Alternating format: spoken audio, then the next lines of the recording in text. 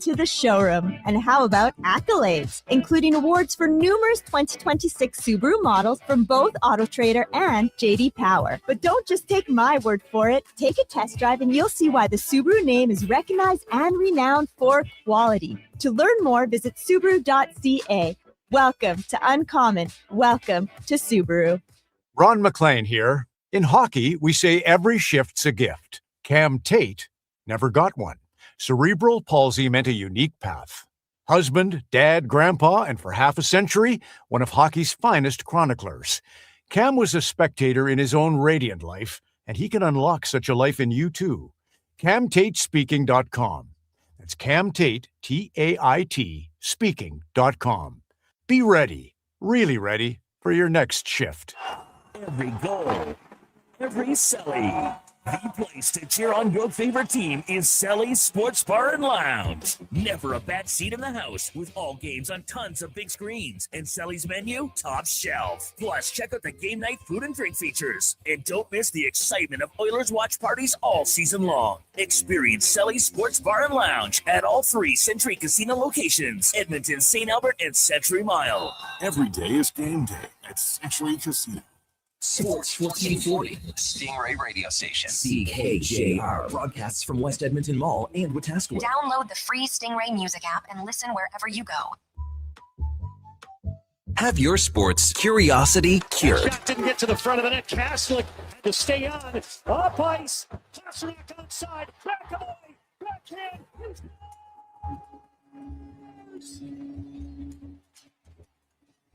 Bruins win. Charlie McAvoy, the overtime game winner. And the Boston Bruins have won 13 straight here at TD Garden. A veteran of the sports reporting game for over 25 years.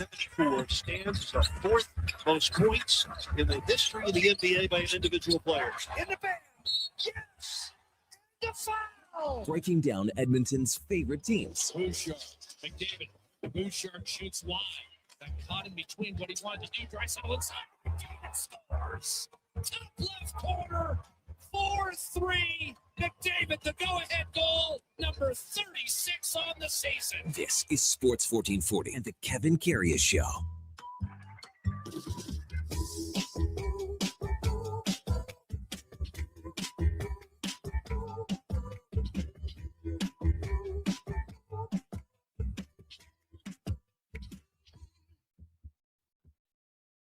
All right, here we go for Sol 623, Thursday, March the 12th, game night for the Edmonton Oilers in Dallas to take on the Stars. Game 3 of this 4-game road trip, and so far, so good.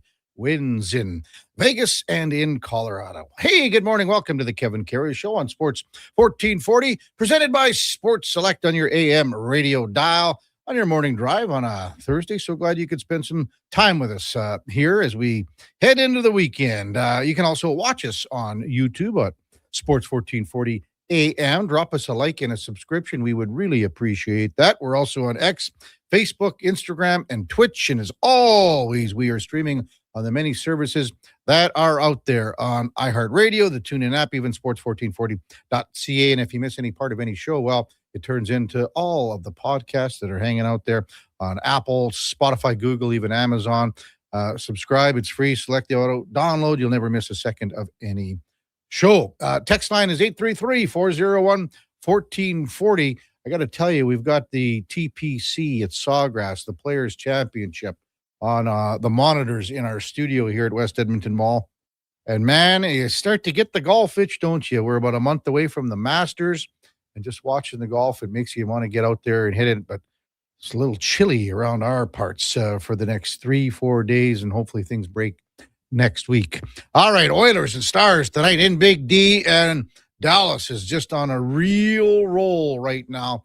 Maybe some people think that the Stars could possibly even catch the Colorado Avalanche for a top spot in the Western Division, Central Division standings, Western Conference, Central Division. They're 90 points. Right now, Dallas, they've got a 9-0-1 record in their last 10. They're 12-0-1 last 13. They're 5 points back of Colorado. And they're doing this without some of their big nuts.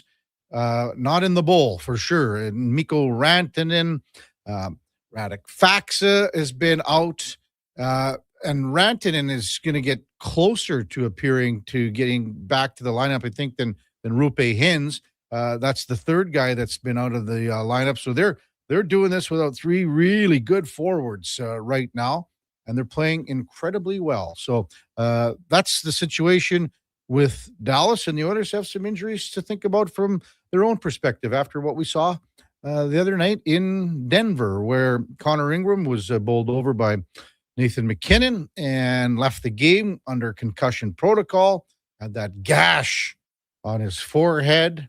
And Ty Emerson left the game after the first period, took 2 or 3 hellacious hits in that first period, gutted it out, but ended up not returning after the first period. And Colton Dock, he got tangled up with Josh Manson early, just his second shift of the game. Tried to gut it out on the bench and then went down the tunnel, and he too did not return to the lineup. It's the third and final meeting between these two teams tonight. And the last one did not go too well as the Dallas Stars came into Edmonton and absolutely throttled the Oilers 8-3 at Rogers Place. And this game was over quickly. It was 4-0 after 20 minutes. The Oilers got a goal early by Connor Clattenburg, first NHL goal. They thought you would think that would have given the team a little momentum, a little spark, but it did not. And it just snowballed the other way for Dallas, and they went on to win that score 8-3 late November. But early in November, the Oilers did get a point in Dallas in a shootout. They lost 4-3. So the way the Oilers have started to come together here, I wouldn't put it past them to come out on the winning side tonight. They seem to play well in Dallas. They've had the last 2 playoff series where they've had the success against the Stars. You know, I look at the Dallas game here, that 8-3 victory, similar to the 9-1 victory with Colorado, no? Because it's sort of a anomaly. Every time the Oilers and Colorado would play each other, they'd be high tempo, quick, fast paced. The games were back and forth, and they were relatively close. That 9-1 game got out of control. It got out of hand. Similar to the 8-3 Dallas win here in late November. Got out of hand quickly, and the Oilers were never in it. And the Oilers goaltenders, I mean, Stu Skinner was pulled after the first period.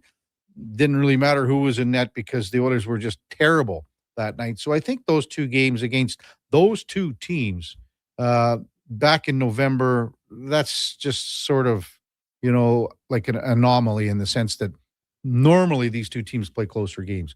833-401-1440 is the text line. Get them in. We'll get them on. Connor McDavid goes into this one looking for a 20-game road point scoring streak. He's got 12 goals, 23 assists.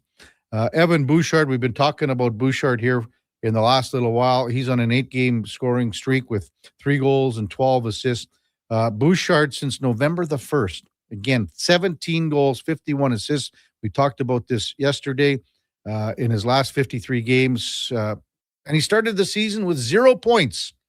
0 points in 6 games. So, also a note tonight, Zach Hyman will play his 700th career NHL game. We'll talk Oilers all morning long. Just have to mention a couple of other NHL notes. One of them, Montreal beat Ottawa last night 3-2. This was a massive game in the playoff picture, a 4-point game. Right now, Montreal with the win, 82 points. Ottawa stays at 73. Think if that flip-flops. If that flip-flops now, instead of a 9-point bulge, it's a 5-point bulge. So Jacob Fowler was really good last night. Is he the Ken Dryden of 71 for the Montreal Canadiens, a rookie that who knows? I think they got to go with this guy and start the playoffs with them. The other goaltenders in Montreal, let's see what the rookie can do. And in the WHL last night, the Oil Kings beat Wenatchee by a score of 6-1. The big news last night in Canadian baseball, man, oh man, probably the biggest game, the biggest win in Canadian baseball history on the international front, with Canada beating 7-2 over Cuba, beating the Cubans 7-2 to advance to the quarterfinals at the World Baseball Classic for the first time ever. What a wonderful game it was. Cal Quantrill started, and in the round robin part, you're limited to certain pitch count. 65 for a starter, and he came in and he threw 5 wonderful innings. Ended up actually going through 5, exceeding that 65 pitch limit. But because he had started the batter, he ended up to be able to finish the batter and actually struck out the batter too. So, I mean, Cal Quantrill, absolutely wonderful, wonderful start. Owen Casey, what can you say about him? He continues to just rip the cover off the ball. He's got a great swing. He's quick. He's, he's right on the ball. The Cubs traded him to Miami in the offseason. He's going to I think he's going to be a big part of Miami's future here. And he's been showing it at the World Baseball Classic. Honest Abe, Abraham Toro with the home run to give the Canadians a 2-0 lead. That was really cool to see. And then how about Big Maple? James Paxton off the couch, off retirement. You know what? If he still wants to pitch in the majors, I think he can, not as a starter, but as a left-handed specialist reliever. He is still throwing high 90s. If some team wants to grab him as a lefty, I think he could still do the job. You saw it yesterday with his velocity, his movement. He had that blunder, that error earlier in the tournament that, allowed a run. But I really believe that he's still got the makeup to be a left-hander coming out of the bullpen for a major league team. And the other thing here too is that Cuba was terrible. I mean, the Cuban defense was unbelievably bad. If Fidel Castro was still alive, he'd be rolling over. Well, he would be so upset how the fundamental part of the game was for the Cuban baseball, because he was a big baseball guy. And Cuban baseball back in the day was just as good as anywhere in the world because of Fidel Castro. That's what he wanted. I mean, he was a dictator, and that's what he dictated. We want good baseball. I'm just kind of kidding a little bit there. So, but the Cuban baseball, the fundamentals yesterday, the defense was terrible, and Canada pounced on it, and good on them. So in the nightcap, Italy beat Mexico 9-1. The Italians are the story of the World Baseball Classic. Vinny Pasquantino had 3 home runs. It's never been done before. His interview after the game was phenomenal. And the Italians, how they are bringing everything together. You have the espresso shot after a home run. They're singing opera after a win, and they've won 4 straight. So they beat Mexico 9-1, and that happened in Pool A. It allows the United States to advance. So it'll be Canada versus the United States tomorrow in the World Baseball Classic quarter finals. Mentioned TP Sawgrass underway with the Players Championship. Also in the NBA last night, the Raptors lost again to New Orleans, 122-111. Hey, let's welcome in the Duke of Delburne for a Thursday morning. Good morning, Duke. Morning, Kev. How's she going, big guy? Oh, it rolls along. Yeah? It rolls along. Did you watch a little of the Canada-Cuba game? I did. I didn't catch. I had to watch the end of it after the fact. I had a skate at 3:00 down at Argyle, so I went and did that, and then came home and kind of picked up the game where it left. I knew the result by the time I got home, but I kind of want to watch it out to its finale, and then caught the Italy win over Mexico in the later slot. Obviously, that one wasn't very close throughout its contest, and Canada pulled away, obviously, too, which is encouraging, and it's exciting. Hey, I think this maybe chance that I don't know if many Canadians view it as redemption after the Olympics, because that's how I'm looking at it as a proud Canadian. The Americans were so quick to, say that they've taken our game from us. And now, listen, Canada's going to come into this game as massive underdogs. Do not be mistaken.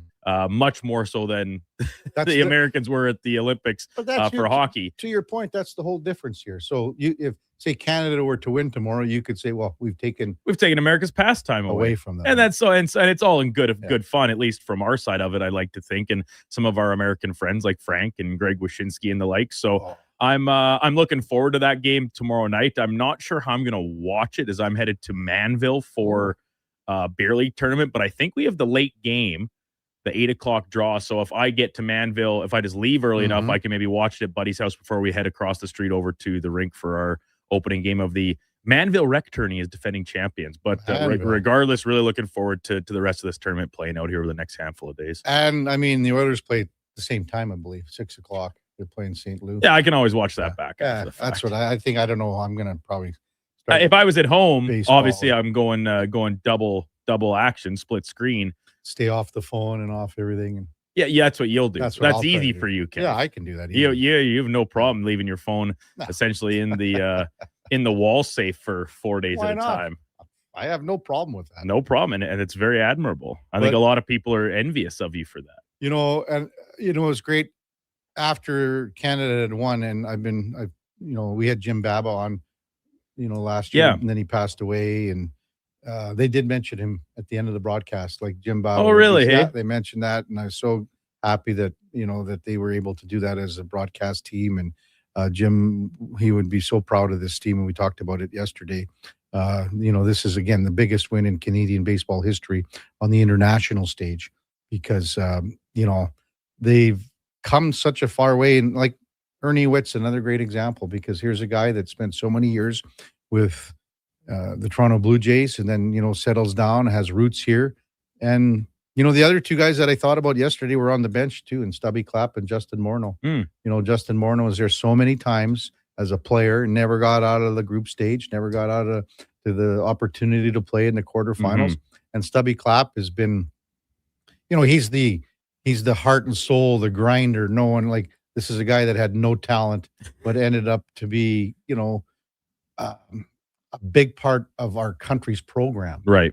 So I just thought it was really cool to see all of that. And for me, like Justin Morneau, my age, I know a lot of people talk about Larry Walker and stuff, but like that does predate me, at least by a little bit at his peak, right? So for me growing up, like Justin Morneau was the face of Canadian baseball, and what the success he had in the major leagues. So to get to see him enjoy this program success, albeit now post-career as a coach, still pretty cool, as you mentioned, for some of these more unheralded guys in the big picture of baseball. Coming up on the big program, we are jam-packed, as you could imagine, for a Thursday. We're going to lead things off with Sam Nestler from DLLS Sports, covers the Stars. We'll tee up this game tonight. Oilers and Stars in Big D. Mark Spector and Frank Saravalli are double-barrel shotgun hockey insiders. 8 o'clock and 8:20. Cordell Woodland from 105.7 The Fan in Baltimore. He's been on the show before.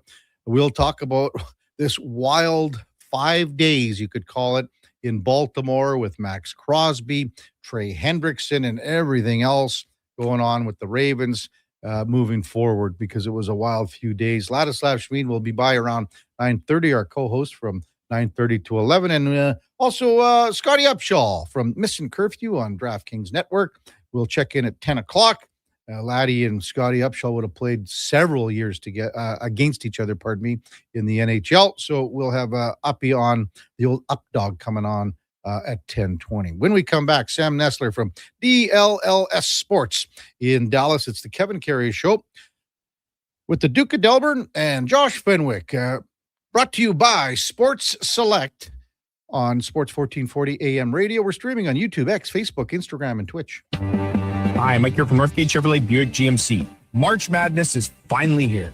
If you've been waiting to get into a new or used vehicle, now is the time.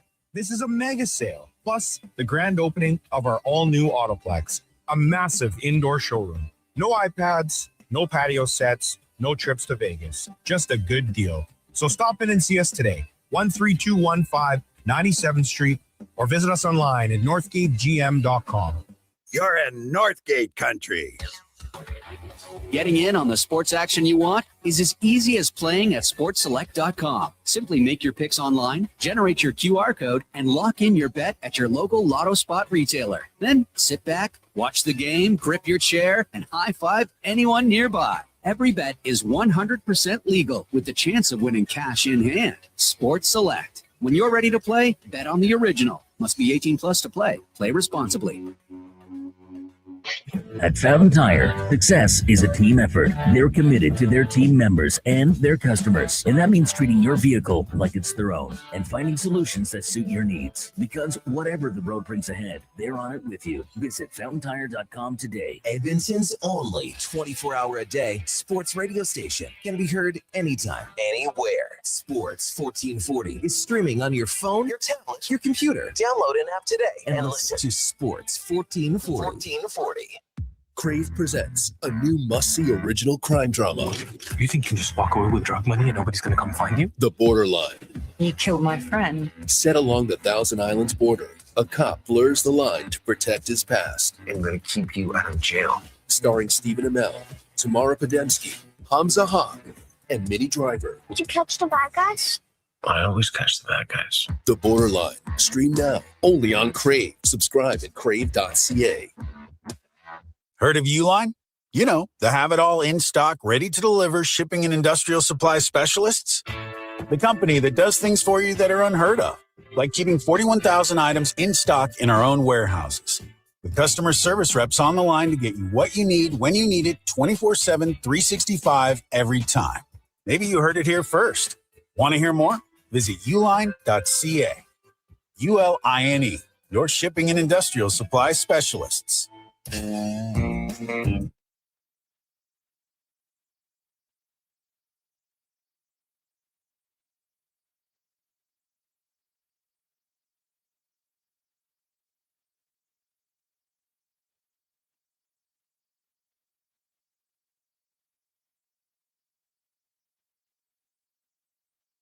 Just in time for the morning skate.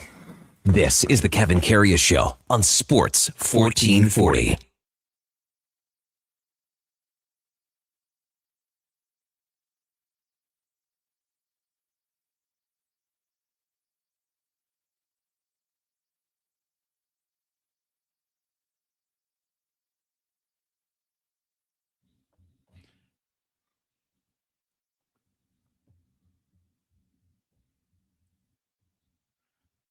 All right, welcome back to the big program. 7:21 in Edmonton time now for the game of the day, brought to you by St. Albert Dodge, where clear out on the remaining 2025 Jeep Wrangler Saharas continues. It's our best sellers, and we've got a great selection to pick from, starting at $59,900. They're going to go fast. Check them out at stalbertdodge.com as we welcome back Sam Nestler from DLLS Sports in Dallas. Morning, Sam. You're with Kevin Karius. Thanks for jumping on Sports 1440 once again. Really appreciate it. Yeah, of course, Kevin. How are you this morning? Getting ready for another big game between the Oilers and Stars. They've had a great rivalry, as you know, over the years, and the playoffs, the last couple, going back even to the 90s. So looking forward to another good one tonight, Sam. Just the way that the Dallas Stars have been playing on this last little stretch, Sam, how can you explain it with the quality of players that they have on the shelf? Yeah, you know, it's a team effort, right? It's been kind of a new person every night. And Jimmy Benn just said it the other night that it's a great thing about your team when you're asking the captain about a different young player or a different depth guy every night when you're in your interviews, right? So they've had guys, you know, it's not just been the Jason Robertson scores 3 or Wyatt Johnson is dominating the power play. Those things are happening as well once in a while, but it's been the Justin Ritzkovian having an incredible line and scoring a goal, or Nathan Bastian, I think, had 3 goals in 5 games. Colin Blackwell having an incredible game and getting Oscar Beck a goal.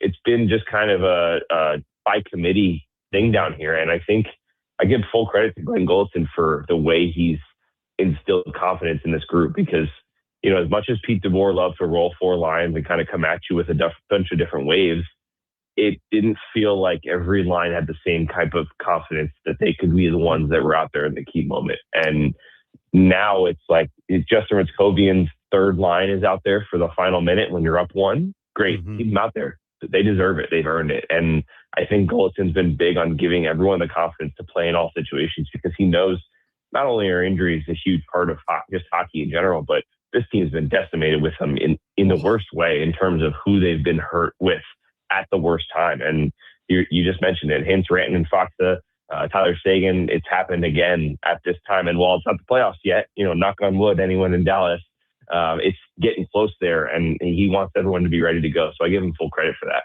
Well, let's start with Glenn Gulletson before we get to maybe the potential of some of those injured guys coming back here, Sam. I can tell you one thing, that the Oilers miss Glenn Gulletson's presence on the coaching staff here. There's no denying that. And I spoke to him, and I've known him a long, long time, Sam, going back to Saskatchewan days, like 30-some years ago. We just discussed about how the makeup of this team in Dallas was compared to when he was here. And he had some great comments about the similarities and differences. But what was it about where the identity and like the stamp that he wanted to give this team, how it happened quite quickly and how it continues to sort of to morph into what they want here in Dallas in the sense of a championship team? Yeah, it's interesting because they had such a great start numbers-wise, right? They won a ton of games. They were on point streaks of 10 and 11 and looked unstoppable out of the gates. They were flying up there with sticking with Colorado, who was on just a ridiculous record. But they weren't playing great hockey, Kevin. It was more just, hey, the power play scored twice tonight, or Jay Cottinger had 36 saves and found a way to win, or we got Jason Robertson, who just went on one and scored a hat trick. It wasn't a game where you felt like, man, look out for this team. They're going to be great, because they just weren't playing that kind of full 60 minutes. Then they went on a losing streak. Lost a bunch in a row, lost, I think, 6 or 7 in a row. Couldn't kind of get out of the gates right around that right before that Olympic break. Played better a little bit, then played worse. It was really up and down. And then right before the Olympic break, I think it was 6 in a row going into the Olympic break, maybe 5, I can't remember. And that was the shift that we really started to feel. So when Glenn Gulletson came in here, he said 1 degree more physical every night. That's what we want from every player. And that's what, the words were great, because anyone down here has felt that they've been missing that element of hockey over the past, not even just Pete DeBoer, just probably decade. Just haven't had that little bit of extra edge where when you come into Dallas, you not only know you're going to play a deep, skilled team that can score goals and defend, you also knew you were going to get beat up a little bit. And that was the sense that kind of Glenn Gulletson felt coming in here. And that didn't really take hold until that time right around before the Olympic break, where the players all of a sudden started to buy in. I know they lost the game to Tampa Bay here at home. They went down 5-1, couldn't come back. They were just smothered in the game, getting kind of pushed around in their own rink. And they sat down afterwards and said, this is the type of team we want to be. That team that just beat us, the Florida, the Tampa, that's who we need to become. We don't need to be all like them, but we need to find a little bit of it. And since then, there's just been a little bit of nastiness. And I personally love that. I love that part about hockey. I love the getting in your face a little bit after the whistle, whether it's just a little bit of extra push when you get in there towards your own goalie, whether it's a little mouthing off just to let a guy know, hey, you try to run Miro Heiskanen, you're gonna hear about it. It's little things, but that's where I've started to see it. And they've not just beaten teams here. They've points in 13 straight, 12 wins in that 13 time. The only time was a missed empty netter that would have had them beating Colorado and win 13 in a row. Right. They've really pushed opponents around and gotten in their face and kind of dominated a lot of aspects of the game. I didn't think that could take hold as quickly as it could, to be honest with you. And now it snapped. I mean, I work with Craig Ludwig every day at DLS. You know that what type of player he was. He went from, I don't think this team can win the playoffs this way, to look out, the sky's the limit. And they're going to have to go through a gauntlet in the Western Conference, like always. But it's really shifted the way that everyone's looked at them, including former NHL players that were pretty good at laying the hammer on people back in the day. Good stuff there, Sam. Sam Nessler from DLLS Sports in Dallas, our guest on the Kevin Karius Show here on Sports 1440. So as far as the ETA goes for some of these injured players, and there's some big ones, you mentioned them, Ratton and Faxa and Hintz. What are we looking at here, Sam? Yeah, unfortunately, they're all kind of getting put back into the same sort of lump. So Rantanen and Faxa were both injured at the Olympics. Rantanen was injured, I think it was in their second to last game, right before the bronze medal game, the game against Canada, actually. You betcha. Right towards the end. He hasn't played since we just saw him skating on his own for the first time yesterday or the day before. So he's probably 2.5 to 3 weeks away, would be my guess. I'm putting him right towards the end of March to the beginning of April. I know they're not rushing it, especially with a guy like him. You need him you don't need him playing the last 12 games if it puts any risk at all in the playoffs when you really do need him. And then Rope Hintz got sick when he came back from the Olympics as well. We didn't see him for a while. He was really sick. I think he had, they didn't say this, but it seemed like it was a norovirus type of thing because that's what Mikko had before the Olympics. And he lost like 12 pounds and was out for 10 days or something crazy. And Rope had a similar experience where he was out for a really long time. Then he comes back and he runs into Nathan McKinnon in the corner in their game. His first game back kind of goes awkwardly. His leg kind of bends underneath him. It looked worse than what we got. So I'm going to say it's good news that it's not going to be, there's no surgery, no season ending, anything like that. It sounds like he'll be back probably around that same time of a few weeks from now. And then Radek Faksa injured as well right before the Canada game in the Olympics for Team Czechia. He's a upper body injury was what happened to him there. And then I guess he had another injury as he got close to getting back from that upper body injury just while rehabbing. So something, they didn't tell us what it was, but some freak accident because he was only out there, you know, on optional skates and morning skates and things like that. He didn't play any games or do anything crazy. So it must have been some sort of freak thing that happened to him. Now all of a sudden he's back on that same timeline. I see him riding around on a scooter with a boot on. So his upper body has now shifted to a lower body injury. So it's quite the crew they have over here. When you add Tyler Seguin to it, that romps around in the press box during games. Good crew to talk to, but definitely prefer seeing them on the ice. Yeah, no kidding. Sam Nessler with us on Sports 1440. Let's talk about the deadline acquisition, starting with Tyler Myers. And with Myers and Leon Bichel, that has to be the biggest third pairing, defense pairing in the history of the NHL, no? Or what are we looking at here? Oh, you know what? We haven't been able to nail that quite down, but I think everything we found suggests that that's the case. Because I mean, I don't know. I think Char. Was Char 6'9"? Yes, he hit the 6'9" mark. So he'd have to have a 6'7" or 6'8" guy with him in order to break that. That's pretty much all we're looking at here. Yeah. Because I say Tyler Myers might even be bigger than 6'8". Wow. Either he's bigger than 6'8" or Bischel's little smaller than 6'7". Because Tyler Myers is much bigger than him when you're standing next to the two of them. Yeah. It's interesting with Myers because I personally thought that he was coming here to at least get a shot with Thomas Harley, right? They've kind of been missing that actual real top four defender to play with them. They got Essa, Lindell, Miro Heiskanen, and Thomas Harley. They're clear top three. They've kind of rotated in with Lyubushkin, Lundqvist, Petrovic with alongside Harley. And there's been some things that have worked, but then Nils Lundqvist got hurt.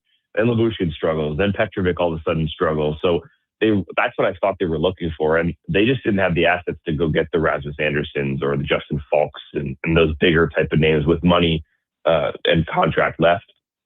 So I think that Tyler Myers was the perfect one to just say, look, he might not be the answer there, right? He might not fit there. He might not be a top four guy on a really good playoff team.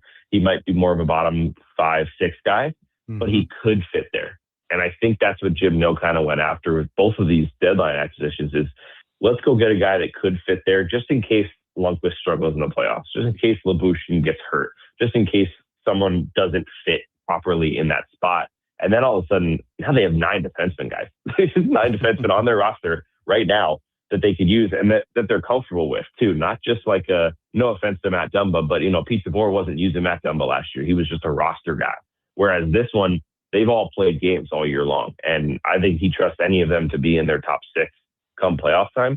So I think that Myers gives you that depth even to another level of a veteran guy. Obviously, he's hard to play against. He takes up half the rink just to stick.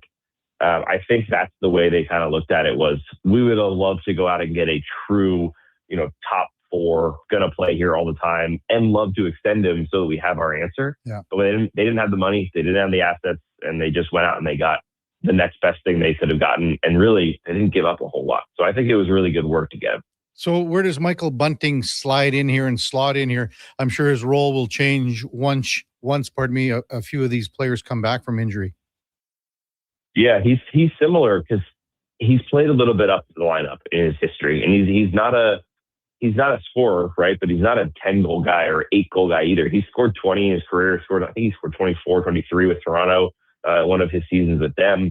He's able to put, I think you're comfortable saying he's a 15 to 20 goal scorer, and that gives you a little bump up from the guys like Sam Steele, Justin Ritzkovian, all the guys I just mentioned who have played up the lineup and done well up the lineup that are maybe more on the 10-goal maximum chart. And Steele, Ritzkovian, all those guys, they've actually been great. And I think Steele's on pace for like 15 goals, so it's amazing. Yeah. But it just gives you that little extra depth, just like Myers, where if you feel like that guy's not able to, finish a play from Rantanen consistently enough, maybe Bunting can be the one who does it. Or then all of a sudden, maybe Ritzkovian can do it, and Bunting really looks good on your third line. It just gives you a little extra level of depth. And then I go back to what I just said about the way they're trying to play the game. And if you don't know about Michael Bunting, just Google his name. The first video that comes up is him getting shoved out of an arena by a linesman because he's mouthing off too much. That's Michael Bunting. And he will stay there after the whistle. He will get in your face. And I already saw it in his first game. He was all over the place. I think he was against Chicago on Sunday, getting in people's faces, throwing a couple slashes to shins. He's got that to his game as well. So I think it upgrades both sides. It gives you a little more depth in scoring, and it gives you a little bit more of what you're looking for come playoff time. So maybe you can push around a few Edmonton Oilers this time. We'll see what happens. Sam Nestler from DLLL Sports, our guest on the Kevin Carey Show here on Sports 1440. I can guarantee you Glenn Gulletson would say, if he was asked this question about Miro Heiskanen, that he never gets mentioned at all when you talk about the Norris Trophy. But this guy has been really good for a long time. I sort of pencil him in that Rasmus Dahlin area, because with Makar and Hughes and everyone else and Werenski that get all the headlines, these are the guys that play so hard and are so important to their team's success every night. But what have you seen from Heiskanen this year? Is he's just that same quality player that is so consistent that you've seen for 7-8 years now in Dallas? Yeah, it's just what you expect, right? Yeah. It feels bad because we don't even talk about him enough, because he's not the Makar that wow, did you see that goal? Or did you see that incredible odd man rush where he made those 3 passes? It's most of the stuff. He can do that. Let's be fair about that. He can make those plays. He scored the overtime winner the other day against Chicago, but he's not consistently the offensive guy. And actually this year he was on pace. Early on, people thought, hey, finally going to be in the conversation, because he actually was somewhat near the top of the pace of points when they really needed the points from their defenseman. But that's kind of dropped off here.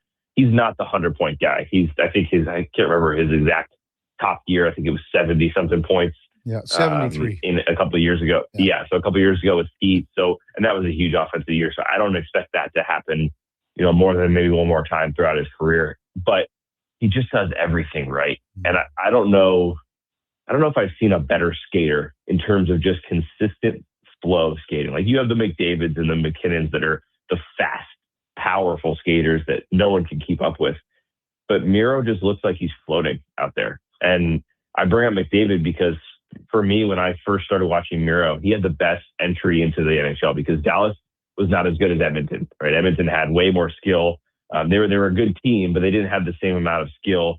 They just put Heiskanen on Connor McDavid. This is probably 2020, 2021 area. Yeah. They just put him on McDavid and said, he's not getting the puck. And that's all they did. They went 4-on-4. And it was hilarious to watch, because you're thinking, this is like middle school puck where you're saying, hey, that guy can't get the shot. Don't let him get it. We'll figure it out over here. But that's really how they did it. And he kept up with him. And McDavid, if you look at McDavid's stats against the Stars early in his career, he didn't have much at all. And that's just a token to how Miro is so smooth, so good on his edges, so able to just conserve energy that he can play with those type of guys and then play 28, 30 minutes a night. I mean, the guy played 28 minutes a night for Dallas. Then he goes and plays 30 per game again for Finland, the most of the entire tournament. And then he comes back and doesn't miss a beat and looks at the same guy. So it's just been unbelievable to watch him. And it's rubbing off a little bit. Like, Thomas Harley starts to kind of see where, because I think Esa Lindell and Miro Heiskanen have really good at conserving energy. If you watch them, I mean, Esa Lindell stays out there for the full 2 minutes of penalty kills for Dallas. But he doesn't look tired because he's not wasting any energy or movements in the play. And I think Harley can learn off of that a little bit, where he can take some of that away from his energy so that he has a little more when he needs to have that final burst to make a defensive play at the end of a shift or things like that. And that all starts with Miro. So I think there should be a defensive defenseman award, because I believe he'd be right up there. Esa Lindell will be up there. But it's just not the way it works nowadays. How's Harley look, Sam, since coming back from the Olympics where he was a big part of that Canadian defense? You know what? Totally different guy. Wow. And I it's just crazy to me what he does after these tournaments. I mean, last year, the good news last year was he was already playing well, right? He took over from Miro because Miro got hurt. I think it was mid-January when Mark Stone kind of took out his leg there and hurt his knee. So Harley was already thrust into I'm the big man on campus. I have to play the big minutes. I'm the number one power play guy. And he took it and ran with it. And then he was great at formations in relief. And then he was great down the stretch. This year, he wasn't great to start. He really just looked kind of a little bit lost. And he had a contract up that he finally signed a big extension in the fall. Then he had the Olympics, weighing over him. It just felt like that was all weighing down on his shoulders. And it's such a cliche to say, but it really looked like he was thinking too much. Mm-hmm. It just looked like he was trying to make that play that he doesn't normally make, or trying to maybe cover for those partners that I was just talking about, that maybe he didn't believe in them. And so he comes across the ice a little too much to cover for them. Mm-hmm. And all of a sudden his backside is open for a 2-on-1 or whatever the play might be. Since the Olympic break, totally different guy. Looks confident, looks calm, making a bunch of plays with the puck. They've really pushed the weak side defenseman after this Olympic break to activate more and try to get more from that offside. And he's been a big part of it. Bischel's been a big part of it. So I don't know if it's just he needs to go play with the best. If that's the case, they need to ship him somewhere at the beginning of every year to go play some camp in September or something, because they needed to start that way. But it's been really cool to see that it's not just not just passing off the season and saying, this isn't going to be a good one from Harley. He's really turned it around, and that's been huge for this team when they needed it. Wow. Hey, Sam, excellent stuff. Really appreciate you coming on. Enjoy the game tonight and the stretch run, and the Central Division is just going to be awesome to watch in the playoffs. As always, appreciate it. Thanks for coming on.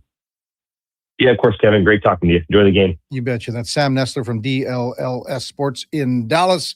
And our game of the day brought to you by St. Albert Dodge. We're clear out on the remaining 2025 Jeep Wrangler Saharas continues. You can get behind the wheel for under $60,000. Check them out at stalbertdodge.com. That should be a good tilt tonight.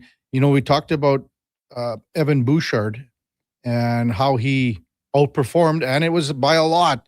He outperformed Cale Makar on Tuesday night. There's no way anyone can say anything different about that.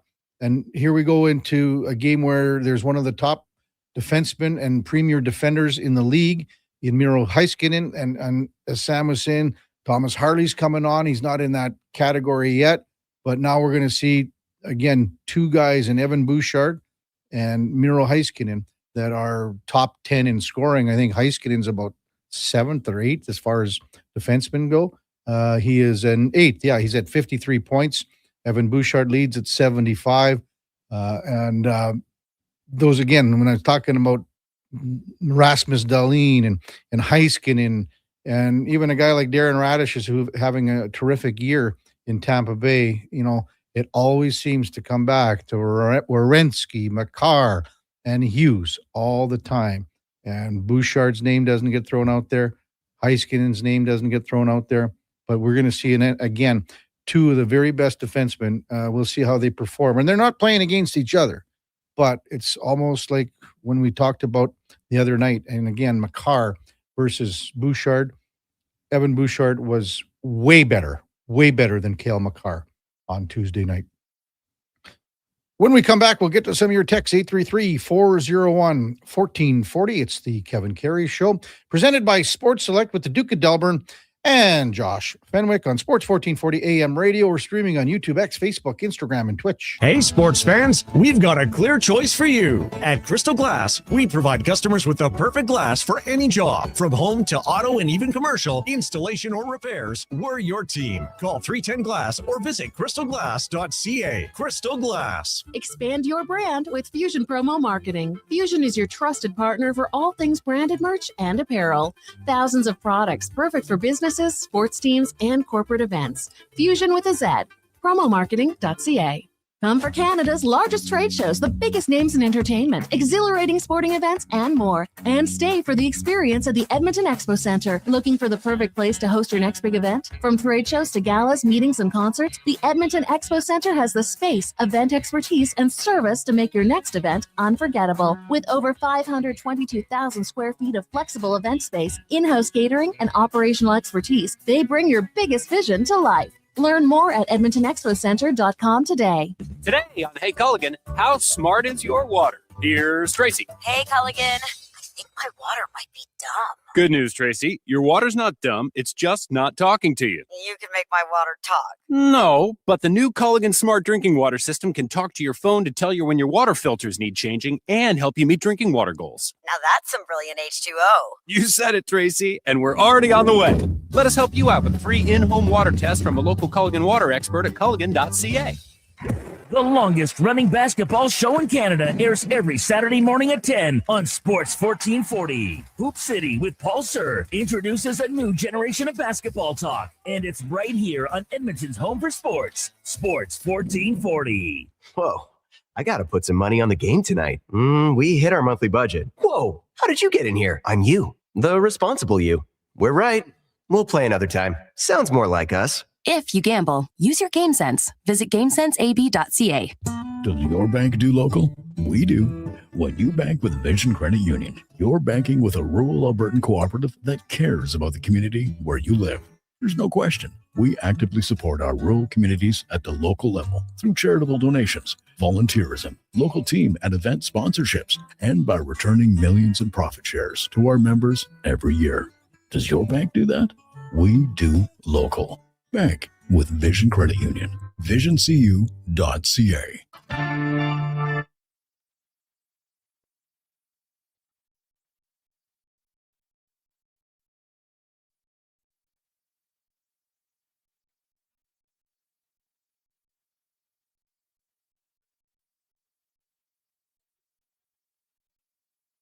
Sports 1440. All sports, all day. On YouTube, Facebook, and X. Thanks for listening to Edmonton's sports leader.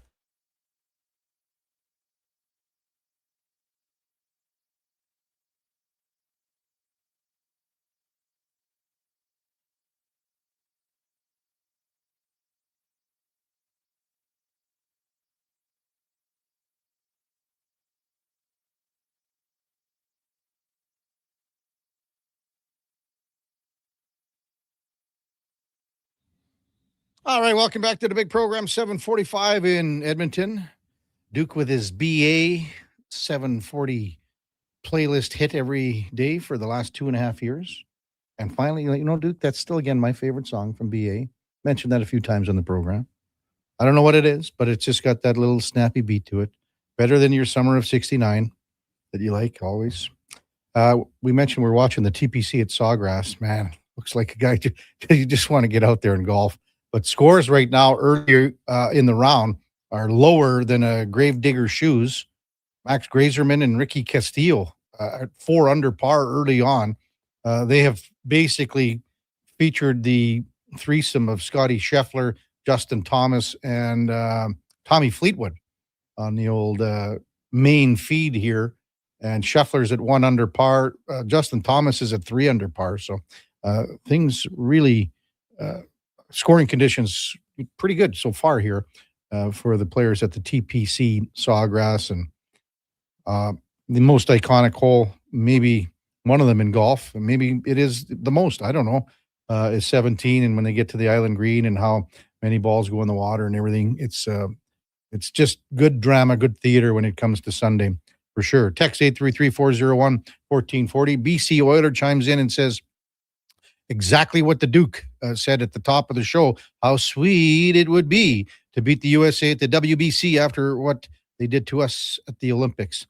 I mean, that would be remarkable if Canada somehow could beat the Americans tomorrow night. But you think that the United States, from a standpoint, the players all the way through to management and general manager, the whole executive decision makers for United States baseball would be quite embarrassed of how they went about their business before the game against Italy where they lost 8-6 and said, well, we've got a playoff position wrapped up. We've got a quarterfinal spot wrapped up, and that wasn't the case. And they really had to retract a lot of things. Players said some bad, dumb things. The managers said some things that didn't make sense at all. So, that the Americans, and again, they'll be playing, in their home ballpark here, against Canada. And the other thing too that you noticed in Puerto Rico, man, there were a lot of Canadian fans that went down there for the games and supported the program. That was just so cool to see. But it'll be on tomorrow night, Canada, USA from Houston, the winner of that game. And then the other 3 quarterfinal games go to Florida for the Final Four. 833-401-1440. Duke, did you watch? You didn't have a game last night, did you? I had I skated at 3:15. 3, yeah, okay. Yeah. I was thinking at night though, yeah.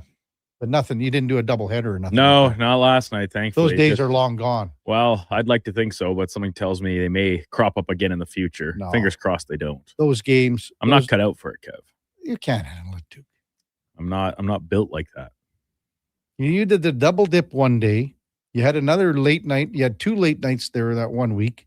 Mm-hmm. You came in there. You look like Kramer on the AIDS walk. Yeah, that's pretty apt, actually. I would say that's an astute assessment. I don't know what it is, what I've done, because my knees always hurt. That's just fine. It's kind of what I've come to expect, regardless of how active I am or not. The lack of an ACL in one of those knees probably playing a role in that at somewhere. But I've done something to my shoulder, and I've never really had shoulder pain problems or anything. I know a couple of my buddies have had rotator cuff things. They separate them all the time, whatever. Yeah. I've never had that, but it's a lot of soreness, and we're a little concerned that all of a sudden new pains are starting to crop up in my bodies rather than just arthritis, rather than the old regulars that I've come to know and love down in my knees and hamstrings. Maybe it's just arthritis setting in. I hope not. Well, Duke, Father Time undefeated, Kev. All I can say is wait for another 30 years. It only gets worse. Yeah. But think about it, Kevin, with modern advancements in science and medicine. You're not the bionic man here, Duke. They can fix me. No. They can make me better. You're not the bionic man. Stronger, faster. Yeah. That was the original plan when they rebuilt my ACL the first time. Come on. And I was looking fast out there, better than ever. You're like you're way too young to even use that phrase from the bionic man. You know what? You don't even know what I'm talking about. I know what the bionic man is. Okay. So when it was Steve Austin, right? Yes. Lee Majors. So in the intro, the very beginning of the show. That's what they say. Yeah, we'll make him bigger, stronger, faster. Yeah. I'm familiar with that. Okay. Like, are you saying I'm too young as in like my body shouldn't be at the stage of needing repaired, or like that reference predates me? Both. Because references predating me has never stopped you before, so I don't know why it would need to be applied here. Do you know who was in charge of the $6 million man? Like in a literal sense or a fictitious sense? In the fictitious, in the series, in the television. No, I can't say I do. Oscar Goldman. Okay. Yeah. Was that like the evil scientist that he had good intentions and then things go awry? I think he almost was the financier. Maybe he put up the dough. Maybe he put up the dough and But think about it. That type of plot line does seem to usually go in a negative route. Mm-hmm. Like the guy that wants to, whether it be through his science or, like you said, financial endeavors, better the world, but then something always goes wrong, and then it ends up being the enemy, the main antagonist of whatever story we're talking about in film, TV, or literature. Mm-hmm. So, yeah, I know where you're coming from in that sense. When you saw the beginning of the $6 million man, you could see the arm looked like I don't know what you call that cyborg from Terminator 2. Yeah. That's what it looked like. Do you know who the $6 million woman was? I do, but also I don't have the name on top of my head, but it's another thing I'm familiar with. It's not totally lost on me that exists or anything. Lindsay Wagner. Okay. And so both of them had their legs were bionic. One had one arm each. The other one had the eyesight. He was the eyesight, and she was hearing. So she could hear anything like hundreds and hundreds of meters away. And that's how that was. So was the Bionic Woman a sequel to the $6 Million Man, or was it like a remake where there was no reference to the previous iteration? I don't remember quite, but I know that there were some episodes, I think, where they were together. Okay, so then, that would be, they existed in the same universe. Let me throw another one at you, Duke, that this is, boy. there was one wrestler, one of the most famous wrestlers of all time that had a cameo. Macho Man Randy Savage? In the $6 Million Man. Wasn't it the big guy? It was Andre the Giant. Yeah. Yeah. He was the Sasquatch. Right. Yeah. Yeah.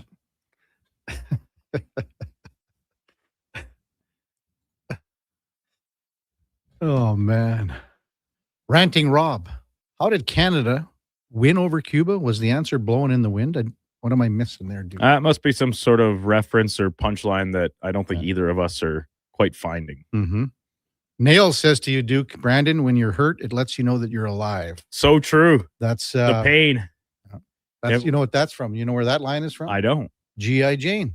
Oh, really? Yeah. The one thing about pain, it lets you know you're alive. And that's Kevin, you're all over it this morning. I'm just quoting movies left and right, and they're TV all series. Kind of similar. Yeah. Hacksaw says, Brandon, just go to the doctor, ask to get your shoulder, knee injected with lube. It's awesome. AHS covers the cheap stuff, but you would want to pay extra so you can get the top shelf hyaluronic acid lube. Oh, this sounds like some sort of experimentative process that I'm not sure I'm ready for. We're getting serious now. The other thing, you know what, Duke, when I've had pretty bad knee problems too, but I went in and the guy said, it's probably time to do the PTP thing, the platelets. Oh, okay. So they get injected. Like the therapy. The blood, they enrich the blood that goes in circles around it. I don't know enough about it. I just know it's called PTP. You just know it's science. Yes. Biology. We know your physics history. How did you do in biology in high school? Not very good. Did you take it? Oh, yeah. I took biology. Matt and LeDuc says they'll try to turn Duke into the Bionic Man and they'll end up with Inspector Gadget. That'd be awesome. Think about how good I'd be at sports then if I was Inspector Gadget. Yeah. Go Gadget extending arm, pulling home runs be well beyond the fence. Mm-hmm. Jay and Victoria says the Oilers can turn an okay road trip into a great one if they can send another statement to the league tonight. Third line, Dickinson and the addition of Murphy has made the Oilers a bit more dynamic. Excited for the game tonight.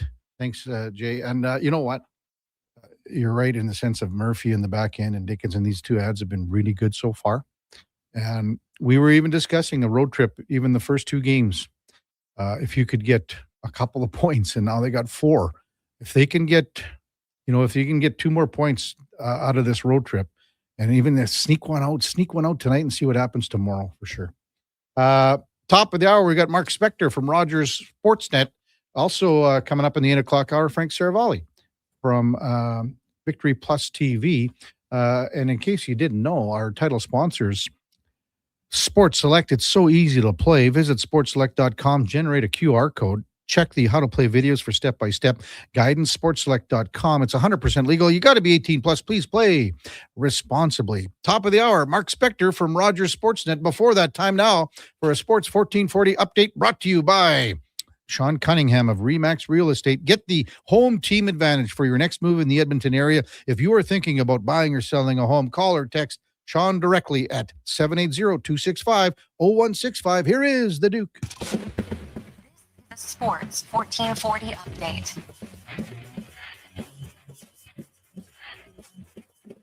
Just 2 games in the NHL last night. Rookie goaltender Jacob Fowler put on a performance, lifts the Canadiens to a 3-2 win over the Senators, giving them some more space in the playoff race. And the Flyers, they beat the Capitals 4-1. Local scene, Edmonton Oil Kings victorious in yesterday's hockey hooky game from Rogers Place, 6-1 over at Wenatchee. And in the association last night, half dozen games, including the Toronto Raptors losing a second straight, and Brandon Ingram's return to New Orleans, 122-111 for the Pelicans, the final score. Elsewhere, Denver beating Houston 129-93. And in the nightcap, the Clippers win a track meet over the Timberwolves 153-89. to 128. Yesterday from the World Baseball Classic, Canada punched its ticket to the quarterfinals with a 7-2 win over Cuba, and Italy takes first place in their pool with a 9-1 win over Mexico. PGA's Player Championship underway from TPC Sawgrass. Max Greiserman currently atop the leaderboard at 5 under through 7. High Canadian at the moment is Mackenzie Hughes, who is even currently playing his 8th hole.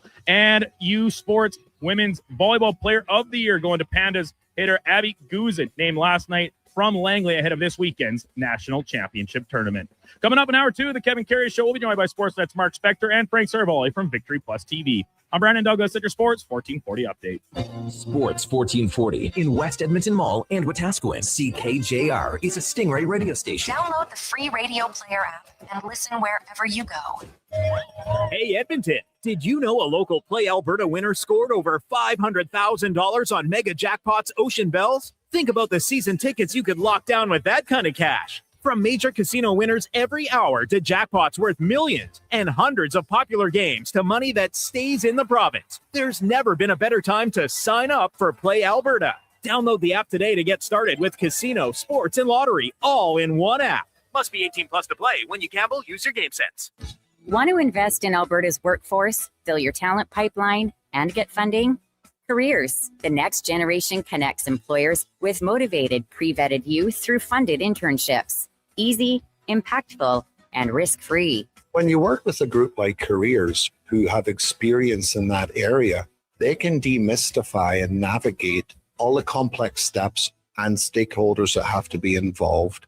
Visit careersnextgen.ca today. Missioner Allen Auctioneering's 3-day Calgary, Edmonton, Winnipeg public unreserved equipment auction is this Friday at 9 a.m. featuring backhoes, dozers, digger derrick, forklifts, man lifts, wheel loaders, skid steers, telehandlers, turf mowers, plus commercial trailers and more. Info at maauctions.com. Need a new ride for road trips, errands, or just life on the go? Go Auto offers a massive selection with over 15,000 new and used vehicles to choose from. With over 70 locations across Western Canada, finding your next ride has never been easier. Whether it's a roomy SUV for the family, a sleek car for the open road, or a rugged truck for your weekend adventures, you'll find it here at a price you'll love. Explore thousands of vehicles today at goauto.ca. Missioner Allen Auctioneering's 3-day Calgary, Edmonton, Winnipeg public unreserved equipment auction is this Friday at 9 a.m. featuring backhoes, dozers, digger derrick, forklifts, man lifts, wheel loaders, skid steers, telehandlers, turf mowers, plus commercial trailers and more. Info at maauctions.com.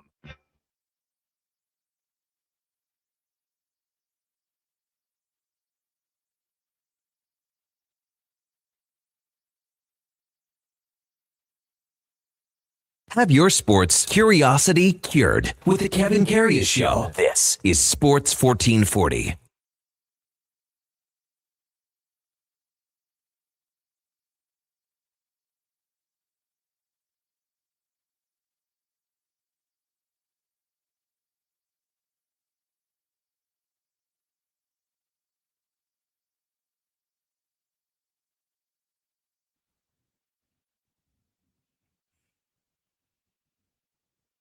All right, welcome back to the big program. 8:01 in Edmonton. Time now for On the Mark, brought to you by Northgate Chevrolet Buick GMC. March Madness is on, and before you do anything, stop and see the folks, the good folks, the great folks at Northgate, and see their brand new Autoplex. It's a massive indoor sales room only at northgategm.com as we welcome in Mark Spector from Sportsnet. Good morning, Spec. What's going on, man? How are you? Well, we were just talking about the Bionic Man and how he resembles the Duke, you know, with their athletic ability, jumping, everything, the whole bit. Wow, slim pickings this morning. Only 2 games on the NHL last night, or what? No, I don't know. I don't know. We started talking about it for whatever reason. Well, Duke was saying that he's had some knee problems and he's looking at some possible therapy, and then went from that to the Bionic Man and fighting and wrestling.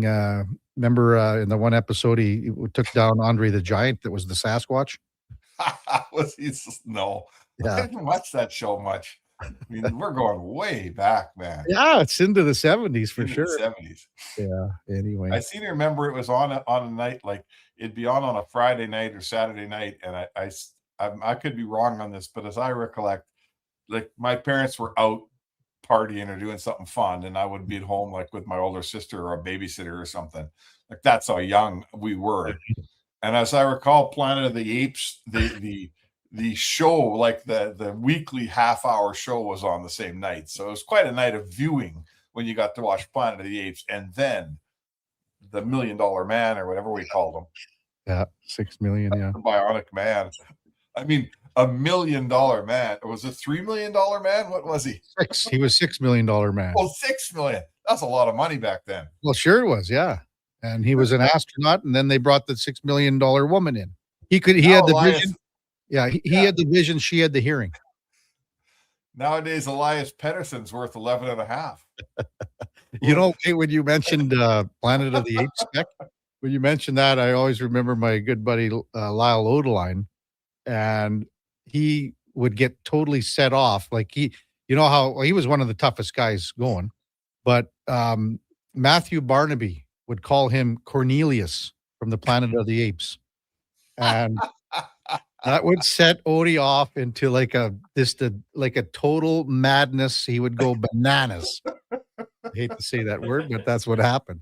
And he just lost it every time he called him that. So Cornelius. Hey, at least Cornelius was the smart one. Yeah, I guess. Oh boy, here we go. So hey, you know what? What time did you get back last night or afternoon? Yeah, 3 o'clock or something. Yeah, so you missed that Canada-Cuba game. It was on the plane, right? Or were you able to? I watched the last 3 innings when I got home. I didn't even know it was on. I flipped around and it was on, and they kept scoring runs. And Cuba looked like they just quit.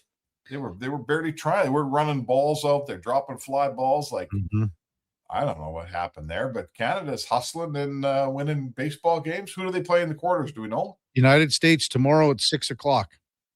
Oh boy. And we were talking about it, Spec, and I know you're such a big baseball guy, but the Americans, they totally screwed up on how they thought that they had advanced already. I'm not sure because you were down. Yeah, I saw this. Mark DeRosa. Yeah, and everyone else was talking about it, and then so they're going to be. I think they were embarrassed about how that all went down, but the Canadian players, they just play with so much guts and everything like that. Cal Quantrill started the game; he was fabulous. They got a young guy named Owen Casey who's going to play in Miami. He was in Chicago. You remember him at all last year with the Cubs? Yep. Paxton, I think as a lefty can still contribute in the majors as a reliever. Abraham Toro hit a home run yesterday. So they get it together. They play scrappy baseball. It's like the Canadian way for sure. Yeah, I think we have it like we're born and raised in Canada with these sort of national team events, and it's because of hockey, right? We all grew up on some version. If you're old enough, you remember the 72 series, and then you remember the Canada Cups, and then it's World Cups, and even our Olympic teams. And it's like in hockey, and that's obviously our A sport. It's such an honor, and the whole country, to get picked to play, and the whole country rallies around. And I sense that these guys, like to get a chance for guys like Naylor and Paxton again in his career, and these guys to wear the red and white and put on the uniform and play for Canada, like to my eye anyway, I've never covered one of these, but the Canadian guys can't wait. They just love it. And for sure. In America, like, they're like, I guess that's the whole thing. I don't know. Maybe I'll stop in and start a game. And like, if there's an advantage for Canada, and I think it's shared by the little South American countries like Puerto Rico and Nicaragua and those guys, we really putting that uniform on for us in a baseball setting means a lot. And I kind of always question if Americans are, if they care that much. You're 100% bang on. I mean, that's the whole thing. Bryce Harper spoke about it a couple of days ago, Spec, in the sense of, if this was the Olympics, maybe we'd care more. And that's the honest truth. And that's not, then don't go. Let some other young guy that wants to represent USA go and play, like Tarek Skubal is another guy. Tarek Skubal. Like, if you don't want to go and play, then don't. Right. No, I mean, I understand how we have pitch counts and all that because we're in early in the season. And I guess that's just the nature of the sport, right? Okay, that's fine. But you're right. If your whole heart's not in it, what are you doing there? What's the point? Yeah. So, as we end our baseball talk, Matt and Leduc says, Spec, Cuba didn't quit. They were defective. Ho, ho, ho. There you go. Not bad, not bad. Oilers and Stars tonight. You think the Oilers can keep this rolling? I mean, the Stars are playing exceptionally well, but I mean, the Oilers are starting to turn the corner here, you think? Yeah, certainly. I mean, listen, Dallas is a killer good team. They're I think they're 12-0-1, but I don't know about their last few games. I haven't watched them, but I did watch a huge portion of the Vegas game. They won 2-1 their last time out when Edmonton was in Denver. And just for that game, at least, they kind of looked like that team at the end of a long streak that isn't playing great, but won anyway. Ottinger was fantastic. Vegas looked like the better team to me for the 40 some minutes I watched of that game. So listen, when you win 12 out of 13, that tells me that it's a long streak and it's going to come to an end. So why not tonight? They might be that team that's coming to the end of a big long streak and winning that game that maybe they don't deserve to win. And Edmonton's on the other side. Edmonton's just on the upswing here. They finally look like they found their game. They got a ton of belief after big road wins in Vegas and Denver. So, who knows who's going to win, but I think the Oilers are in a belief-wise. I'm not sure they've had this, they're really digging in here. Jari's going to play, and he's got more belief today than he had probably since he's been here. And the Oilers are in a good position for sure to give us a pretty good game tonight. Yeah, it's a great word that you use there, Spec, belief. And, the players will always tell you that, we had it or we have it, but you just got to show it because sometimes it gets away. It's just like confidence. It gets away on you or momentum. And the first rule is you got to get it back as fast as possible. And that hasn't been the case for a lot of the parts of this season. So I think that's a great word that you use there. Mark Spector with us on Sports 1440. How about, we had a couple texts either just earlier too from Jane Victoria said, talking about Dickinson and Murphy. And we've talked more about Murphy, I think, than we have Dickinson on the show. So maybe just your thoughts on how he's come in here after that first game and maybe settle things down defensively for this team. Yeah, he is, comes as advertised, not flashy, plays real physical. I noticed I know guys don't pin each other the way they used to in the defensive zone in hockey, but when he pins you, you're pinned, man. Mm-hmm. When he takes you out of the, puts you up against the boards and leaves you there, you're not getting away. You don't have to worry about him taking some offensive foray and getting out of position. I noticed from the other day he ended up with a puck at center and it was wide open and he carried it into the zone. And then he dumped it and went after his forecheck, is what you're supposed to do. But I'll tell you what, the minute he saw a forward come in and join him, he hightailed it back to the point. He's not hanging around fishing for goals. Just a high character guy, big, strong, good defender, good in the PK. I think we all agree, Edmonton needed that guy. And I think that Stan Bowman, both positions, they really needed Mike Pekka clone centerman defensive guy who relishes the role and wants to kill penalties and wants to support these top two centermen here. And they needed that big, solid stay-at-home D-man. And, we've criticized Stan's work on certain files this season, but his deadline looks like he was pretty good. Where are you at with the end of the game the other night, Spec? So Dickinson wasn't really on the ice there at the end with the Oilers up by a goal. And his face-offs are just, they're so right now. Chris Knobloch elected to go the other way with, I think it was McDavid, Hyman, and Draisaitl on the ice. So where are you at with that?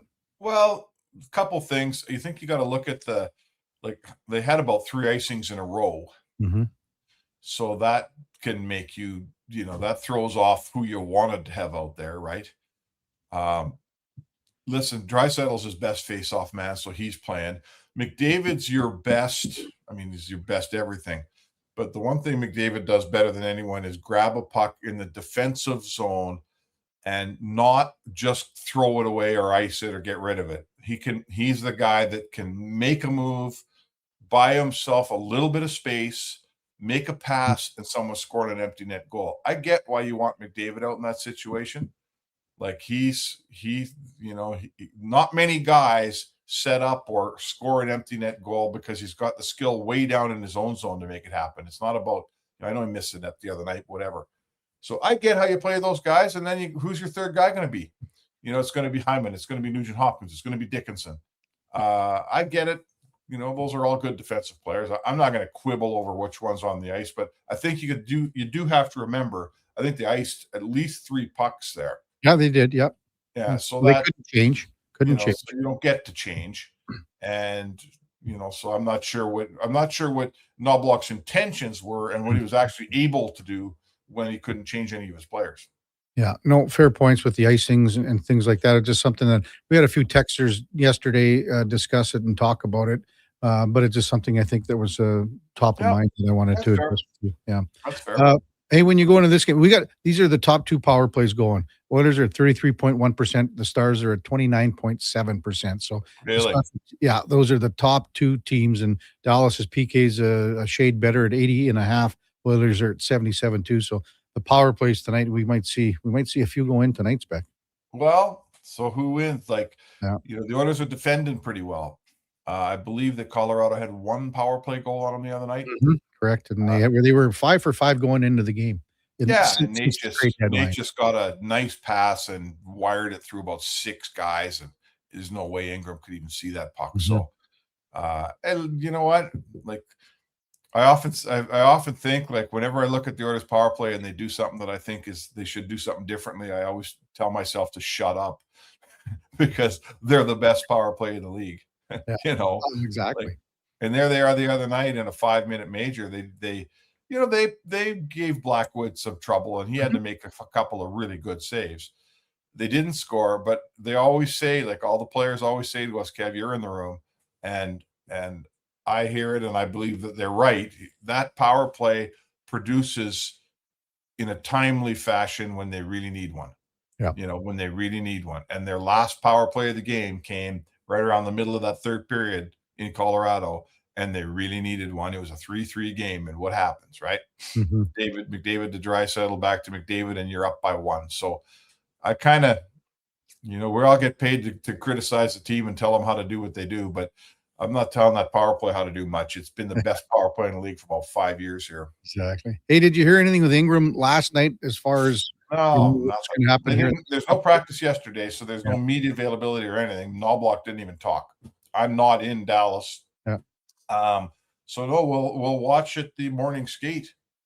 They got to have 2 goalies you hope they have 2 goalies at the morning skate. So to me, it's going to be pretty evident. If Ingram's out there stopping pucks, I assume Jari's going to play tonight. But if Ingram's out there stopping pucks, all is well.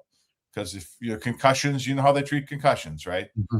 And same with Emberson and Doc. Let's figure out if they're playing or not. At least with those 2 guys, you've got players to back them up. Is Henrique ready to fill in? Mm-hmm. Then Doc might be coming out anyway. And Spencer Stassi hasn't played for a while. He's healthy and on the road. He's ready to step in for Emerson. He's ready to go there too. The good thing about if they need anyone, Bakersfield is down in Texas for the weekend set against the farm team of the Stars. So they're down there. They're in Austin. Yeah. So they play tomorrow. They got a doubleheader. They play tomorrow and Saturday in Texas. So in Austin. Yeah, you get on one of those little planes like in Landman and just fly across the state. Landman. That's you, Spec. I think about that as well. Yeah. I like Landman. Come on. Well, who doesn't like Landman? Are you all caught up? Did you watch both seasons? Yeah, all caught up. Waiting for the next season. Do you watch it with Shelker, or who do you watch it with? I watched Pitt last night. Caught up on that too. Really? Kind of was hoping there'd be more scenics of Pittsburgh in that movie or in that show, Pitt. But every once in a while, they walk in there with a bunch of Primanti Brothers sandwiches or some other Pittsburgh signature deal. I'm kind of waiting for some of my favorite pubs in Pittsburgh to show up there, but they're always in that damn hospital room. Yeah, exactly. Good stuff, Spec. We'll yak at you tomorrow and bust down the Dallas game and look forward to St. Louis tomorrow night. Thanks, man. All right. Sounds good, Ken. Mark Spector from Rogers Sportsnet. On the Mark, brought to you powered by Northgate Chevrolet Buick GMC. This truck's for you. Check them out at northgategm.com. When we come back, Frank Saravalli from Victory Plus TV. Big news in the NHL in the last 15 minutes or so that the Ottawa Senators will regain their first-round pick that was forfeited with the Evgeny Dadonov trade, but it's going to be the last pick of the first round. So good news for the Senators and probably the right call by the league here. That's when we come back. Frank Saravalli from Victory Plus TV. It's the Kevin Karius Show, brought to you by Sports Select on Sports 1440 AM radio. We're streaming on YouTube, X, Facebook, Instagram, and Twitch. It's Truck Month at Wolf GMC Buick, and we know trucks. And we have the best deals of the year right now. Some have 0% for 4 years. We have 0% for 6 years. That's on our #1 selling GMC Sierra half-ton crew cab, or the Elevation, the AT4, or Denali. Yep, 0% for 72 months. And Costco members get an extra discount on some of our SUVs. Pop in today and drive away smiling. Wolf GMC Buick.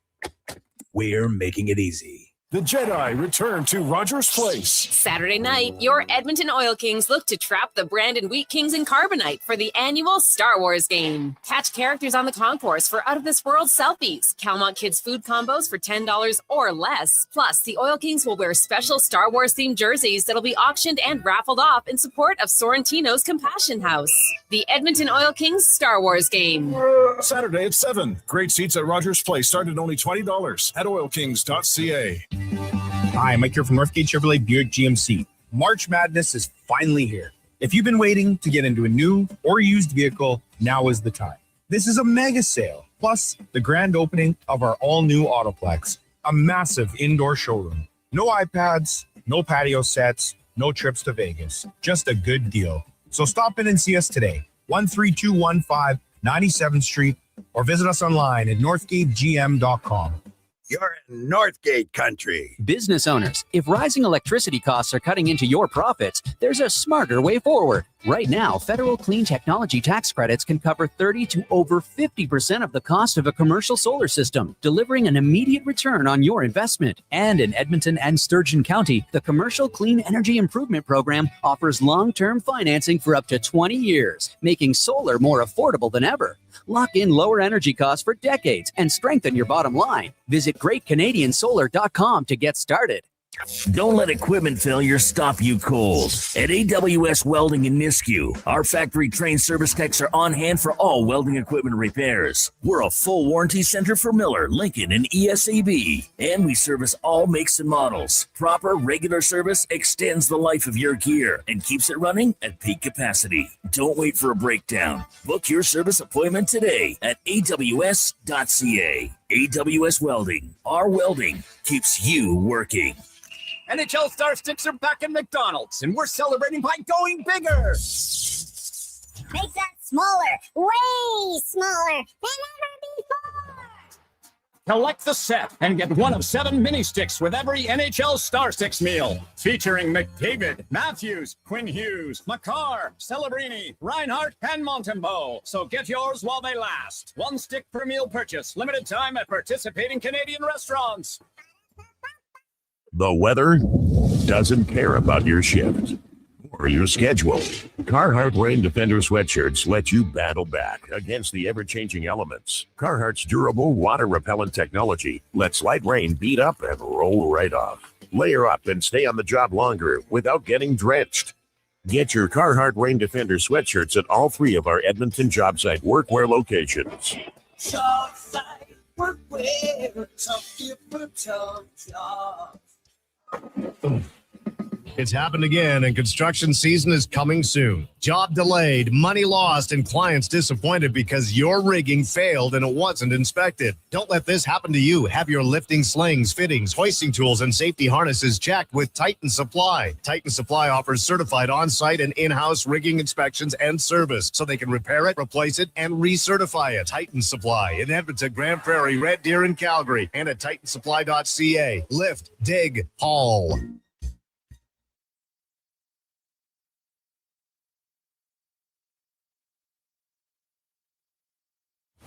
Stories, guests, and insights. This is Sports 1440 and the Kevin Karius Show.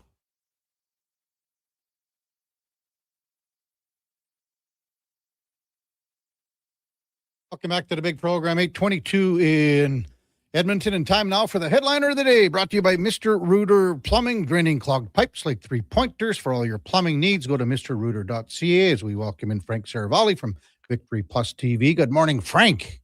Kevin, what are you wearing? Frank, come on now. This is my old, on Thursdays, I wear this, Frank, for Laddie Schmid. He likes a little color in the studio. And someone even texted in, Frank, and said it was my ode to Garth Brooks back in the 90s. Okay. It looks like, you were thrown back to the 80s. And the first thing it reminds me of is back in the day when I used to try and watch the scrambled Skinamax channel, and you'd either get bars on the screen or you'd get the fuzz and white snow. And you look like your shirt is an absolute mix of that. Well, thanks for that, Frank. I can tell you that, doing TV for 33 years, that sometimes when you pick something out in the closet, when you go on the air, you'll get that fuzziness and it looks different than what you think it is. And this, when I look at the monitor here, it looks different than what you would see in person. You should take it and burn it.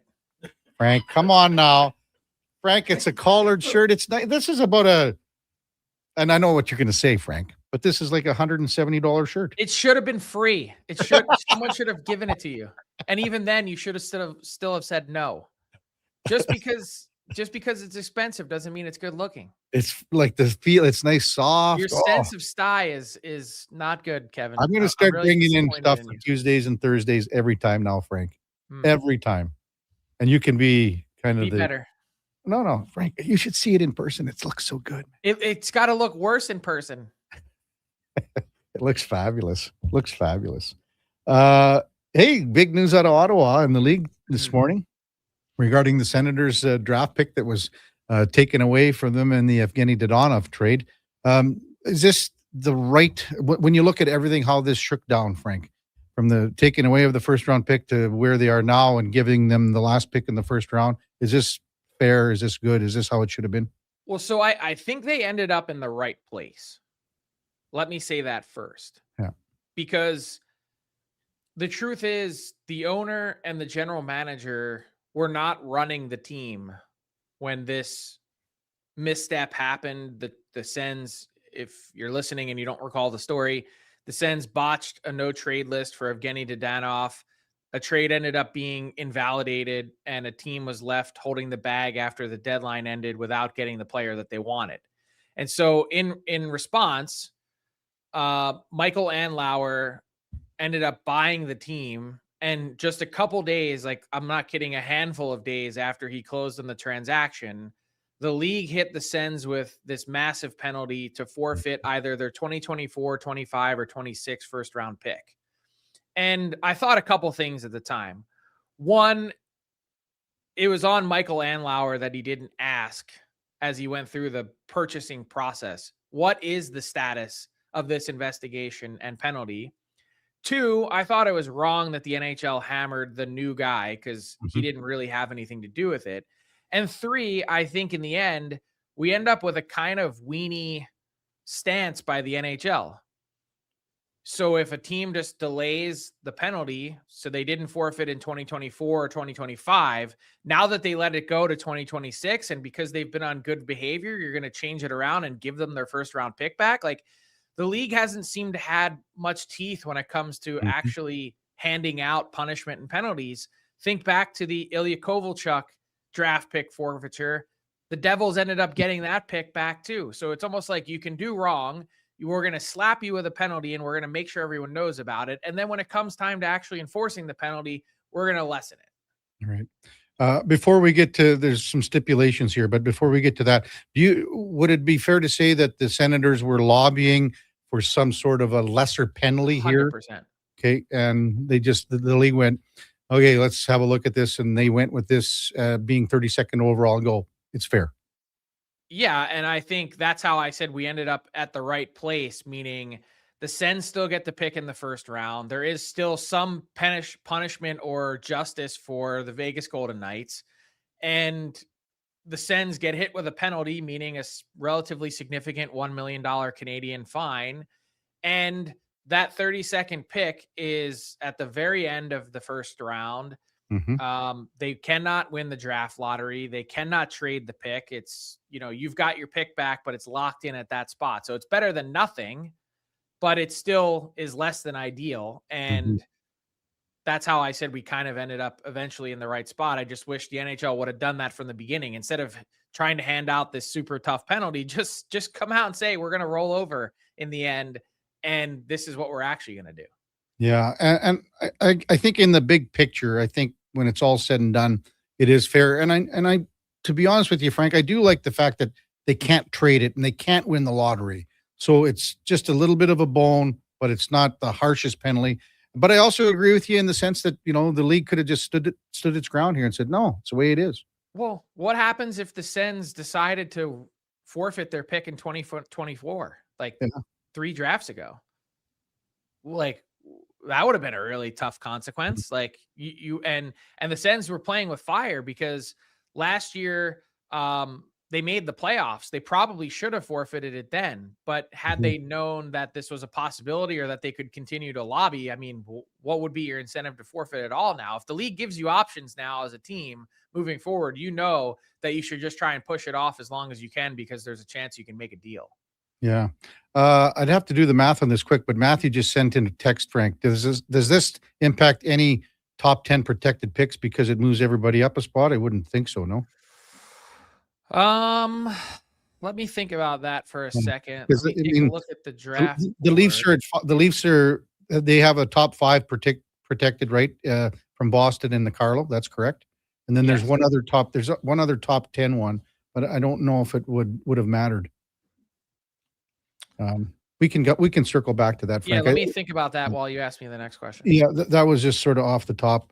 But hey, all the talk here yesterday after the Colorado Edmonton game, I wanted to get your thoughts on the McKinnon going in to Connor Ingram and to the crease, and what you thought of the call, the game, where you thought it kind of how it was handled, and what you thought was fair, not fair, etc. You're talking about the Nathan McKinnon? Yeah, Nathan McKinnon, Connor Ingram. Yeah. I mean, I just thought, I can't believe that the NHL reviewed this in their situation room for a long period of time and still ended up coming away with a 5-minute major. It's very clear that, to me at least, that Nathan McKinnon, I think the biggest indicator is that his feet were still on the ice. It's not like he launched himself into Ingram. That Darnell Nurse played the biggest role in that collision. And I understand the NHL's need to protect its goalies. Ingram was really well positioned, relatively deep in the blue paint. And you need to send a message that trucking these guys in any circumstance is not okay. But when your defenseman essentially helps launch the forward into the goalie, I mean, it's a tough spot. I think the biggest thing for me and takeaway of that entire situation is that Tristan Jarry has been roundly criticized, and rightfully so. But the way that he stepped into that circumstance and finished off that game, that was big, not just for his own confidence, but the Oilers really needed to get a win on the board against the Avs. And Jarry's full marks for what he did in the third period. Well, actually, even at the end of the second here, Frank. 100%. I mean, I think that's my big takeaway. Yeah, to circle back, and a texter came in, and I just looked at the lottery odds and stuff. So the Blackhawks have via Florida the pick, but I think so. I don't know. That's I'm just looking right now that the so Blackhawks, that Florida pick is top 10 protected, and then that Leafs pick is top 5 protected. Those are the only protection situations that I know of. Now, could it impact because Toronto would be moving up from 7 to 6? Well, they wouldn't be moving up at all because Ottawa, their situation is where they're slotted right now. There wouldn't be any move up for those teams. It's only the teams that would be finishing behind Ottawa. Right? Exactly. So it'd be below them in the standings. So, hey, the Montreal game last night, Jacob Fowler had a hell of a game in goal. Is he the starting goalie for Montreal in the playoffs moving forward, like a la Ken Dryden back in 71 here? Well, I mean, a little bit of a different circumstance because Dryden didn't see any regular season action, right? Yeah. Is that right? My memory serves me that Dryden only stepped in the playoffs. I'll double check on that. But nonetheless, Montreal's crease has been wide open all season, waiting for someone to step up and grab the reins. Mm-hmm. Sam Montembeault started the season very poorly, had a awful training camp, came to camp not in shape, and Dobesh went on a run in the beginning, and then for whatever reason, Marty St. Louis felt like he needed to get Sam Montembeault going. It derailed the momentum that Dobesh had to start. And then both their guys, for a period of like 6 weeks, couldn't get out of their own way. Mm-hmm. Montembeault has stabilized a little bit. Dobesh reels off wins, but his numbers aren't pretty. And Fowler seems to be the rare combination that is both putting up good numbers and putting wins on the board for the Montreal Canadiens. So they were taking a peek at the goalie market at the trade deadline. I think they didn't really want to take a big swing because they knew that Fowler would be sitting here and they didn't want to block that path. Mm-hmm. But I mean, their only fear is that they throw this 21-year-old with pedigree to the Wolves in a white hot market. Mm-hmm. And it's a lot to ask of a guy that they want to make sure that they're good for the long haul. So I think they're going to be judicious with it, but I think they're going to give him this stretch from now until the end of the regular season to see how he looks and feels on the other end of it before making that decision. Ken Dryden was 6 games, Frank, in the regular season before he won the Cup in 71 with 20 games and a 3.01 goals against average. He was 1.65 in the regular season, Frank, in those 6 games. But the most bizarre Ken Dryden stat is that he won the Calder the following season. Following year. Yeah. Out of Cornell University. Yep. Do you still think Pittsburgh's going to fall out of the mix here in the East when you think it's all said and done, playoff-wise? I mean, right now, when you look at the standings, the answer is no. Because they still continue to reel off points. 4-2-4 in their last 10. Yep. They were 3-2-2, I think, in their last 7 heading into last night's slate. They didn't play last night. So that it sounds crazy to say, but 3-2-2 or 4-2-4 to finish out, like if you replicate that every 7 to 10 games, the Pittsburgh Penguins mathematically are going to end up with exactly 100 points. Yeah. Probably not going to miss. That's why the math becomes daunting for Columbus or Ottawa or any of these teams that are trying to catch them, is they don't even really need to play good hockey down the stretch. Just under 500 or just at 500 will get the job done. As we said on Tuesday, Frank, I think there's a chance that we might see the first time that there's a team that with 100 that misses the playoffs. I understand the equation you're putting together, but I still think there's a real good chance that Columbus or Ottawa falls short of that. Fair. If Detroit does not make the playoffs, what kind of changes do you think we might see even higher up than a coach in Detroit? Probably not any. Nothing? I'd be shocked. You don't fire Steve Yzerman. Why not? Well, I'm not saying that he shouldn't be under fire or shouldn't be under criticism. I think he had been woefully complacent the last couple years. I don't think that's necessarily the story at this deadline. Like, I think he deserved criticism before for his lack of action, and also not just lack of action, but when he did act, he made really poor decisions. That defense core had been a tire fire for a period of 3 to 4 years. And every signing that he made, every decision that he made, including trading away Jake Wallman and attaching a second to do it, it really backfired in a big way.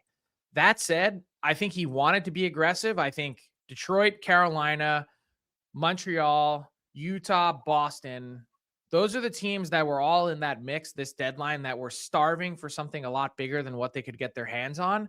And the market never really materialized to be able to do that. And I think that's going to be one of the stories moving forward. On my show today, I'm taking a deep dive on the 2026 free agent class and just kind of talking about how teams are really so desperate to hang on to talent that it's going to be hard to improve your team moving forward on both the trade front and the free agent front. There just seems to be a lot of 75% of the league is the same.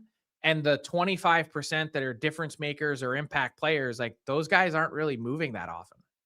Jordan Schmaltz not on that list anymore. What do you make of that 8x8 yesterday? Well, Jordan Schmaltz was never on the list, but Nick was. Sorry, Nick. Yeah, no, Jordan is a whole character unto his own. Thank you, Frank. Yep. Man, you're having a rough day today. Stop it. Your Just outfit stop and that. I look, Utah had their GM Bill Armstrong yesterday had one of the more fascinating quotes that I can remember when it came to a free agent. I'm going to pull it up real quick so I get it right. He said, Okay. quote, "The thought of losing Nick left me sleepless at night after night, thinking about what he was going to get in free agency. When you go through a rebuild is when you really understand the character of a person. We had a lot of people bail on us, didn't want any part of it. Nick was the opposite. He bought into it, embraced it, and he drove through it. He deserves credit for that for sure. But I haven't heard a GM say I've been sleepless over it's like the idea of losing your girl. It's going to she's going to be with someone else. Usually that regret comes after the fact, but the Utah Mammoth acted beforehand and yeah, deleting him from the free agent board. I mean, that's the trouble with this free agent crop. So I'll read for you quickly my top 5. Okay. Jason Robertson, Alex Tuck, Rasmus Anderson, Darren Radish, and Mason Marchment. There's a real solid chance that Robertson, Tuck, and Anderson never actually make it to market. And that's some big tickets there too. Big tickets, but where does that leave us with the rest of the crop? I'm taking July 1 off. I'm not going to sit here and go absolutely bananas with some 6-hour live stream of, oh my God, look at all these changes. No one cares. We've reached the theater of the absurd. That free agency, no one's into it. Mm-hmm. Why would you be? I'll be taking it off with you, Frank, on July 1. Okay. Let's go play golf. But you can't wear that shirt. Never mind. Chad from our text line, listen to the Italian guy on Style, but then West End One says, your blouse. You got it online from Hard Daddy for $19.99. I have one exactly like it. No way. This is a top-notch shirt, Frank. I think we should end on that note. I'm going to send you one. Please don't. Please don't. See you, Frank. Have a good weekend. Talk to you on Tuesday. Kevin. Frank Saravalli, Victory Plus TV. Our headliner of the day brought to you by Mr. Rooter, the true goat of local plumbing. That's mrrooter.ca. Now, again, when I look into the monitor, Duke, on the little window that I have on my laptop. Right. I can totally see where Frank's coming from, where he says it looks like when your TV's kind of on the fritz and it's like the static in the snow, but with a little bit of color into it. That is absolutely the impression I kind of get when I look at it on this monitor as well. In person, I know you say it's much better. I'm not so sure it is. It was the very first thing I said to you when I came in the studio this morning. You hit me with your mandatory standard. How are you doing, Duke? And I said, Kev, that is quite the shirt. Josh said the exact same thing upon his arrival. I cannot wait to hear what Laddie Schmid has to say about it. What I'm trying to do is up our numbers because people people are hearing this. Yeah. If they're strictly an audio format listener, they say I have to go check into YouTube, X, Facebook, Instagram, or Twitch and see this for myself with my own eyes. I've worn this shirt out in public many times. I think you've worn it in the studio before, and I believe my comment was the exact same last time around. Yeah, it's saying been about a that year. is a terrible shirt. It's a beautiful. It is not of this generation. It is not of this century. It's a time capsule that probably should have stayed in the ground for maybe, a post-apocalyptic society to find instead of us right now. I think that's a little extreme, no? No, I don't think it is. It's outlandish, Kevin. It's garish. Brian says he likes the shirt on our text Well, line. Brian's probably of the same vintage of you, and it's given him some feel-good vibes from back in the day. A little bit of nostalgia, maybe. Jorge says, can I see this shirt on X somewhere? Yeah, Jorge, if you go to at Sports 1440's X page, anywhere on our feed, you'll see our live stream, and just click on it, and you can get Kevin's shirt here in video format. Hey, even MTR says it's not that bad, Duke. I don't know. He comes at me daily Oh, but maybe he's coming around. Maybe you guys are getting in lockstep now. You're best buds. Triple C says, now we know that it's bad if MTR likes it. When we come back, we'll get to more of your text. 833-401-1440. SKS is coming into the studio. He says, I'll be right there. I'm going to give you Herb Tarlick himself will weigh in and see what he has to say. This is Herb Tarlick with his jackets. Sean, Kevin, if Sean thinks it's good, where does your opinion go? I don't know. Do you start to question Someone says to pop the collar here. I got to figure out what we're doing here. We've never had any attire talked about so much, Duke, on this show. No, Never. because we're a very, very run-of-the-mill program. We don't try and push the pace, not like Gregor with his glasses and things like that. I will say the only other time attire could have maybe broached this show's conversation topic would have been a fallout from what your buddy Ryan Rashog said about you over on Got Your Back. Maybe we need to broach that with Laddie too. Here's the thing. Like Rashog that's false information. That's fake news. Like I told Rashog. Okay, Donald. It is. So that's fake the truth. News. And I told Rashog, he brought this up at the game, whatever, a couple of weeks ago. And I told him, I said, Rashog, you're wrong. Rashog, you're wrong. I said, I wear dress shoes when I wear a suit. But if I wear like the, I don't know what, like not a Lululemon pant, but they're similar. Right. Like a casual dress pant. Or if I wear a sports coat with a pair of, like I'll wear black dark jeans. Denim. Yeah. Then I'll wear the kind of runnerish shoe. And the other thing too is these donkeys that are like Rashog and all these guys, they got underground parking. I'm hiking it a bit here, man. You're not as prestige. No, Kev. When we come back, we'll get to more of your text. 833-401-1440. It's a Kevin Karius show presented by Sports Select with the Duke of Delburne. Josh Fenwick on Sports 1440 AM radio. We're streaming on YouTube, X, Facebook, Instagram, and Twitch. Getting in on the sports action you want is as easy as playing at sportselect.com. Simply make your picks online, generate your QR code, and lock in your bet at your local Lotto Spot retailer. Then sit back, watch the game, grip your chair, and high-five anyone nearby. Every bet is 100% legal with the chance of winning cash in hand. Sports Select. When you're ready to play, bet on the original. Must be 18 plus to play. Play responsibly.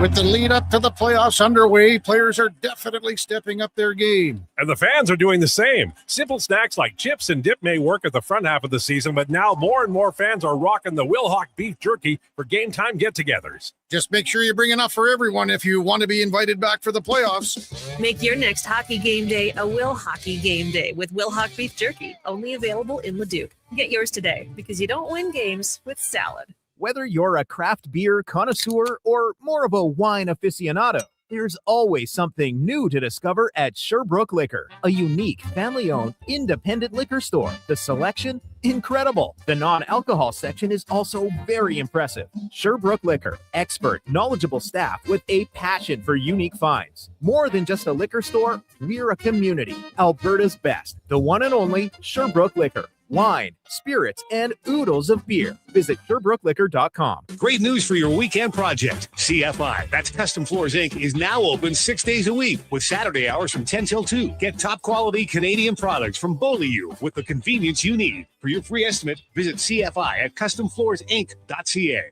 At Hughes, it's all about getting in and out quick and clean. No cash, no problem. With Hughes' new tap and wash system, all you need is your debit or credit card to get your vehicle sparkling clean. Find us at HughesCarWash.com. At Leading Edge Physiotherapy, healing doesn't have to feel heavy because in our SwimX aquatic therapy pools, you literally float your way to recovery. Whether you're dealing with arthritis, back pain, joint injuries, post-surgical rehab, chronic pain, balance issues, mobility challenges, or just feeling a little creaky, warm water and gentle resistance have your back, your knees, and your hips. Trusted by pro sports teams and rehab hospitals, our SwimX pools help you move sooner, hurt less, and recover faster. So take the load off. Let the water do the work. Life shouldn't hurt. LeadingEdgePhysio.com. Island Ice Sports and Entertainment is an innovative market leader across Western Canada. Properties include the Spruce Grove Saints, the Junior Prospects Hockey League, Silent Rides Charter Company, the Hockey Super League, and the newly launched Female Super League. Silent Ice also owns the Western Hockey League Seattle Thunderbirds and operates the Morinville AAA Arena. The Silent Ice Center, a new state-of-the-art entertainment facility in Nisku, features 2 sheets of ice, a 1,600-seat arena, as well as Summit Restaurant. Learn more at silentice.com. Want sports talk on the go? You can listen to 1440 on the AM dial or stream us on your mobile device through apps like Radio Player, iHeart, and Stingray Music. Edmonton sports fans, turn to Sports 1440. 1440. Do you listen to sports radio at work? Like right now? Well, do you? Who, me? No way, I swear. Okay, friend, we won't tell. Tens of thousands of sports fans listen to Sports 1440 each and every day. On the radio, on the listening apps, on YouTube, and on social media. If you listen to Sports 1440 at work, well, maybe it's time to advertise on Sports 1440 at work. Grow your business, get your name out there. Shoot our ad team an email, gregor@sports1440.ca. Let's get to work for you. Does your bank do local? We do. When you bank with Vision Credit Union, you're banking with a rural Albertan cooperative that cares about the community where you live. There's no question. We actively support our rural communities at the local level through charitable donations, volunteerism, local team and event sponsorships, and by returning millions in profit shares to our members every year. Does your bank do that? We do local. Bank with Vision Credit Union. VisionCU.ca.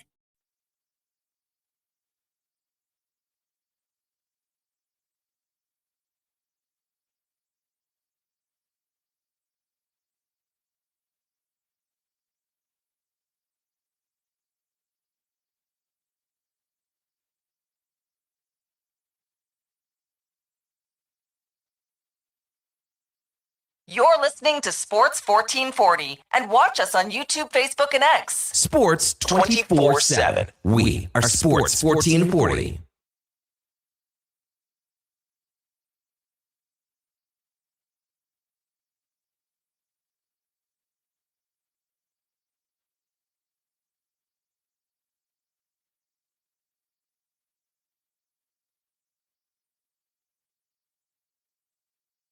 All right, welcome back to the big program, 848 in Edmonton. The Kevin Karius Show is presented by Sports Select. And man, have we got a doozy for you today if you so choose to be that aggressive.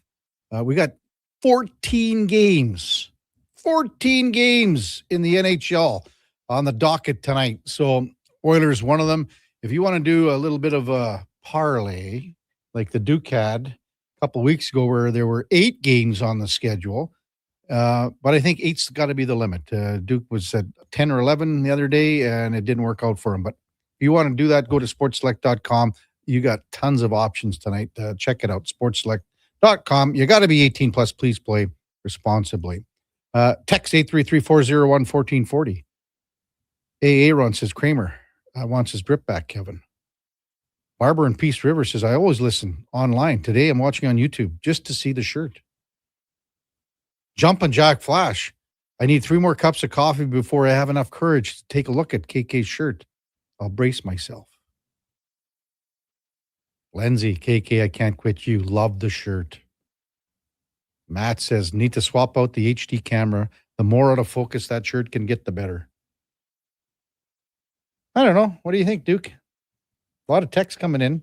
It's created quite the conversation piece. But like I said, my morning is hinging entirely on over under how many words are out of Laddie's mouth before he says, what the bleep is that shirt? There's a good chance he'll come in studio, as often the case, we're in the middle of the 920 segment, and he will uninhibited just come in and drop an F-bomb that possibly gets picked up by the mics in the room as he says, what the bleep is that shirt? Yeah, he will, because when I wore that shirt from Cabo, that's sort of that orangey shirt, he wasn't happy about that. Nils is happy. From what I see, it looks fine. Ant-Man, I like it. And I'm a post-99 baby. Triple C said, screw it, KK, tarps off. Could be the next. E.g., it's like the Seinfeld puffy shirt. No, the puffy shirt was not as divisive. Everyone hated the puffy shirt, except the actual designer, the low talker. Everyone else was like, what is this shirt? Well, you agreed to wear it. Win! At dinner the other day. Oh. There was another good one on the other night, Duke. I said, even last night. There've been some real good ones. There's some Seinfeld repeats that if you know what the exact episode is, you go, I'll watch something else. But there's so many. Oh, really? No, that's not the case for. And I say that as someone who only watches cable or satellite when I'm back at the farm now. Otherwise, I can just pick and choose to watch any episode at any given time. You know, the wonders of streaming. But if I'm back at the farm for a weekend, and sometimes Seinfeld reruns will run early in the morning on Comedy Network and stuff, it doesn't matter. I'm plopping on the couch as I have my breakfast or lunch, whatever the case. Montana Rice says Gregor dresses way worse than Kevin, way worse. And Duke wearing the same greasy sweatshirt and hat every day and makes fun of KK in his shirt. What's greasy about it? Well, this is my city hat. I wear it out in the city. Nothing greasy about it. You know, I'll tell you what, this is the only comment that I thought. Patrick says the shirt's just fine. Just iron it, though. Well, there was just one little part here where the wrinkles, it's hard to even see if it's wrinkly because the stripes are so distracting. Nice. Those nice vertical stripes, though, they are slimming, Kev. That's the other thing. Do you ever wear, you never wear the horizontal, do you? How can you? You can't. It's impossible. It's impossible. Do you want to hear Especially when you're already as stoutly built like I am, it would essentially make me look like a toad. I thought about this shirt to go into business, Duke. So I thought about, I'm not kidding. This was years ago. So from your chest up, and this is just for men. So chest up, horizontal. So horizontal stripes, right, Duke? And then from the chest down, it would look like basically vertical, but sort of a V as well. Okay. So it would I'd be willing to bet illusion. that shirt already exists in the form of Garth Brooks also having worn it. That seems like I'm just picturing it as you describe it. I can envision Garth Brooks having worn that shirt. Oh, I think that'd be great. Oh, this one from Cat Dad. Even Thaddeus the Third thinks your shirt is ridiculous. I haven't talked to Thaddeus since our little episode. So it's your little tiff. Yeah. You guys need to mend some fences? Or are you okay? No, well, I think he was mad because his glasses broke. And he dropped them. Scratched his lip and everything from the wrestling. Never got an update on the crowd yesterday for Hockey Hooky. Did you ever see that? I imagine it was packed. Wenatchee 6-1. I'm going to try to find that because it's usually about 15,000. We could drop a line to our buddy Matt Barrett and see if he's got an actual number, or if it's sold out, or if it's updated on the site. I got it right now, 1760. I'm seeing that myself right now. 17-6. Unreal. Wow. 6-1 was the final. First start of game, Lucas Sauchin had 1 goal, 2 assists. Creighton Stroder had 1 goal, 1 assist. Parker Snell, 27 shots, 26 saves for the Oil Kings. Their next game is this weekend. They've got back-to-back. They are home to Brandon, so it's all the Kings men's Saturday night, and then they go on the road to Calgary for a game on Sunday, and then Calgary's back here on Wednesday. When we come back, we're going to switch gears and talk a little football with Cordell Woodland from 105.7, The Fan in Baltimore. What a crazy 3, 4, 5 days with the Baltimore Ravens dating back to Friday with Max Crosby, and then what we saw on Tuesday night. Absolutely nutso. Before that, time now for a Sports 1440 update. Brought to you by All-Star Construction. They shape and build Edmonton communities, specializing in underground utilities like power, gas, telecommunications, and street lighting. That's All-Star Construction. Here is the Duke. This is a Sports 1440 update.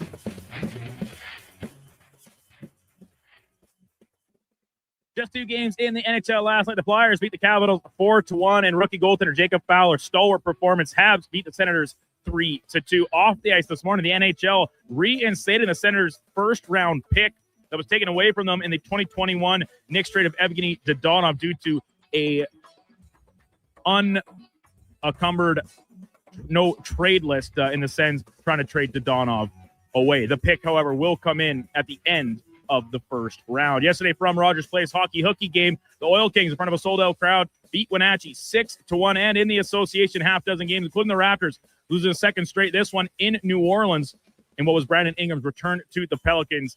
They take it 122-111. From the World Baseball Classic yesterday, Canada punched their ticket through to the quarterfinals with a 7-2 win over Cuba, and Italy finishes the sweep of their pool with a 9-1 win over Mexico. PGA Players Championship underway from TPC Sawgrass. Currently, Max Grazerman leading the way at 4 under through 10. High Canadian at the moment is Mackenzie Hughes, who is +1 playing the 12th hole.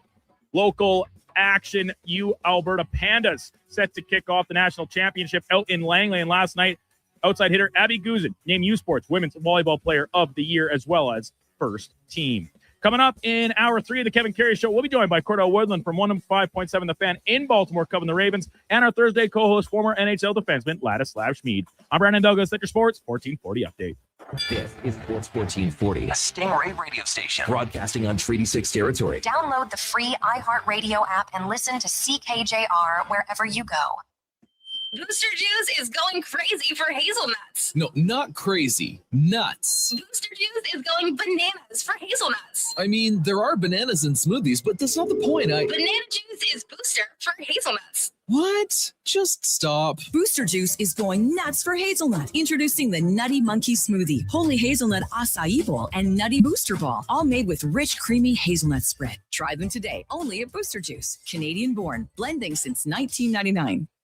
At Fountain Tire, success is a team effort. They're committed to their team members and their customers. And that means treating your vehicle like it's their own and finding solutions that suit your needs. Because whatever the road brings ahead, they're on it with you. Visit fountaintire.com today. Come for Canada's largest trade shows, the biggest names in entertainment, exhilarating sporting events, and more. And stay for the experience at the Edmonton Expo Centre. Looking for the perfect place to host your next big event? From trade shows to galas, meetings, and concerts, the Edmonton Expo Centre has the space, event expertise, and service to make your next event unforgettable. With over 522,000 square feet of flexible event space, in-house catering, and operational expertise, they bring your biggest vision to life. Learn more at EdmontonExpoCenter.com today. Exciting news from St. Albert Dodge. The all-new 2026 Jeep Gladiator Sport packages have arrived. They have a great selection and a bunch of colors to choose from. And if you've checked out the Sport, you know it comes in some fun colors. Rugged capability, practical off-road features, and you can get behind the wheel for as low as $49,900. That's right. Put yourself in a brand new Jeep Gladiator Sport for less than $50,000. What more can you ask for?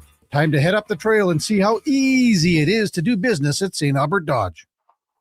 You wanted local sports on weekends. Saturday mornings at 9. Check out the Saturday Sports Setup, where we'll tee up what's happening on the weekend sports scene. Tune in Saturday morning at 9 on Sports 1440. Crave presents a new must-see original crime drama. You think you can just walk away with drug money and nobody's going to come find you? The Borderline. You killed my friend. Set along the Thousand Islands border, a cop blurs the line to protect his past. I'm going to keep you out of jail. Starring Stephen Amell, Tamara Podensky, Hamza Haq, and Minnie Driver. Did you catch the bad guys? I always catch the bad guys. The Borderline. Stream now, only on Crave. Subscribe at crave.ca. The weather doesn't care about your shift or your schedule. Carhartt Rain Defender sweatshirts let you battle back against the ever-changing elements. Carhartt's durable, water-repellent technology lets light rain beat up and roll right off. Layer up and stay on the job longer without getting drenched. Get your Carhartt Rain Defender sweatshirts at all 3 of our Edmonton job site workwear locations.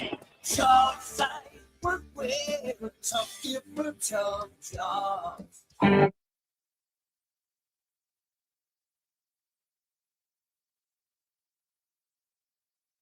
Have your sports curiosity cured with the Kevin Karius Show. This is Sports 1440.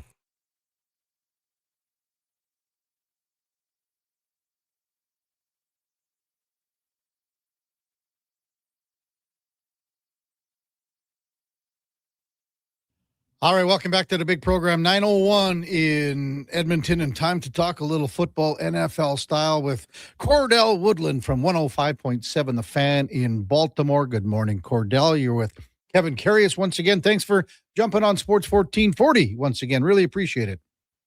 Yeah, thanks for having me. Hey, Cordell, you know, you've been on several times before talking Ravens football, but the last 4 or 5 days here, in your wildest dreams, could you ever, your nightmares even, could you ever conjure up what's been going on here in the last 4 or 5 days with the Ravens? It's unbelievable. Unbelievable it is. You know, it's been a roller coaster ride, you know, because to start the off season Friday. The Ravens make that big trade to get Max Crosby. And, you know, at least here locally in Baltimore, Max Crosby has been at the top of the fan wish list for, I would say, the last 2 years. They've been essentially begging for the Ravens to go, not only to get Max Crosby, but really any premier pass rusher. The Ravens have lacked in the pass rushing department for a couple of years now. And so you go to Friday where they make this unusual trade for them, where they trade not one but 2 first-round picks for Max Crosby. This is a Ravens franchise that had never traded a first-round pick for a veteran player before that trade. So this was, you know, very unorthodox for them, very a big tendency-breaking move. And you go through the weekend and everybody's on this high, everybody's celebrating it, everybody's crowning the Ravens, their Super Bowl odds are through the roof.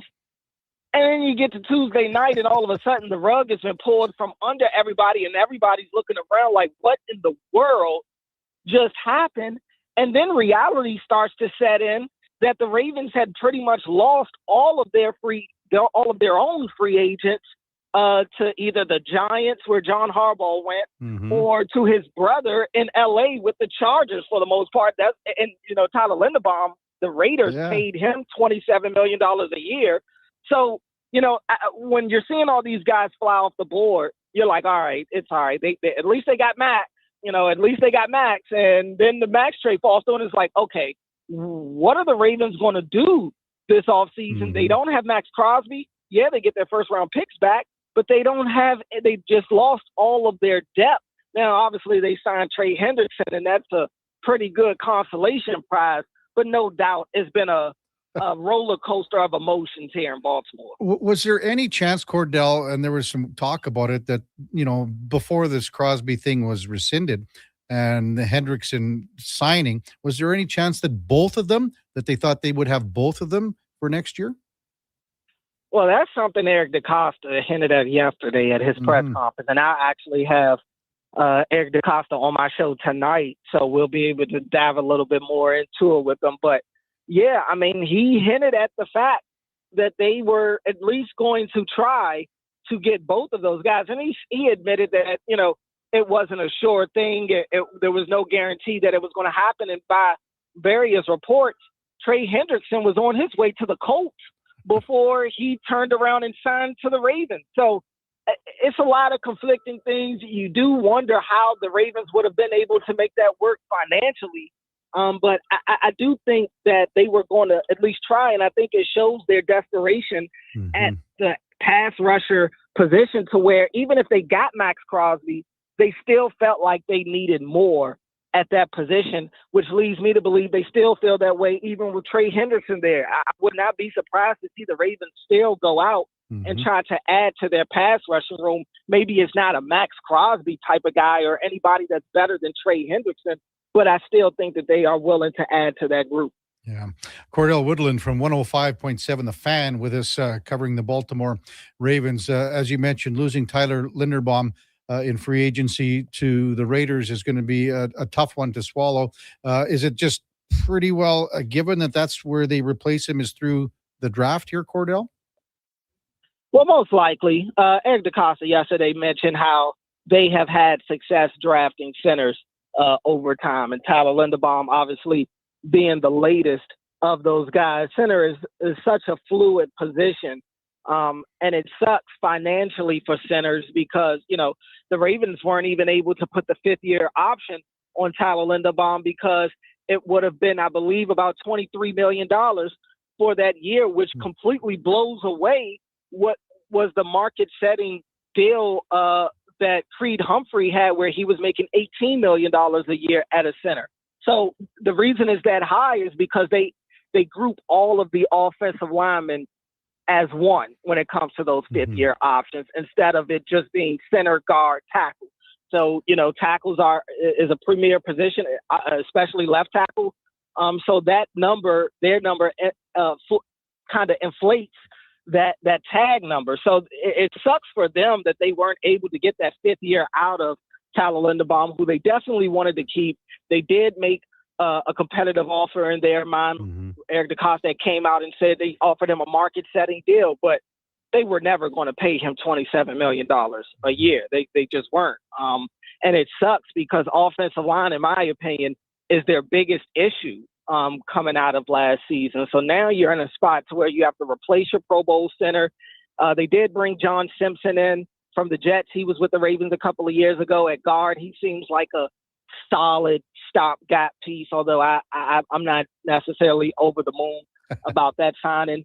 But I am concerned that the interior of their offensive line is still a huge need for them. Hey, Cordell, with Lamar Jackson restructuring his contract, so what does that allow them to do here, or what else does it allow them to do here moving forward? Well, it did free up almost $40 million in cap space for them, which is good. I think, what it does do is it kind of lowers the likelihood that they reach an extension with Lamar this offseason. He's going to get a huge signing bonus. He got a nice payday, I believe, whatever day that the day they announced that they restructured, I don't believe is the exact day that they actually did it. So whenever they did it, he got a really good payday that day.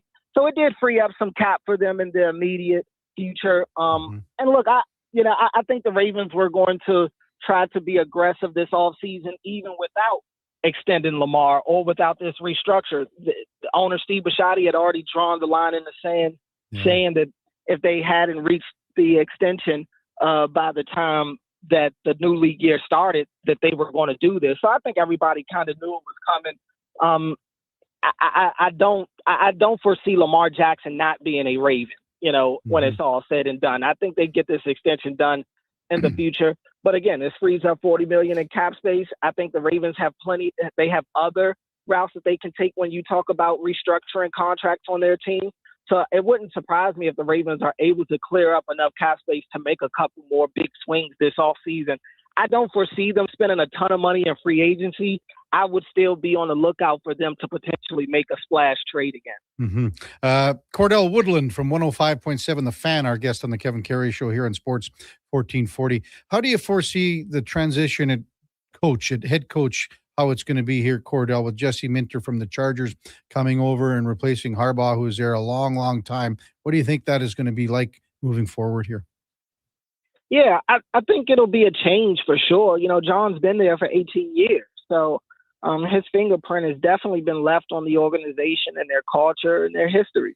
I think Jesse Minter, the good thing about him is that he's been in Baltimore before. He's been a part of that coaching staff. He understands the standard. He understands what they're looking for, what their expectation is, and he's going to hold those guys to that. I do think it is a fresh voice, which was needed. He brings a fountain of youth, so to speak. He and his entire coaching staff, for the most part. It's a lot of youth on that coaching staff, but with a lot of youth brings a lot of inexperience. So there's a lot of guys in new roles, including Jesse Minter, who's a head coach for the first time. But I do think right now it's fresh, it's new, it's exciting, and Jesse knows football. And the good thing about him is he brings his strength is what the Ravens' weakness has been here the last couple of years, which has been on the defensive side of the ball. So that's the one thing that you like, is that him taking this job immediately elevates the defense by default schematically, because I believe Jesse Minter will do better leading this defense than Zach Orr did the last couple of years. It could look like it did when Mike McDonald was in Baltimore as their defensive coordinator, and we just saw what he did with the Seattle Seahawks as they just won the Super Bowl. So a lot of people are hoping that Jesse Minter has that kind of trajectory. I'm wary of that. I think it's unfair to put that expectation on him. You just never know how this goes, because the average case when it comes to a head coach in the NFL is it usually doesn't work. Teams are usually looking for a new head coach every 3 to 5 years. So the Ravens have been blessed to not be a part of that. So I am curious to see how this goes, but right now I am optimistic. Outside of their offensive line, when you talk about the positional players, it's for the most part looks relatively the same. And maybe I'm going to go towards wide receiver here. Do they have enough at wide out here moving forward to be competitive in what's going to be another good good competitive division here in the North? No, I don't think they do. And beyond wide receiver, I think just pass catcher in general, they're lacking right now. They just lost Isaiah Likely to the Giants. They lost their third string tight end, Charlie Kohler, to the Chargers. And they extended Mark Andrews during the season. But unfortunately, I think Mark Andrews is trending in the wrong direction. His explosiveness has gone down. His production has gone down. He's not the safety net that he once was for Lamar Jackson. He doesn't separate the way that he once was. He's not as good after the catch anymore. So I am concerned. I love Zay Flowers. I think everybody loves Zay, but it's only so much Zay can do. Rashad Bateman is a huge question mark. You just don't know what you're going to get out of him. He's not consistent. He does have injury concerns. And you just wonder how committed he really is. I don't even know if it's a guarantee that Rashad Bateman is on this roster come next year. He could be a guy that's a part of a trade made for the Ravens this offseason. So I think that they could use a couple of guys. The Ravens are not strangers to drafting wide receivers in the drafts. I fully expect them to draft a wide receiver or two, and it wouldn't shock me if a wide receiver is drafted as early as the first round for the Ravens this year. They typically go best player available. While I believe offensive line is their biggest need, if they don't like any of the positions of need on the offensive line at 14, they're not going to take it. You don't draft for need in the first round.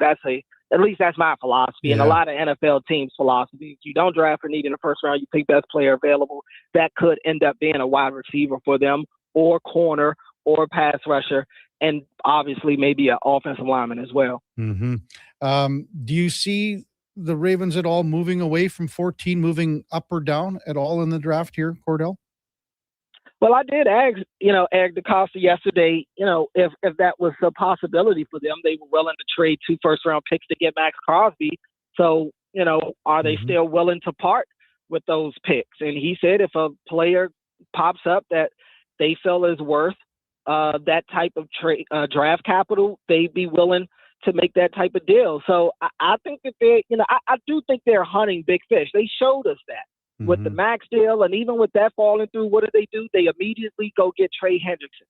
So I do think that they're looking to make these impact additions to their positions of need this offseason. I do think we're going to see the Ravens be a little more aggressive to get these types of deals done than maybe we've seen them be in the past. So, yeah, I'm kind of on edge for anything, to be honest with you. I think everything's on the table. They're just kind of weighing their options right now and probably still trying to piece together whatever their new plan is now that the Max Crosby thing fell through. Yeah, I'm just kind of looking at some of the players, that would be available to them around 14, and the options are there to move up or down. And, they could go after that wide receiver at Arizona State, Jordan Tyson. I don't know if that's a fit. Do you think? Is that a guy that you think would be on their radar?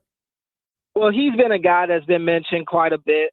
You've had a couple of seats. I think Lemon as well has been another guy that's been brought up. So, these big body receivers that have this great catch radius, these are guys that people have been wanting the Ravens to go get for a while. They wanted them to go get these big body guys that can kind of be Lamar's safety net and these jump ball receivers.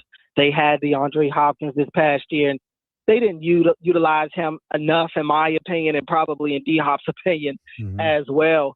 But yeah, I think all of those guys are going to be on the board.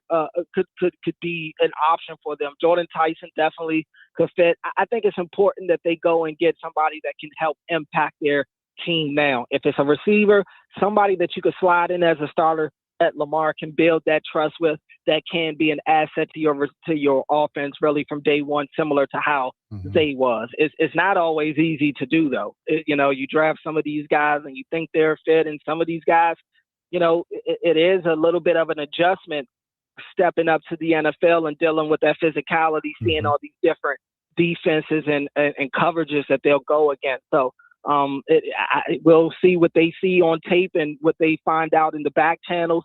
But Jordan Tyson, it wouldn't shock me if he is a candidate for 14. Right. Hey, Cordell, as always, thanks so much for your insight. Have a great interview with Eric DeCosta tonight. Really appreciate you coming on as always.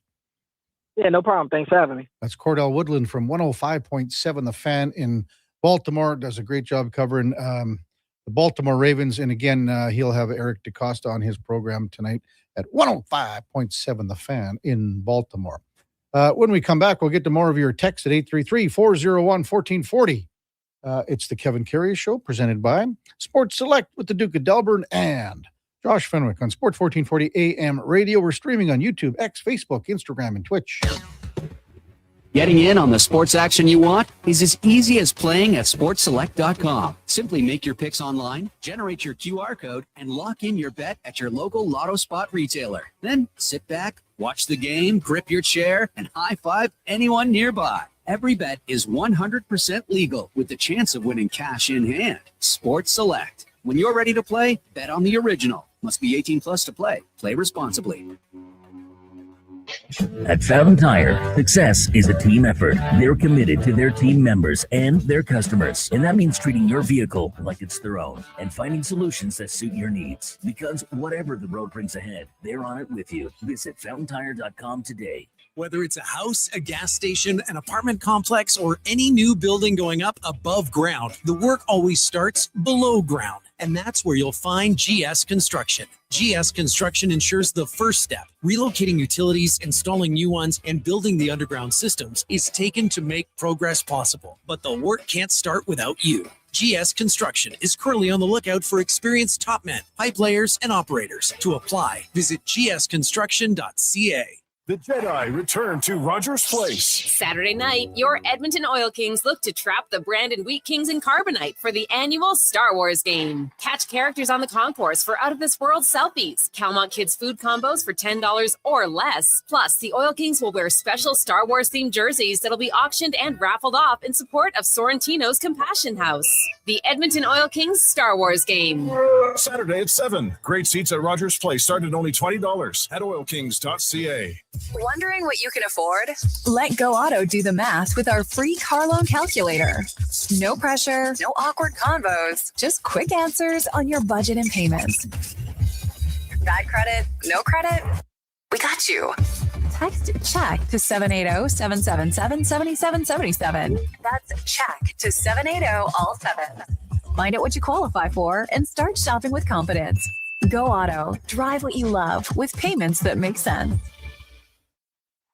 You wanted local sports on weekends. Saturday mornings at 9, check out the Saturday Sports Setup, where we'll tee up what's happening on the weekend sports scene. Tune in Saturday morning at 9 on Sports 1440.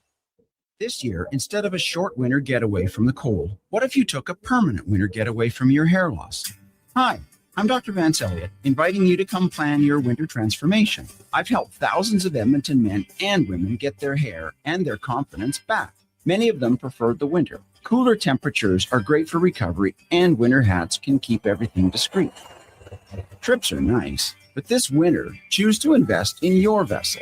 Book a free consultation today at drvanceelliott.com. Ever had a problem returning auto parts? At Ed's Auto Salvage in Westlock, we do things differently. Hi, it's Lisa, and we're proud to offer one of the best return policies in the business. When you shop with us, you buy with confidence, knowing that if it doesn't fit or if it's not the right part, we'll make it right. For nearly 50 years, Ed's Auto Salvage has helped Alberta drivers save money, stay on the roads, and shop stress-free. Trust the team that stands behind every part we sell. Visit us at edsautosalvage.com.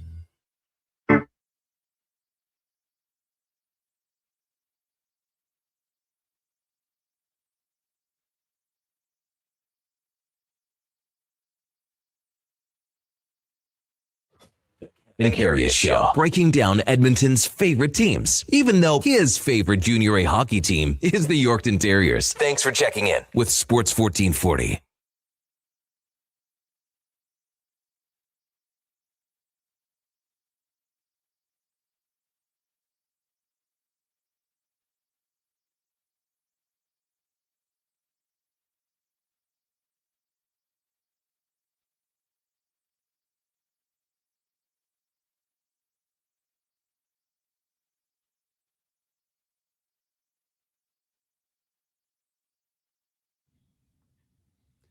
All right, welcome back to the big program. 9:21 in Edmonton.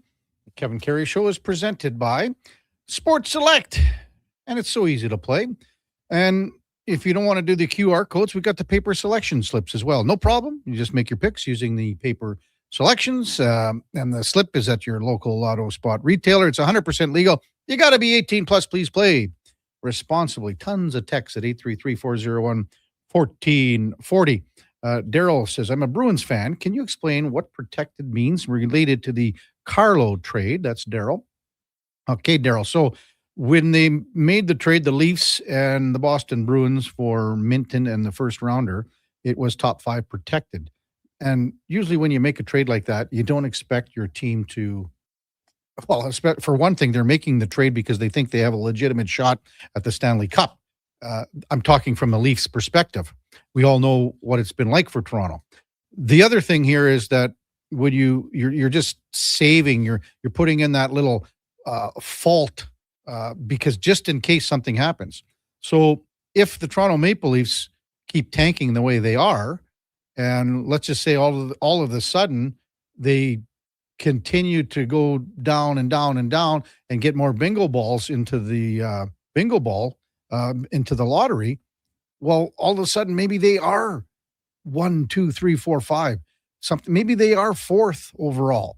Well, in that case, then the Leafs are going to go, I think we better retain the pick. We'll keep the pick, and then it'll push to next year. It's similar to what happened with the Oilers here, Daryl, when they said the pick is protected, say in the Jake Wallman deal, but then they make another trade this year and send away another first rounder to Chicago. So now all of a sudden they don't have that luxury for a fallback. So now it goes basically to this year, and that's what happened where the pick for 2026 will go to San Jose. They had the possibility of waiting on it, but now it goes because they don't have that fallback. So hope I explained that not too badly for you. Text 833-401-1440. If you're watching the TPC at Sawgrass, the Players Championship, Duke, I'm going to tell you this. I'm going to give you this one. The leader right now is my pick to win the Masters this year. The leader of the TPC right now. Tommy? No, I don't think he was leading, unless it's just changed recently. The last time I looked at it changed, but it might be back. He's tied for the lead, Duke. Okay. So he's tied for the lead. So, no, he is not. I got Maverick McNeely. Maverick McNeely winning the Masters this year. What do you think about, how do you like them apples? That is a bold choice. I would be interested to see what the price on a guy like that is. And then in our annual check-in with our buddy Keith Stewart leading up to the Masters here in another month or so, what he would have to say about it. But yeah, he's off to a very good start here at the Players, which, hey, a lot of people say the 5th major. Oh, no. This isn't good, Duke. This picture that the guy sent in, EG says, I finally figured out what KK shirt reminds me of. If you've seen the Santa Claus, bring up a pic of Neil's sweaters, haha. Yeah, well, yeah, it looks like what's that guy's Judge Reinhold? Yeah, that's from these screenshots are from the Santa Claus, but he was also Elaine's boy, the close talker. If we continue with our run of Seinfeld references this morning, he's very funny. I like him in almost everything he's been in. He had a cameo a couple episodes in Arrested Development where he plays like a fictionalized version of himself as a judge in like a court reality show.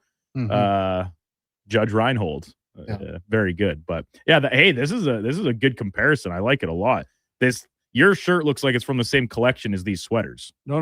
And SKS, Sean Smith just came in. Someone who you have, he loves the shirt. He said documented recordings of criticizing his style. He comes in and says that's a good shirt.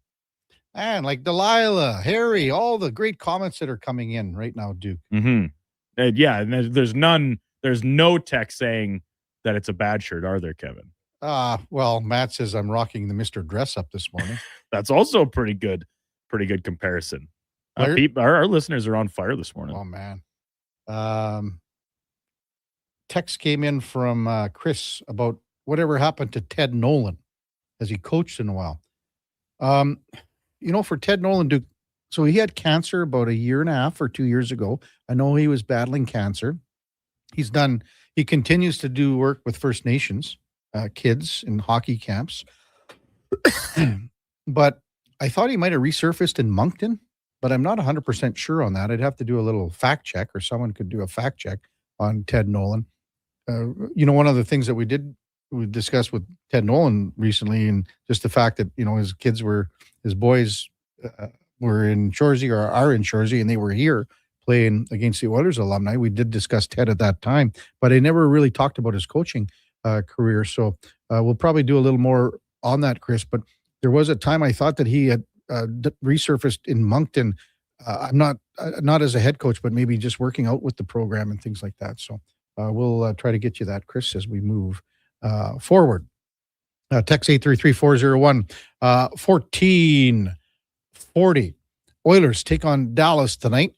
This is going to be a hell of a game. I mean, the Oilers have had 2 really good, solid road games to start this road trip, winning in Vegas and then beating the Colorado Avalanche in a close game. I mean, that was a game that could have went either way because the amount of chances that both teams had. It was a well-played, fast, quick hockey game. I think we're probably expecting something to the effect that could be similar tonight. Colorado might have the quicker forwards with the likes of Rantanen and Faxa out and guys like that. But Dallas can still bring it. And, just talking to Sam Nestler from DLS Sports right off the hop this morning, the ability that Dallas has to roll the lines right now, that could be the Oilers' toughest task to equal tonight. But what we have seen in the last couple of games, for sure, what we have seen, and it's fair to say, is that the Oilers have been able to do that against an opposition, and they've been able to play more players in different kind of minutes than they have been able, and a lot of that is the result of the acquisition of Jason Dickinson. So I think in the sense where the Oilers match up, and again, you got so many key guys out of the lineup for Dallas, I think it's there. We have to see what happens with Colton Dock yet. Tonight, we have to see what happens with Ty Emerson. And we also had a text earlier just regarding Connor Ingram. I haven't seen anything in the sense from the Oilers about the bringing up of a goaltender from Bakersfield. Again, Bakersfield is on a Texas road trip, so they'd be probably, depending on travel, etc. They would have been, had this been a normal road trip, they'd be leaving for Texas today from Baco. So they're going to be down in the vicinity for sure. 833-401-1440. When we were talking with Speck about the power plays tonight, I mean, this is something. Oilers number 1 at 33.1, pardon me. Dallas number 2 at 29.7. So these 2 power plays are going to be rocking and rolling tonight. K-Dub texts in, how about Duke's Ducks being a pick'em with the Leafs tonight? Crazy, no? Sooner or later, you would think that the Leafs are going to win a game. The Ducks, as Duke just responded to K-Dub, they were underdogs against Winnipeg the other night. Duke, what do you think of this? The Leafs are terrible, and the Ducks are leading the division. How come your team's not getting any respect here? It's free money over at Sports Select. So you're going to take the Ducks. I think the Leafs are going to win tonight. You're just a hater. No, I'm not a hater, Duke. I'm just saying. You are right. I mean, Sooner or later, all water levels eventually, come back to even, and the Ducks remain very hot, playing very good hockey, and they still await the debut of their prized deadline acquisition in John Carlson, who's kind of nursing still an injury since coming over. But I mean, the way the Ducks played against Winnipeg the other night, and the Jets are very similar to the Leafs in such a disappointing season, and so many things have gone wrong for them. 13 shots on goal. Now, is that the Jets sucking, or is that the Ducks playing a little bit better brand of defensive hockey than we've seen them do for 60 games this year, where they are as run and gun and give up as many odd man rushes as anybody in the league? Yeah, I'd be willing to weigh or bet more on the fact that it was the Jets playing poorly as they have so much this season. So listen, I'll be on the Ducks tonight, because when you can get a team that's a first place team at plus money against a last place opponent, I'm all over that. You got to pick your spots, of course, if you're sprinkling, Kev, but I like this a lot still. So Duke, 14 games. What is your parlay tonight? Is it 8? You got to stay with the 8 games, man. That's your I'm going to open up Sports Select right now, because then I build my ticket on the website, which is so convenient to do. And then I'll just take the QR code to the Lotto Spot retailer here in the mall after Fantasy Frenzy. How many games, Kev? You got to just go with 8. I think, I like a lot of the slate. Carolina against St. Louis, first half of a back-to-back for the Blues, as it is the Oilers tonight. I once again like the over for the Oilers game against the Stars, which is 6.5. I'm going under on this one tonight. Minnesota hosting Philly. I like that, of course. Rangers and Jets. That's a tough one. That's the Jets rebound in a big way tonight, Duke. If they don't rebound in a big way and win by at least 2 goals, they don't deserve to be even in any conversation we have with them the rest of the year. It might be a cop-out just because, I'm looking at so many of the favorites, but yeah, there's, hey, when you got this many games on the board, it's easy to pick out at least a handful that you like. So I'll let you know once I finalize my ticket, my bet slip. Thanks to Roadhammer on the text, we're talking about Ted Nolan, focusing on philanthropy, youth mentorship. There's a little thing talking about the Ted Nolan, it's the 3 Nolans Hockey School, Ted Nolan Foundation, and doing some speaking. So I don't know where I remember the Moncton angle here, but we can do a deeper dive into that as well. Also had a text come in from, was it the Gum King? No. It was about Ted Nolan, and he got the Order of Canada. So, the guy, when he came in the league, man, he was and then in Buffalo, he was a really good coach, and then he got fired, and then he just didn't seem to find his way again. But text 833-401-1440. Probably take a break now. We'll await the arrival of Ladislav Schmid, and here he comes into the building. Well, Duke, you were correct in one thing. Yeah, I got the expletive right, but I guess I lost on the over-under for how long it would take for him to make the comment I thought, which we'll leave. He hasn't even said, he's not even looking. He's looking at me dead in the... It's beautiful, isn't it? I already get some people. I haven't had seizure for forever, so I might get it now. Ladislav Schmid when we come back on the Kevin. Like hey, and a boy, Duke! Yes! European. Yes. Ladislav Schmid when we come back on the Kevin Carey Show. Presented by Sports Select. We're streaming on YouTube, X, Facebook, Instagram, and Twitch. Summit Restaurant, located in the heart of the Silent Ice Center and just minutes from South Edmonton Common. Summit is your destination for exceptional house-made pizza, delicious entrees, and expertly crafted cocktails. Cheers. Experience the perfect blend of flavor and ambiance in a modern setting. Join us for a straightforward yet elevated dining experience where our commitment to quality speaks to every bite and sip. Make Summit Restaurant your next night on the town. Mr. Rooter kinda speaks French. Je m'appelle Monsieur Rooter. Je suis plombier. Très bien, Mr. Rooter. Your name is Mr. Rooter, and you are in fact a plombier, a plumber. You are an excellent student. Au contraire, mon frère. Je suis un excellent étudiant. Also, I'm not here for a French lesson. I'm here because someone clogged up the toilets. Oui, right this way. For a plumber who speaks your language, call Mr. Rooter. Remember 2025? That's so last year. But seriously, St. Albert Dodge needs to clear some 2025 models off the lot to make room for new inventory. So they're having a huge clear out of all the remaining new 2025 Jeep Wrangler Saharas. The Sahara package is the best seller, so they have a great selection to choose from and priced from as low as $59.9. I don't have to tell you, these are going to go fast. So get there before they are gone. Just head up the trail and see how easy it is to do business at St. Albert Dodge.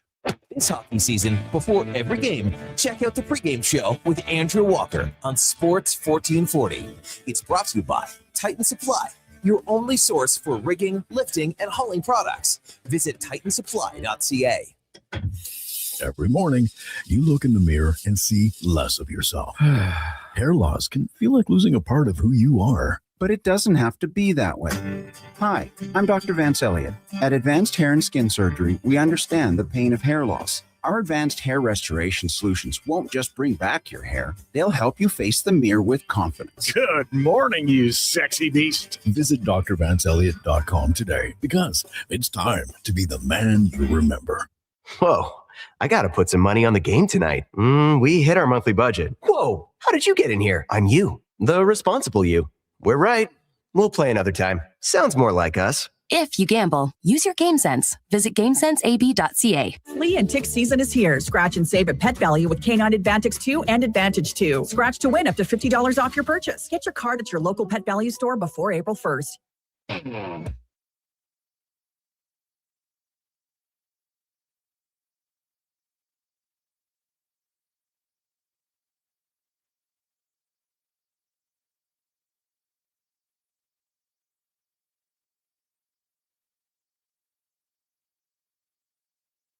Just in time for the morning skate.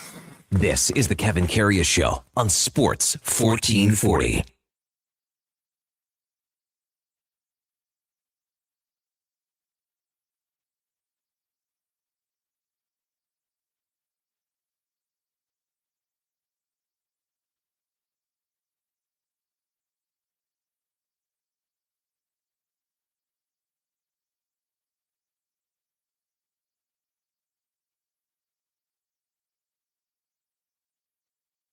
Welcome back to the big program, 937 in Edmonton. Kevin Karius, Duke of Delburne, Josh Fenwick with you here on Sports 1440, presented by Sports Select, and our co-host is in the building on Thursdays, Ladislav Schmid. Good morning, Laddie. Good morning, sunshine. Oh, sunshine. So the Duke thought that you would come in here and rip my nice nice dress shirt to shreds. Okay, I'm European, so it takes a real man to pull something like that off. So I'm okay with that. Or at least try to pull it off. Try to pull it off. I think he looks good. Like I have no problem with that. If it would be a different guy, I would have maybe slight problem with that. But you like with your personality, I'm totally okay with that. I appreciate that. It suits you. And I think now a lot of our texters are going to say that they like the shirt now because that's how much influence you bring, Laddie. I think I know a thing or two about fashion. I dress like Canadian right now. Sorry, you're just being comfortable. And then nothing against Canadians. Some of you have good style. Some of you not so much. But that's beside the point. But I'm okay with this, man. Honestly, Thanks, I have big no guy. problem. And it looks different in person than it does, when we go on the streams. The streaming it sort of blurs it. And as I said, I told Frank I did TV for 33 years, and sometimes you'd go. All my stuff was from Eddie's Menswear, and the first thing that they would say, "Okay, is this tie going to wash out? Is it going to it's almost like a pixelating thing." Yeah. Same with the shirt underneath. I never thought about it like that. Yeah, because Makes that's how, and it's all about the depth of the camera and everything like that, and that's how this is working right now. So, I know you're a big fashion guy. Did you go? I remember when I was traveling with you guys, Chicago was the big one because Chicago, LA, Madison Avenue or Michigan Avenue. Michigan Avenue. Yeah, New York, LA. Yeah, but Chicago is great. Yeah. Chicago, honestly, Chicago is probably my favorite city when it comes to sports. Great atmosphere, the building, or it used to be. I don't know how it's now. Yeah. Shopping, restaurants, unbelievable. It's kind of smaller version of New York. Mm-hmm. You can walk around. New York is you got to take cabs everywhere, and and don't get me wrong, Chicago is huge, but where we stayed, usually it was perfect for walking, restaurant, shopping. It was. I got to tell you, and you nightlife sometimes. Yes, you won't remember this story, but it was in 08, 09, somewhere in there, and I was on the plane with you guys, and it was a game in Chicago on December 23rd. And there was a day off before the game and everything. So all you guys, everyone went shopping, in Chicago. Classic last minute. Yeah. And get home really late, like 2 a.m. on basically Christmas Eve. So all you guys, you did your Christmas shopping. So how it worked. And I hope I'm not going to get anybody into trouble here. It's 18 years ago. But this is how it worked. Everyone down, all the players would leave first off the plane, obviously. Yeah. And every one of them had the big shopping bags. And everyone had their declaration thing in their teeth. And there was that customs agent that would come on the plane, and then they'd just take, do you have anything to declare? And guys they didn't have enough arms to carry the bags off the plane. No, not today, buddy. I hope somebody grabs something extra for the agent. There is one for your wife, but yeah, exactly. Okay, you came in. The first thing you said, we got to talk about the McKinnon going to the net on Ingram. David Schlemko was in here yesterday. He gave his opinion. So here's another former NHL player that Ladislav Schmid is going to give his opinion on what he thought of his play, the penalty, the review, and everything that happened. Go ahead, Laddie. So first, I would like to say I'm a huge Oilers fan. Everybody knows that. Yeah.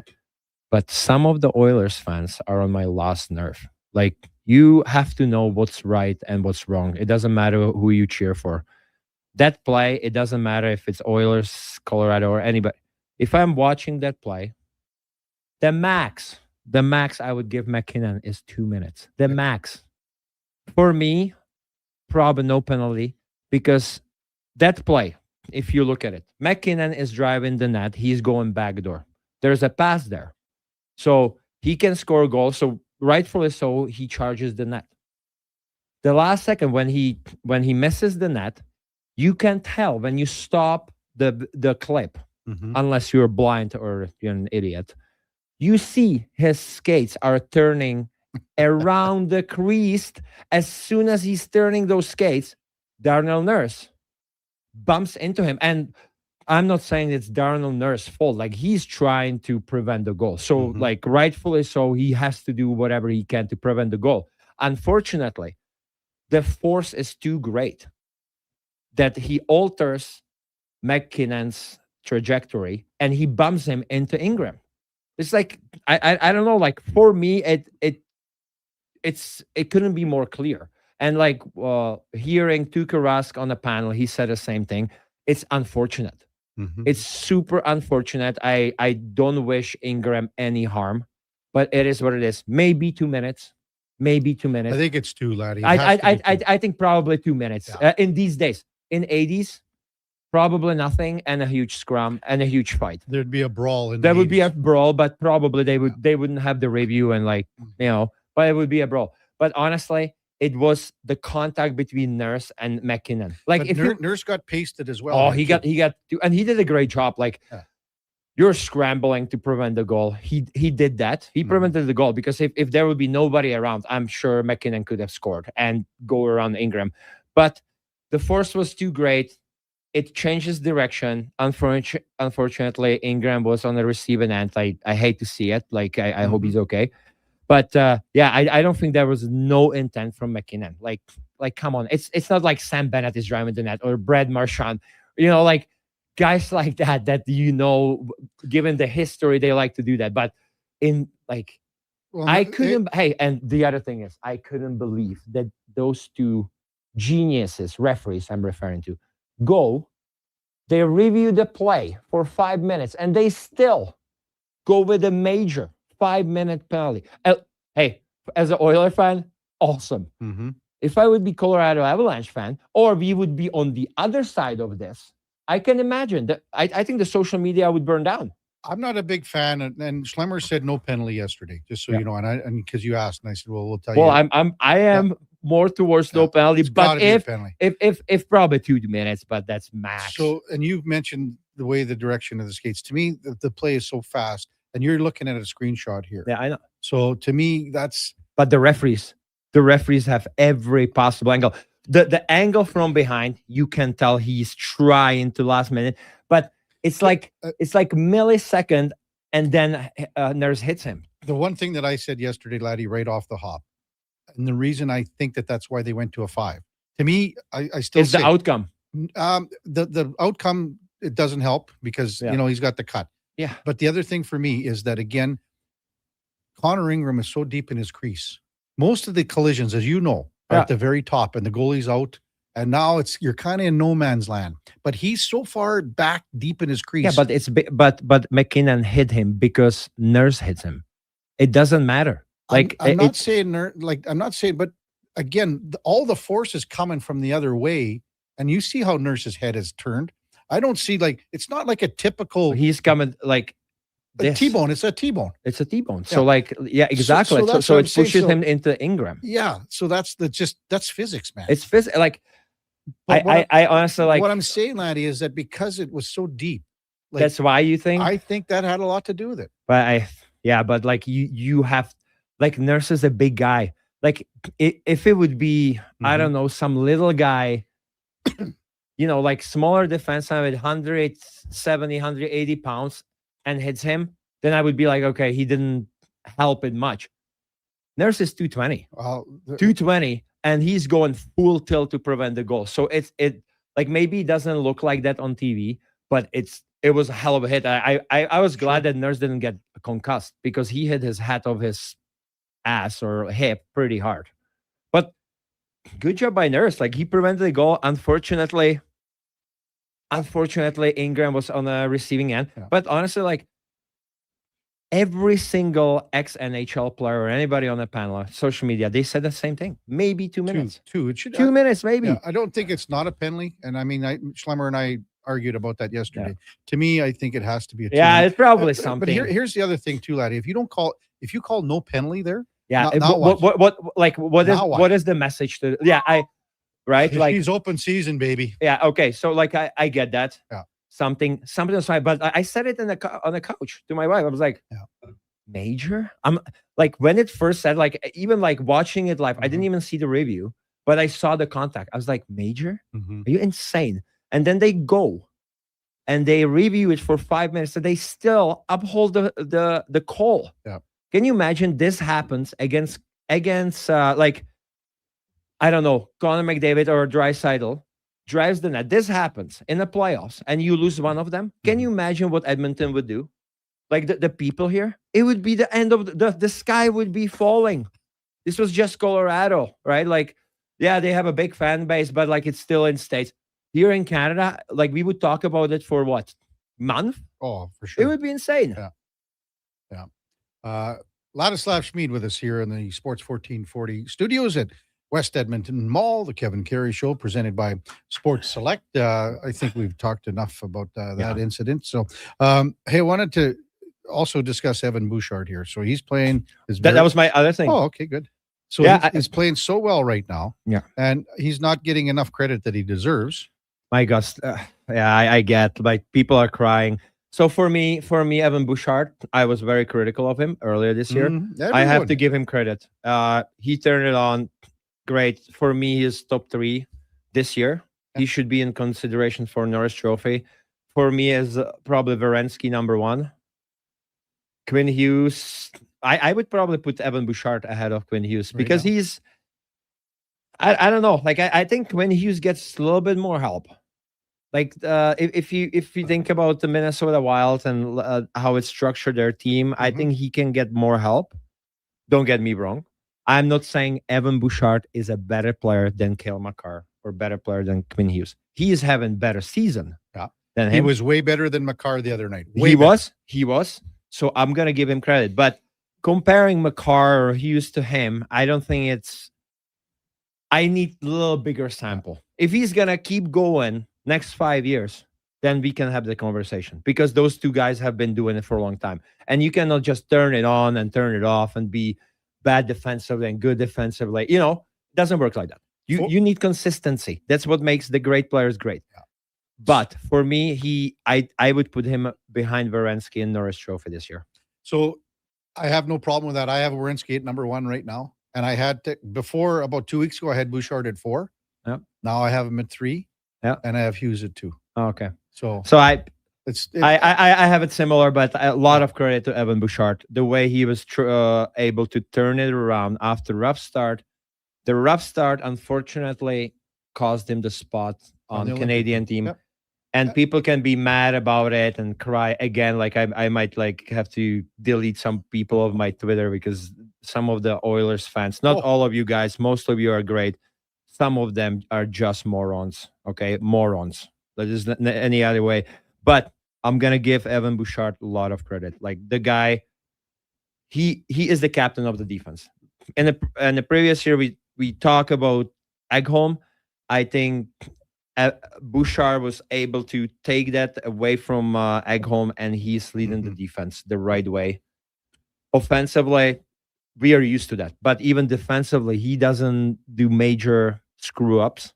He's on the ice in the last minute and a half yesterday. Exactly. He kills penalties. I was against it, but he can read the play. Yeah, like I hope he can do this workload moving into the playoffs and all that stuff. But a lot of credit to Evan Bouchard. I'm I'm gonna admit when I was wrong, and I wasn't wrong. Like we weren't wrong. Like we just called it as it was. Yeah. He wasn't good enough. But now, like honestly, the guy turned it around. He's a very bright spot on the Oilers in the Oilers lineup. First 6 games, laddie, he had 0 points. 0. Last 53 games, he's got 17 goals, 51 assists. He's plus 26, and that's since November the 1st. I want to go back to the first 6 games because I don't know what his plus minus was. He was -3 against the Islanders. He was -1 against New Jersey, -2 against Detroit. So he comes out of the gates in the first 7 games as being a -6 player, I believe. Yeah. So you think about how that's rebounded. And again, I'm comparing him just game to game. And I like what you said, laddie. We're not comparing the overall body of work here. Yeah. We're comparing this season and especially the last 50, 60 games. Oh, 100%, man. Like, I'm not going to say he's better than Makar or Hughes. Yeah. Like, he's not. He's not. But can he sustain this in next few years? Then we can have that conversation. Here's the thing, laddie. What's the one thing that Oilers fans have said about him in the last 2 years? Well, he ramps it up in the playoffs, but where is he in the regular season? Well, okay, now what? So if he plays like he is right now in the playoffs, what do you got here?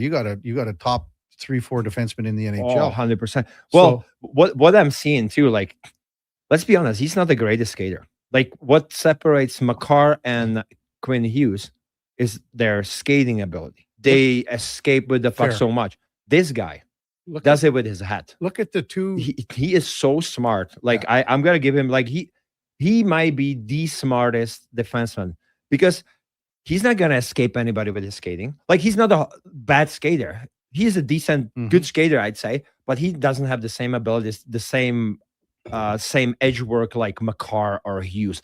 They get out of the trouble just based on their skating. He does it with his hockey IQ.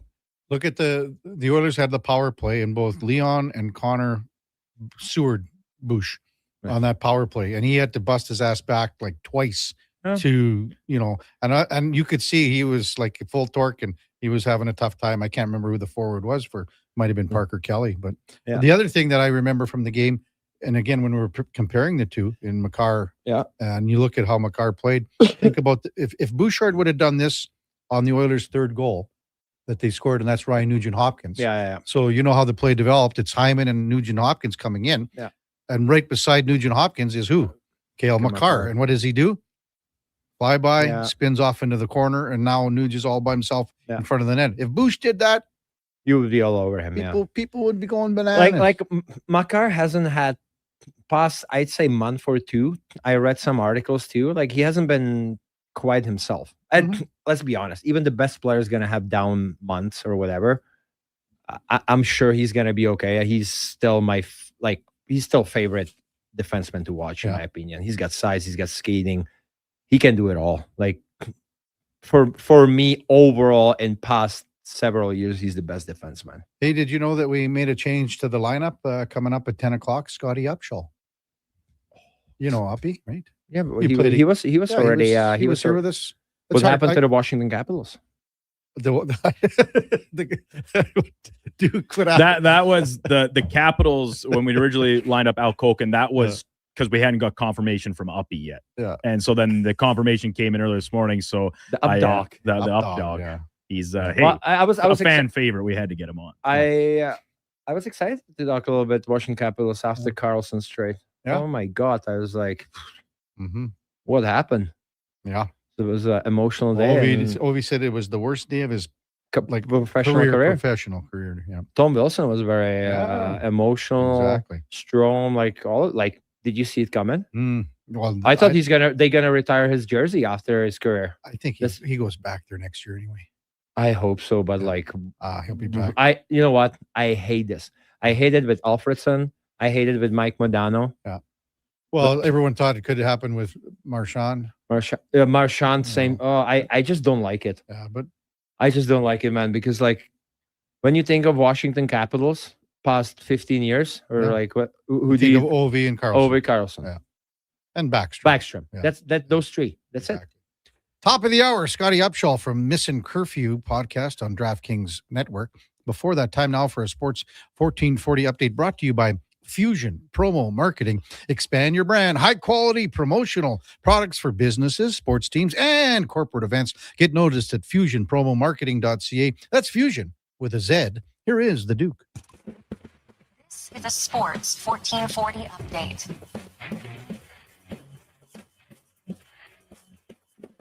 Game day of the Edmonton Oilers as they continue their road trip with a stop in Big D against the Dallas Stars. Puck drop coming just after 6 o'clock. Pre-game coverage starting right here on Sports 1440 at 5. Busy night in the NHL. 13 other games, including the Bruins hosting the Sharks. Capitals are in Buffalo against the Red Hot Sabres. Maple Leafs host the Ducks. Jackets take on the Panthers. Flames are in Jersey. Hurricanes host the Blues. Flyers up against the Wild. Canucks hosting the Predators. And the Jets take on the Rangers from Winnipeg. Ottawa Senators have been reassigned their first overall pick that was taken away after a botched trade of Evgeny Dadonov. They did not respect the no trade list that he had submitted to the team. The pick will, however, come in the 32nd spot this summer. In the association, full slate of games this evening, including the Spurs hosting Denver, Boston in OKC, and the nightcap has the Lakers taking on the Chicago Bulls. From the PGA Players Championship, still underway. Maverick McNeely leading the field at 4 under through 10 holes. High placing Canadian at the moment. Still Mackenzie Hughes falling down the leaderboard. He's +2 now through 16. Coming up in hour 4 of the Kevin Karius Show, we'll be joined by former NHLer Scotty Upshaw, co-host of the Missing Curfew podcast on the DraftKings Network, and we'll check in with a new edition of In or Out. I'm Brandon Douglas at your Sports 1440 update. Sports 1440, Stingray radio station. CKJR broadcasts from West Edmonton Mall and Wetaskiwin. Download the free Stingray music app and listen wherever you go. The longest running basketball show in Canada airs every Saturday morning at 10 on Sports 1440. Hoop City with Paul Sir introduces a new generation of basketball talk, and it's right here on Edmonton's home for sports, Sports 1440.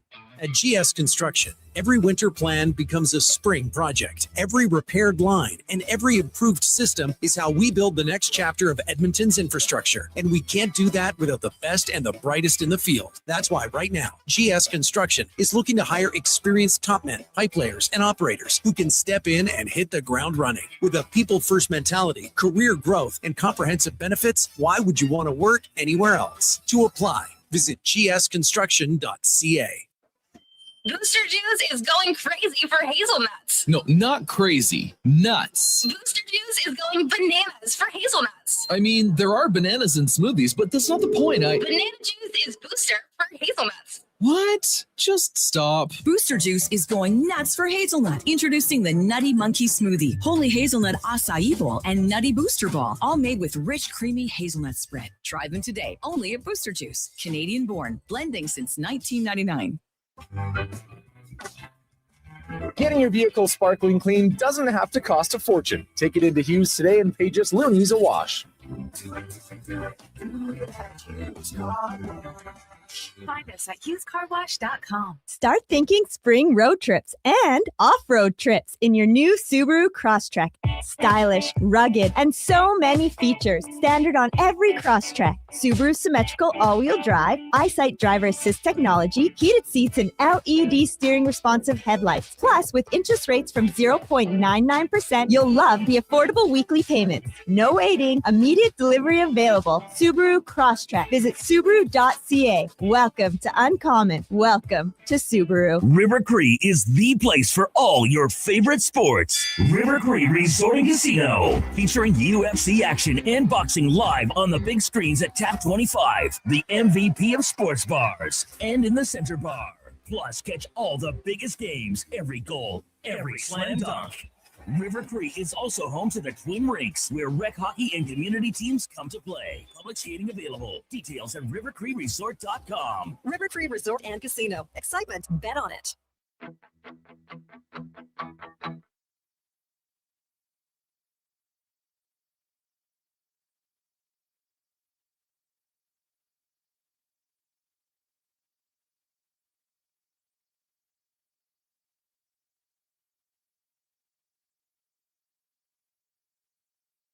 Sports 1440. All sports, all day. On YouTube, Facebook, and X. Thanks for listening to Edmonton's sports leader.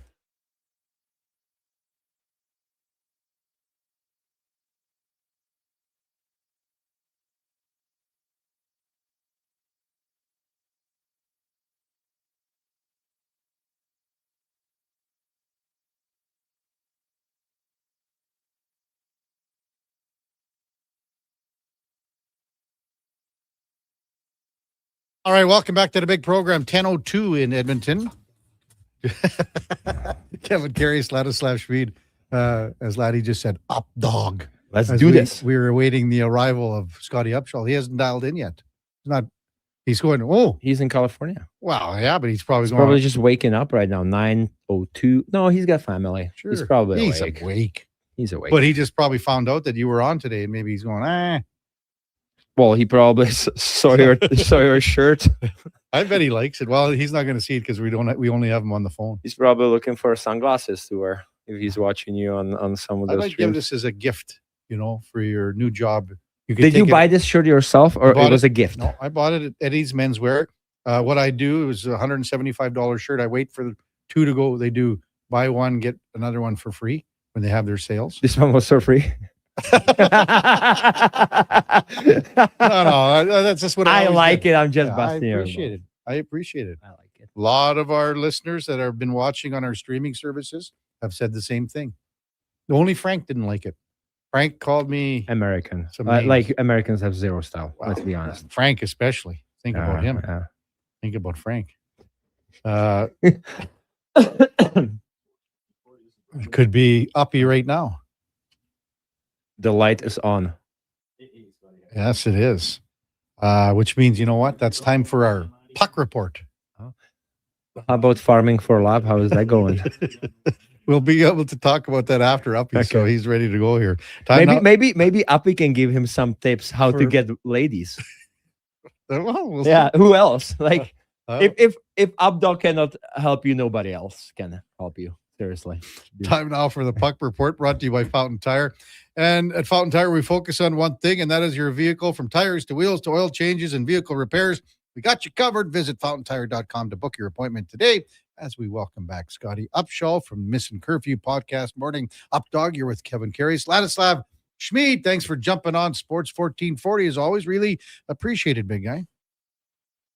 Absolutely, boys. My pleasure. How we doing? I hear it's a little chilly up there. Oh, it as is. Far as my family in Fort Mac says, it's they're getting a little brisky, it's a little cold.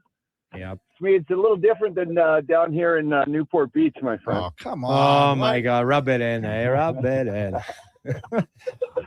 Well, I don't know if you heard the end there, lad. He was just saying with producer Duke, he's trying to get him on that show, Farming for Love, and maybe we can get him down to Newport Beach, and maybe you could help him out, because this single life is not working very well for him. Seriously, he needs some help.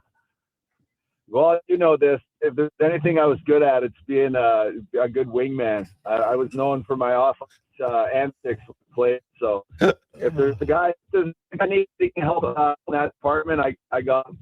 Oh, good stuff. I love it. Hey, being down there, what are you seeing from the Anaheim Ducks here, Uppy, in the sense that I don't think anyone expected them to be in first place in the Pacific right now, but what are you noticing with the Ducks here in the last little bit? Yeah, I mean, the Ducks are, you know what, they're exciting to watch is what they are. They're young players have really taken a step. Cutter Gauthier this year, Leo Carlson back healthy, skating well, Owen Zellweger on the backside.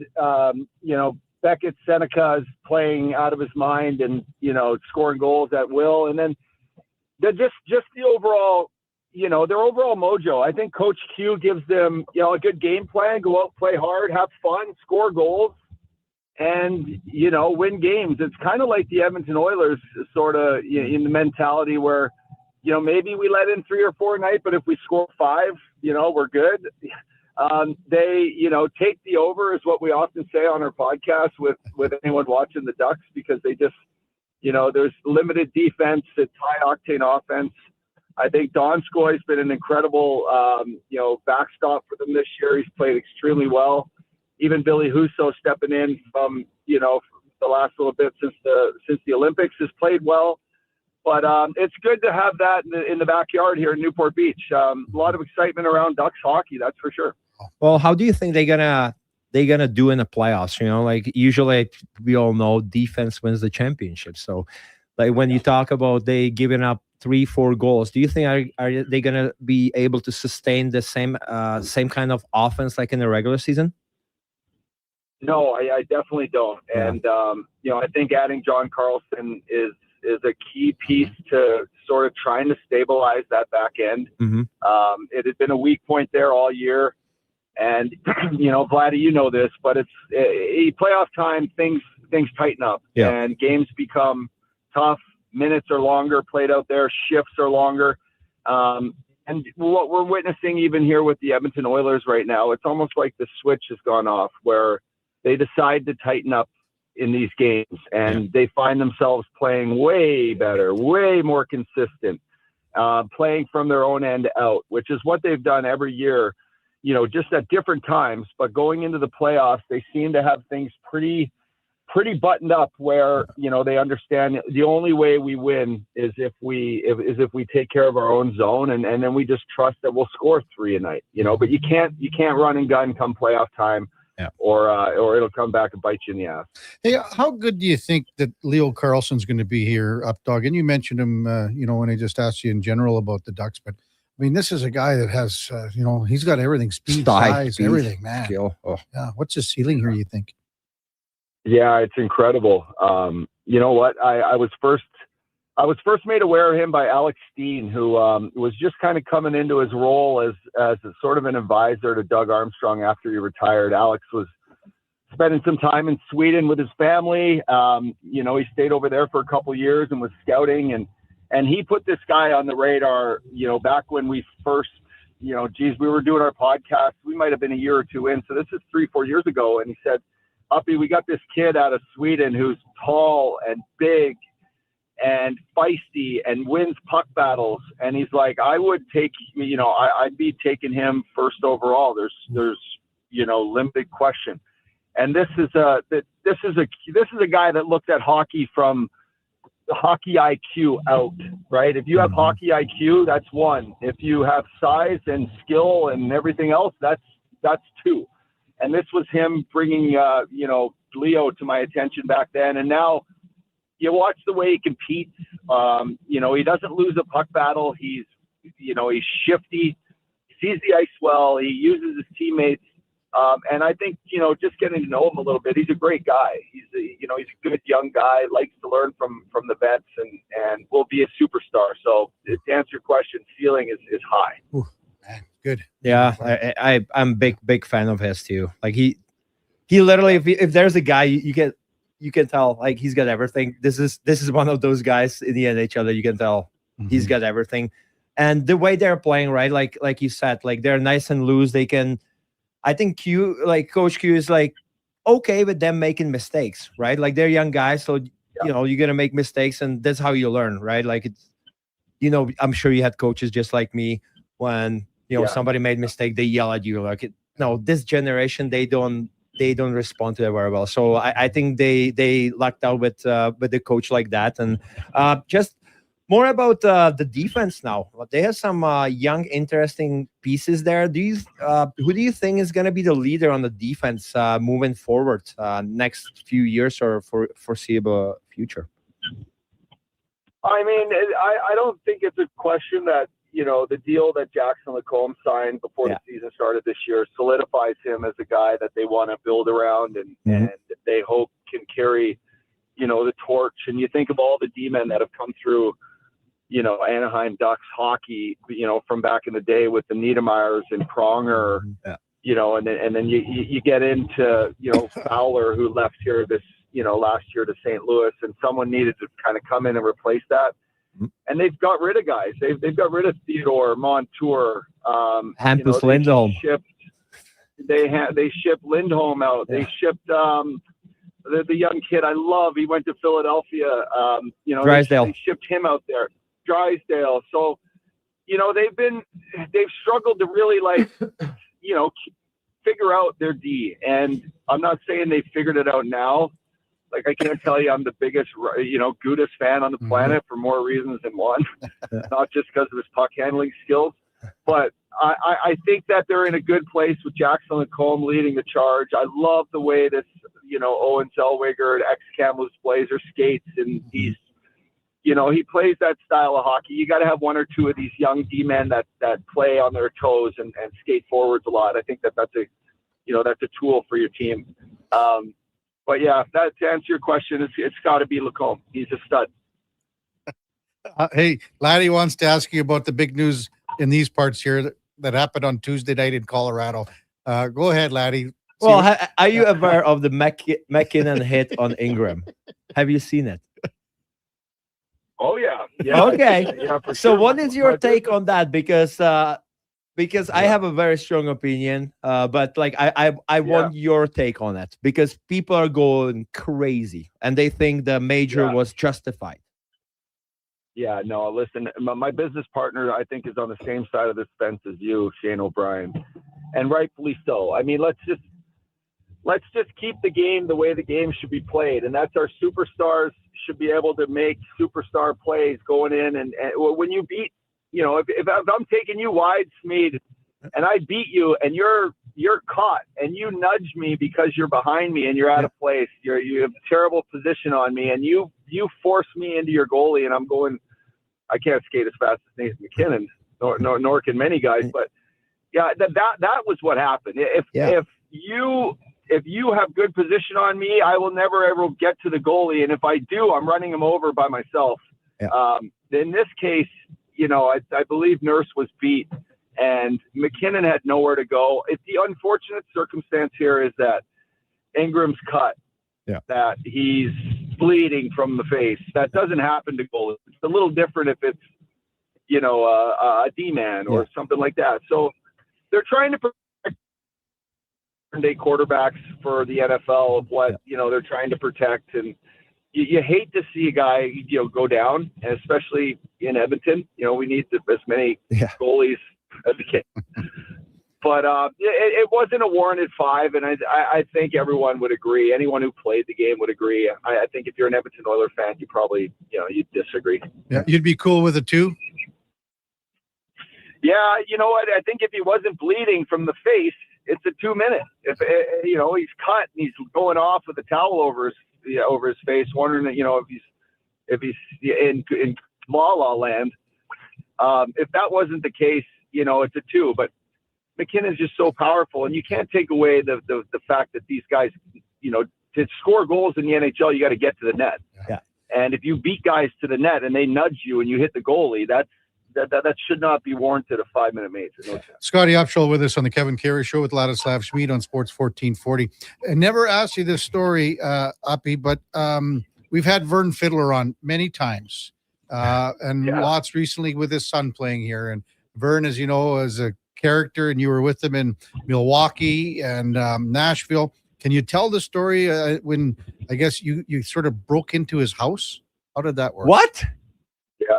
No, there's a couple stories. Listen, so me and Fids go way back. So I was Fort Mac kid. I used to come up and train at Barry Butts, good guy, trainer here, local guy in Edmonton, and Fids was in there, and he was just kind of grinding through the WHL at the time. And you could tell he had some sort of character to him, but he's a local Millwoods guy. He liked to golf, but I'd kick his butt at golf. So we got to know each other well. Well, fast forward, my first, I think my first or second year pro, I was thinking of moving to Kelowna. So in a long story short, I moved to Kelowna. I stay with him for my first month as I'm trying to figure things out. I'm only 20, 21. And, I come home one night. I went out with this girl, got lost, went to a party, came home. I had this bike and I rode the bike. He lived up this mountain. I rode this bike all the way up this hill. Finally got to his house at 3, 4 in the morning, and the doors are locked. So I find a basement window and I open it up, and I kind of, jump through thinking I covered all my tracks and cleaned things up. And then I wake up in the morning, he comes in, he's like, dude, what the hell happened last night? I'm like, what are you talking about? He's like, my office downstairs, the whole room's just a disaster. There's pictures broke and everything. So I thought I was just being super sly, incognito, and lo and behold, I left mud all over the carpet, and it was just a disaster. So it was like a scene It from. happens, Smeet. It happens, but he shouldn't have locked the front door. Exactly, it was his fault. It was like a scene from The Wolf of the Wall Street when they take the Quaaludes. It's like, oh, this nothing happened. It was exactly that. Yeah. Well, he's a sleepwalker, so he does more. I blamed it on his sleepwalking. I'm like, dude, are you kidding me? I'm like, no, it wasn't me. I'm like, you're the sleepwalker, dude. Funny. It's a good one. Hey, Uppy, let our listeners know, and we got so many, that know you out here in Fort Mac, just with the family and what's keeping you busy. I know you got the podcast going with OB and Missing Curfew, but just maybe more with all the kids and running around and doing all that kind of stuff. Yeah, no, things are great, actually, fellas. Before I was jumping on air with you guys, I dropped my little guy Beckham off at school. He's only 3. He's in T-ball and hockey right now, so he's buzzing around. We got 2 other beautiful girls, Izzy and little Goldie, who's 10 months. So life is growing fast there, and I'm on this actually to talk about a little bit of sports. I'm on this Pro Tour Open. It's an incredible thing for these ex-athletes. There's 80 guys, and Jeremy Roenick hit me up about 4 months ago and said, hey, we've got this tour going with baseball guys, hockey guys, NFL, NBA, and we'd love for you to be part of it. So we play 6 events a year. There's a cut. There's like FedEx points. There's a tour championship in September. And it's great. For like Vladdy, it's all like a locker room feel. They bring in these locker rooms. They got massage tables. It's like beers, everything you can drink. They gamble. So they've really made it a special place for ex-athletes to compete. So you can check that out online. That's the Pro Golf Tour Open. Yeah. Fierzy's there too, right? Fierzy's there too. Right? So listen, Fierzy, Brad May, Darren Pang, Brendan Morrow, Mike Medano. Somehow I got thrown into this mix, which is incredible. Oh, never mind. We've seen buddy, I would have you there. Seen you at Blackhawk. Yeah. What about Joe Pavelski? And then, is he part of it? Pavelski, he lost in a 3-hole playoff last. It was heartbreaking. I watched him down the stretch, and the tournament was his. But he's a hell of a golfer. He is. He's playing. He's a hell of a golfer. Getsy. Who's the best hockey player golfer then? Is it Joe P? Yeah, it's Pavelski for sure. Yeah. Okay. But there's a few knocking at his heels. You got Kyle Quincy's good. James Wisniewski's a stick. Mm-hmm. Local boy Ray Whitney had it going for forever, and he's lost his touch. I don't know what the hell's going on. Ray Whitney? Yeah, he won a Pro-Am here years ago. He did. Yeah, he was really good. He was a hell of a player. He was fun to watch. Yeah. He's a legend. I don't know if you remember this years ago, Updog. They had this like a long time ago where there was a tour similar to what you're talking about. And there was an old Pittsburgh Pirates pitcher, Rick Rhoden. The best hockey player back in the day was Dan Quinn. I don't know if you remember him. Yeah. But he was the best hockey player golfer. So they did this a long time ago. It's great that it's being resurrected. Oh, that's cool. That's got to be awesome, man. Yeah. Yeah, awesome, boys. Yeah. Hey, good stuff, Updog. Just cut out there for a second. No worries. Hey, thanks for coming on. Really appreciate it. Always love touching base with you, and because you got so many fans and friends in this neck of the woods. Continued success with the Missing Curfew podcast, and as always, thanks for coming on. Yeah, you bet, you guys. Thanks for having me. Thanks, man. Please say hi to Obi for me. Yeah, you bet. Thanks. Scotty Upshaw from the Missing Curfew podcast with Shane O'Brien. And that's the Puck Report, brought to you by Fountain Tire. And again, we focus on one thing, and it is your vehicle. Book your appointment today at fountaintire.com. I would focus on the one thing here too, and that's finding love for Duke. So we should send him. We should send him to Newport Beach. Because you can't Sharkies. You can't beat that area down there. You can't. You cannot. It's as good as it gets. That's why I'm not allowed there anymore. Because me walking without a shirt on the beach would just be not a good idea. Well, but think about this. You could be that as his wingman. His wingman. Uppy just said that. But but like Uppy is a good wingman, but he's too good looking. So he would take. So you want to take his place? Yeah, I'm not as good looking as he is. I would keep my shirt on, So, that would help. But I think nobody would understand me with my accent too. It's down about there. attracting. If you attract, say, a half dozen women, and then all of a sudden, then the Duke has. If you're rolling with Uppy, I don't care. You can look like me and be an absolute dog. You get some residuals, no doubt about it. See, but what's you gonna get some shrapnels, yeah. Like and then The once trickle you're down. in, like the Duke could be like Costanza at the model. The place. model. I'm in, baby. I'm in, Jerry. I thought this was a meat packing plant. Once you're in, and then Duke, you just got to start spinning some yarns. Right. Maybe you bring out the picture from your wallet of my dead. Yeah, fiance. my fiance Dead dearly fiance. departed. I thought the picture next to the hay. That's straw, laddie. That's straw. Sorry. When we come back, we're going to go Oh, in or out man. with Ladislav Schmid on the Kevin Karius Show, presented by Sports Select with the Duke of Delburne and Josh Fenwick on Sports 1440 AM radio. We're streaming on YouTube, X, Facebook, Instagram, and Twitch. The Price is Right, live at the Brick. Come on down to any Brick location for your chance to win over $300,000 in prizes. They're giving away shopping sprees, mattresses, appliance packages, big screen TVs, and so much more. Plus, this Saturday, play for up to $1,000 off your purchase. Everyone who makes a purchase is a winner. The price is always right at the Brick. The Brick, saving you more. Some conditions apply. See in store for details. Legacy Heating and Cooling is the #1 furnace install company for sailors because they know the value of a warm port. And they sing, there was a ship who fought the cold, who sailed the sea with a furnace load. She brought the heat to YEG and her name was Legacy. Through icy wind and winter squall, her fire she burned for one and all with a comfort chugging guarantee, and her name was Legacy. No payments, no! Yep, no payments and no interest for 1 year on your new furnace. Don't trust just any ports in a winter storm. Trust Legacy Heating and Cooling. NHL Star Sticks are back at McDonald's, and we're celebrating by going bigger. Make that smaller, way smaller than ever before. Collect the set and get one of 7 mini sticks with every NHL Star Sticks meal. Featuring McDavid, Matthews, Quinn Hughes, Makar, Celebrini, Reinhardt, and Montembeau. So get yours while they last. 1 stick per meal purchase. Limited time at participating Canadian restaurants. It's Andrew Walker, host of the postgame show on Sports 1440. After every hockey game this season, tune in and chime in as we talk about the game. It's all sponsored by Legacy Heating and Cooling. Don't get left in the cold. Visit legacyheating.ca. Got that feeling? The one that makes you want to roll the windows down and just drive? A puddle!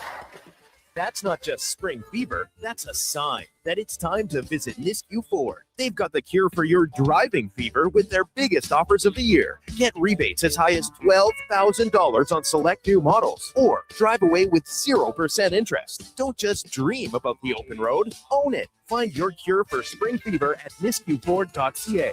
Above expectations. Whoa, I gotta put some money on the game tonight. We hit our monthly budget. Whoa, how did you get in here? I'm you, the responsible you. We're right. We'll play another time. Sounds more like us. If you gamble, use your game sense. Visit GameSenseAB.ca. Flea and tick season is here. Scratch and save at Pet Value with Canine Advantage 2 and Advantage 2. Scratch to win up to $50 off your purchase. Get your card at your local Pet Value store before April 1st.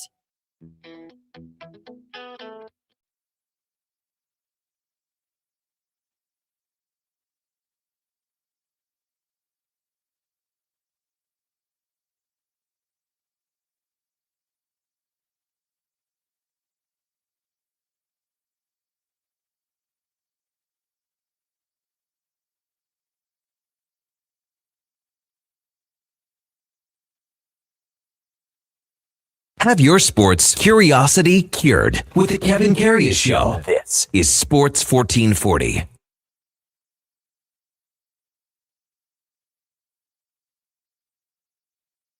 The big program 1026 in Edmonton, the Kevin Karius Show. Is this Sum 41? Canadian band Sum 41? What is it, Fat Lip or whatever this song was?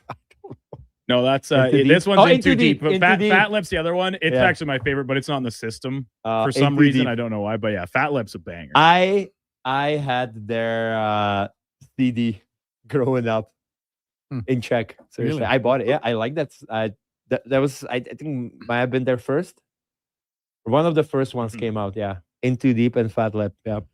The Kevin Karius Show is presented by Sports Select. It's so easy to play. Just check your QR code. Just generate it. It's all you got to do is go to the website at sportselect.com. That's a step-by-step video presentation. You got to be 18 plus. Please play responsibly. Man, we got a killer edition of In or Out brought to you by Pro Solutions. Need fast air conditioning service. Pro Solutions offer expert repairs, tune-ups, and installs with flexible financing. To book your appointment now at prosolutionsinc.ca. Okay, you know what? Moving too fast. Bottom line, are you in or you out?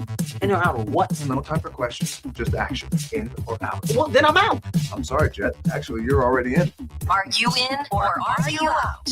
On Sports 1440. I thought you would go, I'm in, Bob. We would have had a really cool moment, but you kind of ruined the whole thing.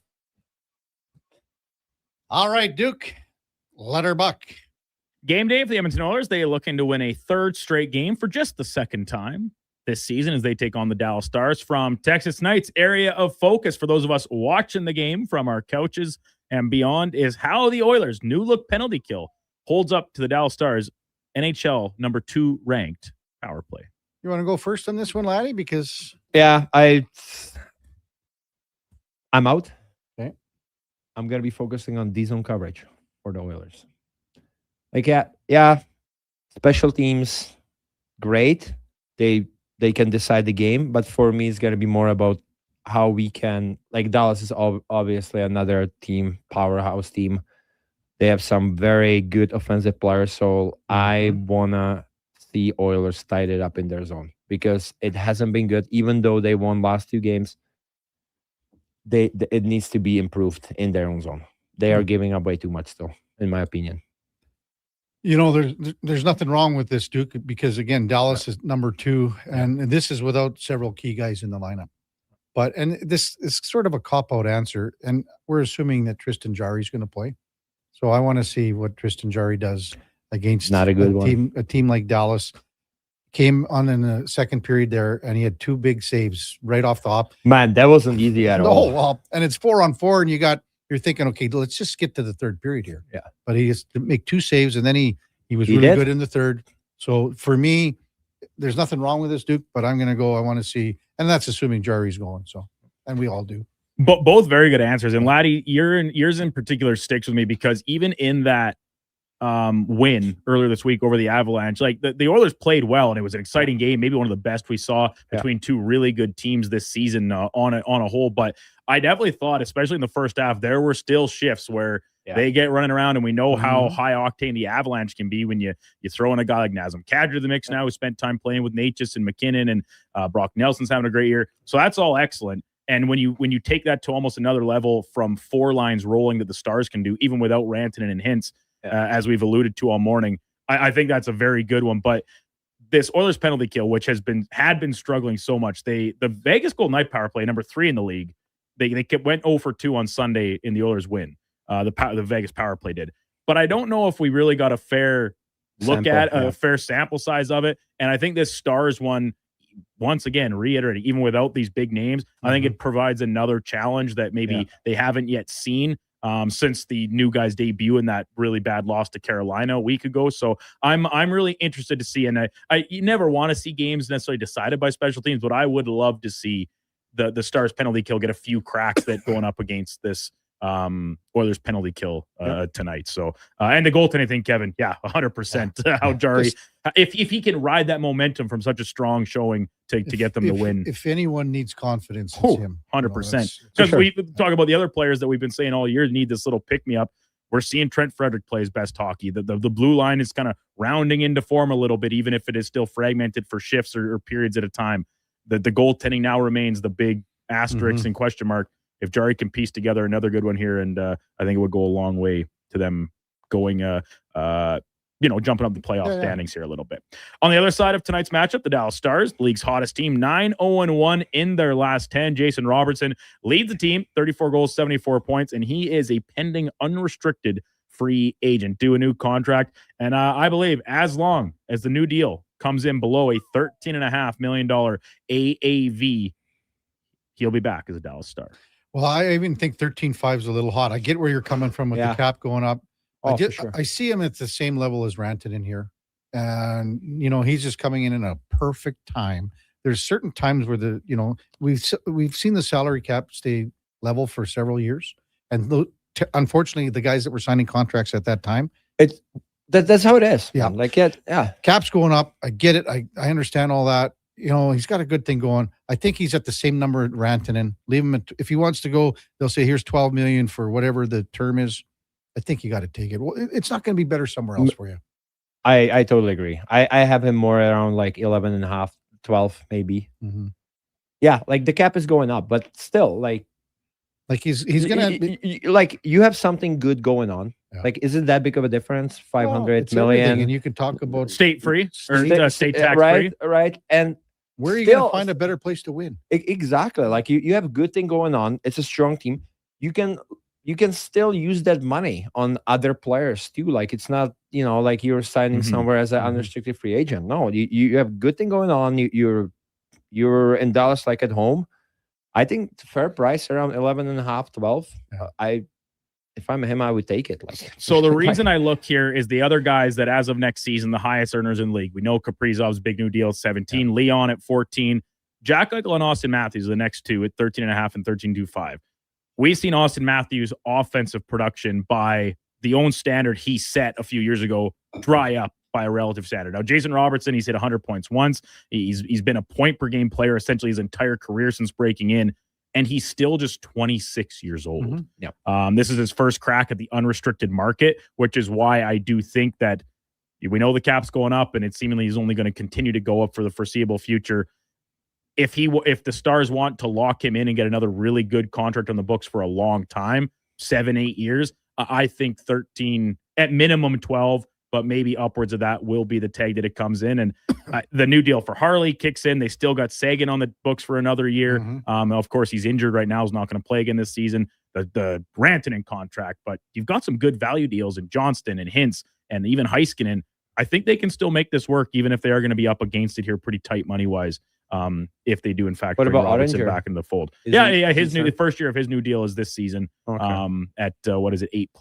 8.25. 8.25, yeah. So and the other, one of the underrated things about Robertson, he didn't make the US Olympic team despite being the highest scoring American at the time. He's not necessarily regarded as a two-way player, but he is a picture of consistency and health. 82 games, 74, 51 in the lockout shortened season. You can't ask for much more than that. In 64 games this season and leading the way for a team that has been decimated by injuries. That matters. The best ability, of course, being for sure availability. Yep. Western Conference playoff picture, a little bit of a dicey one for both the Stars and Edmonton if you're trying to figure out maybe how you would prefer things to roll out here. Dallas probably wants to chase down Colorado at the top and get a easier first-round matchup than the Minnesota Wild. The Oilers, I think they're best suited to finish second inside the Pacific rather than win it and likely face the little bit underrated Utah Mammoth as a first-round matchup at the wild card 1 spot. Just before I should mention, the Oilers are just getting on the ice for the morning skate in Dallas. It looks like as far as the roster changes, Henrique's going to be going in for Doc, and then Stastny's going to go in for Emerson. Jari to start. It doesn't look like they're calling up anybody. It has Ingram as the backup. Okay. That's from Big Bobby in Dallas. The Bob father. So back to the question, Duke. The Bob father. Yeah. How do you? We were talking about this in the break. Yeah, let's be honest. Like, if you want to win it, you got to beat whoever is in your way. But preferably, you said it. Underrated Utah. Like Utah is like not that they would make me nervous, but if I'm looking at Vegas, how like in the past we have been able to play against them, Anaheim, young team, I think we could do some damage to them. Utah, they have a solid goaltending this year. They have a really good defense, and they have some really good offensive players. Like I think out of those three teams that I just mentioned, I wouldn't want Utah in the first round.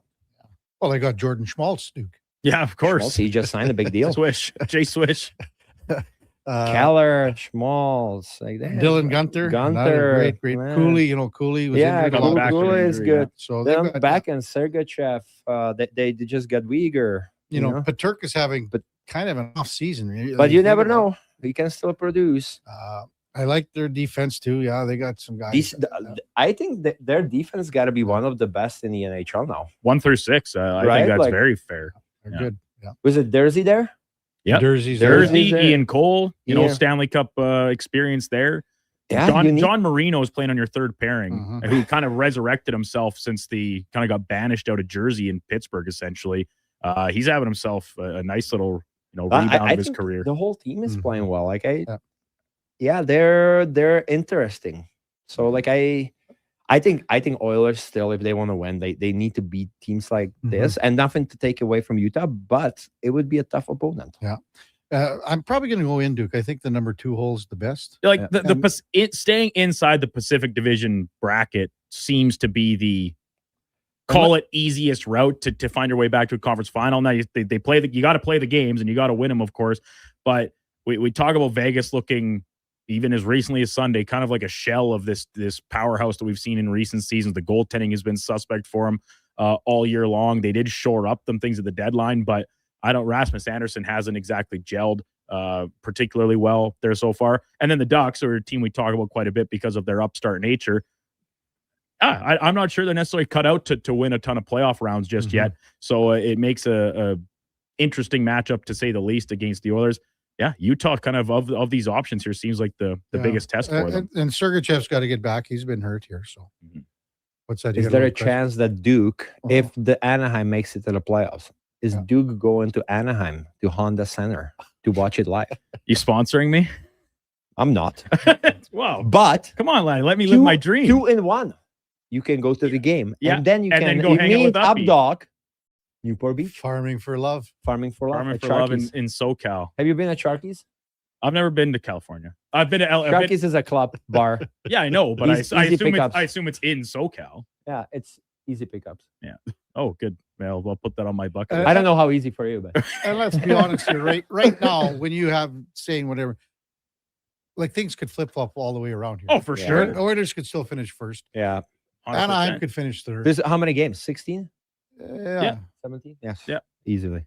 Out east, last night's game proving a little pivotal as the Senators lose to Montreal. It was Jacob Fowler, the rookie goalie, with an outstanding performance, lifts the Habs to victory, giving even more separation in the division. Senators still sniffing around the final wildcard spot, as of the Columbus Blue Jackets, but I think the 8 teams currently in a playoff spot in the Eastern Conference will be the 8 in a few weeks' time and the season wraps up. I'm going to be out because I think somehow. I'm out. Okay, good. Okay, you go. I'll go. Okay, well, I think somehow just with Rick Bowness here in Columbus, exactly, there's something, I don't know. I just want them to be there. Yeah.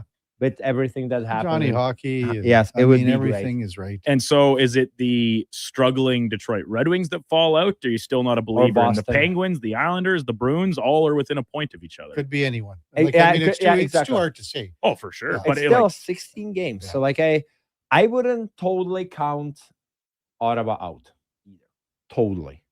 You never know. You get hot, you put together 5-6 games, boom, you're back in the picture. But for me, the better story would be Columbus. Mm-hmm. I think Columbus would be a team more people are rooting for. Yeah. From an outside perspective looking in. Hey, the Sens kind of burst that bubble in terms of playoff drought. They got back last year, gave the Leafs almost everything they could handle in the first round. And it's been a step back season. The goaltending, Omar's playing much better as of late, but it has been another team that has faced that barricade a lot this year where it's let them down at times. So it's a funny comment from Blake on our text line saying every cup that the Oilers have won, the Oilers have gone through Winnipeg, and Utah is technically old Winnipeg, really. Well, yes and no. Because in Arizona, when they were he's just going to Arizona.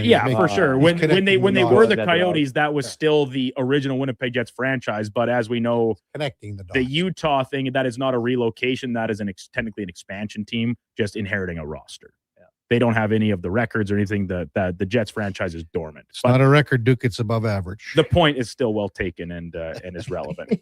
Finally, March is Caffeine Awareness Month.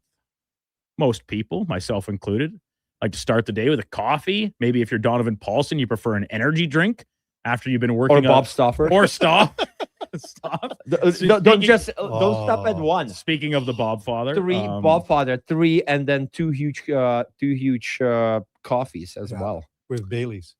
Yeah. When you're on the go as much as Stoff, you got to keep things churning. So all the power to him. He's like Michael Phelps. Didn't Michael pressure. Phelps said that he needs like 10,000 calories for breakfast? That's Bob Stauffer, but with energy drinks and coffee, just there and liquids. However you hit your targets. However you hit your targets. I guess so. But I guess he doesn't spend 9 hours in the pool. Eh? Well, we don't know that for sure. You know that for sure. But with you talk about coffee and energy drinks, listen, they're filled with sugar, especially unless you're drinking coffee black. Essentially, the French vanilla one I have on the machine here, I'm sure it's just as bad for me as anything. But pop soda, it's like totally taboo, at least in my opinion, to drink it before noon. Even though it is like it's caffeine boost, you can have it to start your day, but it just feels like a cardinal sin. No, I drink it before noon. Do you? Because when I get home, I'm so depleted. I am low on sugar. You need a little rush. So honestly, I ginger ale, just like few sips. If I really feel low on sugar, I just grab that or whatever at home. Usually I ginger ale. Really? But I know you at first when I started doing that, I fell off. I was like, I tell kids, not a chance. You're having fun. So I try to sneak it whenever they are not looking. And but I do it. I'm ashamed now, but I just do it because I know it's a quick sugar. I don't like energy drinks. I don't know. I've never done it. So you've never in your life had a yes, pop you did. before Hangover. noon. Come on. I haven't. Like you go for that 11 o'clock Okay, McDonald's 7 run. a.m. You just missed the breakfast at Mickey D's. No, dude. You never party all night or what? Oh, You had a rum and coke? So there you go. Oh, okay. Well, okay. Okay. Yeah, well, that's not. But I think he's talking about, say you get up at, say you party all night, you get up at 10 or 11. Yeah. Like I would never have a pop. I'd have. I have because in Czech, again, another remedy for like an upset stomach is a Coca-Cola. Yeah. Or ginger ale. Or ginger ale. Yeah. But it cannot be like like you have to like fit it out a little bit. I would have a beer and Clamato or something. But well, that would bring me back on the train, and then 3 days later, I am getting off the train. But there are people, like that will they rather than have a coffee on their way to work in the morning, will drink a Diet Coke. Really? That's insane to me. So you know somebody? Yeah. Name them. Throw them under the bus. I don't drink coffee, guys. That's the thing. Yes. Like, I don't drink coffee, right? So you need something else to. Yeah. And you don't like energy drinks. I'm not huge on energy drinks either. I don't. I love pop. Like growing up at the farm, I would take like what is your favorite pop? A case of Pepsi with me in the tractor cab, and I'd crush the thing. And dude, Pepsi better than Coca-Cola for you? Yeah, I prefer Pepsi. Okay, I like Coca-Cola too, and nothing against it. But if I had to choose, I'd take Pepsi because it doesn't matter to me. If you put it's just 6 cut up with pops whiskey. next to you, which one would you pick? Neither, because wherever the closest bottle of whiskey was, like as Duke just said. Okay. And here's the thing with liquor, I actually prefer ginger ale with my whiskey or water. I just like ginger ale. I never had whiskey and ginger ale. Nah, I think I had whiskey. Did Really I have good. whiskey and apple juice, or is it whiskey and apple juice? Is Jameson? Yeah, sure. Yeah, that's so an Irish Jameson whiskey. and apple juice. And apple juice. Really? There was a guy from the UK I went to university with. He was doing abroad semester here at the U of A. He at the bar would order a rye and cranberry juice. It had to be one of the most psychotic things I'd ever seen. It's all right. Like I tried it. It's fine. I wouldn't ever order it myself. I'd never seen somebody drink that combination before. Oh man, like I have a sick video of me during the COVID. I think my wife sent it to me. I cannot probably find it. I need to show it to you guys though. We had a challenge. I cannot find it. We had a challenge during the COVID. You know how the challenge was like do 50 push-ups. So the head coach that I'm going to be coaching with sends us this challenge. It's like do 50 push-ups, do 50 squats, blah, blah, blah. I'm like, so I do this video. It's a huge shot of Slivovica Yeah, okay, I know. chugging the pint of beer and another huge shot of Slivovitz. I was like, this is Laddie Schmid challenge, and I sent it back to him. It's like, challenge me with something like more serious than 50 push-ups, 50 squats. Oh my god. Yeah, my wife just sent it to me. I think I don't know when. Just popular, and we were just laughing. I was like, thank God I'm out of this degenerate stage. We're having the Ulstermen in next Tuesday for St. Patty's Day to talk a little whiskey. St. Patty's Day is approaching. I told Connor Halley. Yeah. When is it? Tuesday. Tuesday it is, eh? And I told Connor, I was like, yeah, when you come in for your 10-20 hit, we'll have some leftover Irish whiskey here for you to take a couple shots of. He did not look too excited about it. Really? Connor doesn't like doing that. He had a great party phase. He doesn't drink very much anymore. But just to sit here and drink straight whiskey, we'll get some good faces out of him, I'm sure. What's a party face? I had party face since like 15 to 37. That's a pretty good run. That's a decent run. That's a farming for love face. Yeah. Yeah. Are you gonna get after it? St. Patty's. That's another opportunity for you, Duke. Yes. There's gonna be some desperate ladies. I head down to O'Byrne's. Me and Hammer went there several times. I remember Burns. One time Hammer left his check stub in there. Do you remember that? No. Yeah, he left his check stub in, and it was for, I think it was $40,000 or something. Jesus. Doesn't surprise me. I put his kids through school. Dennis Byrne, not O'Byrne. Okay. On one St. Patty's Day in there, laddie, we went in about 10 o'clock. 10 o'clock? Yeah.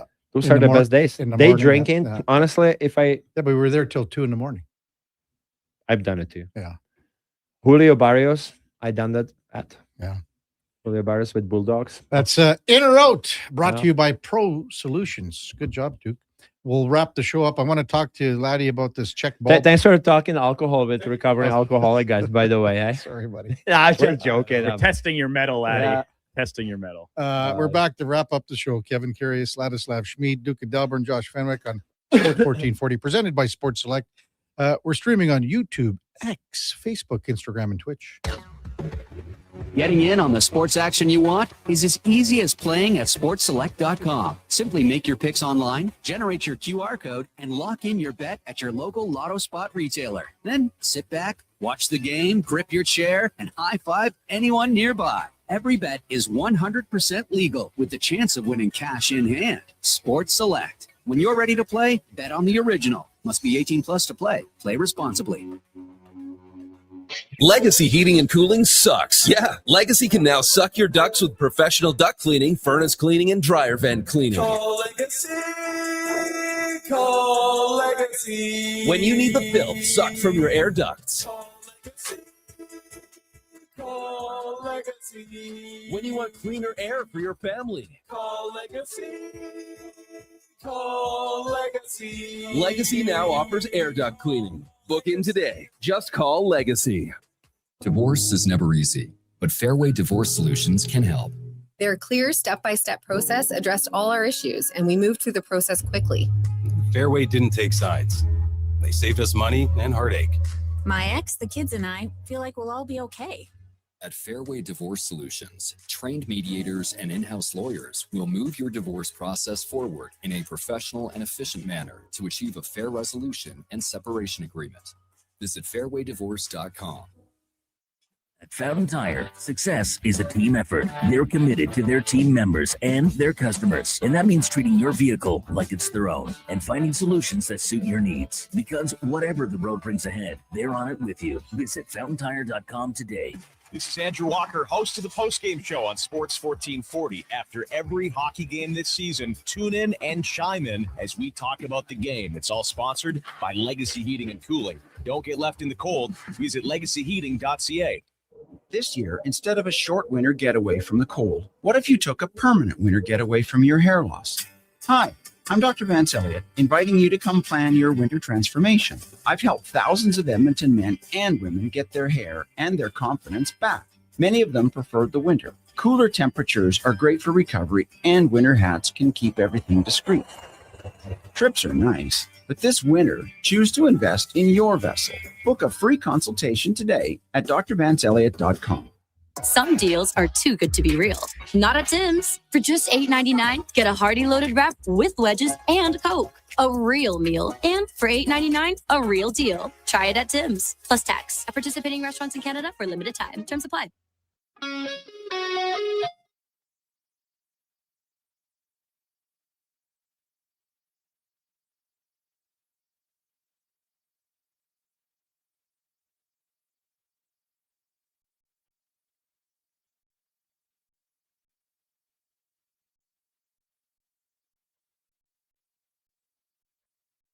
Your game, Your station, Sports 1440. and watch us on YouTube, Facebook, and X.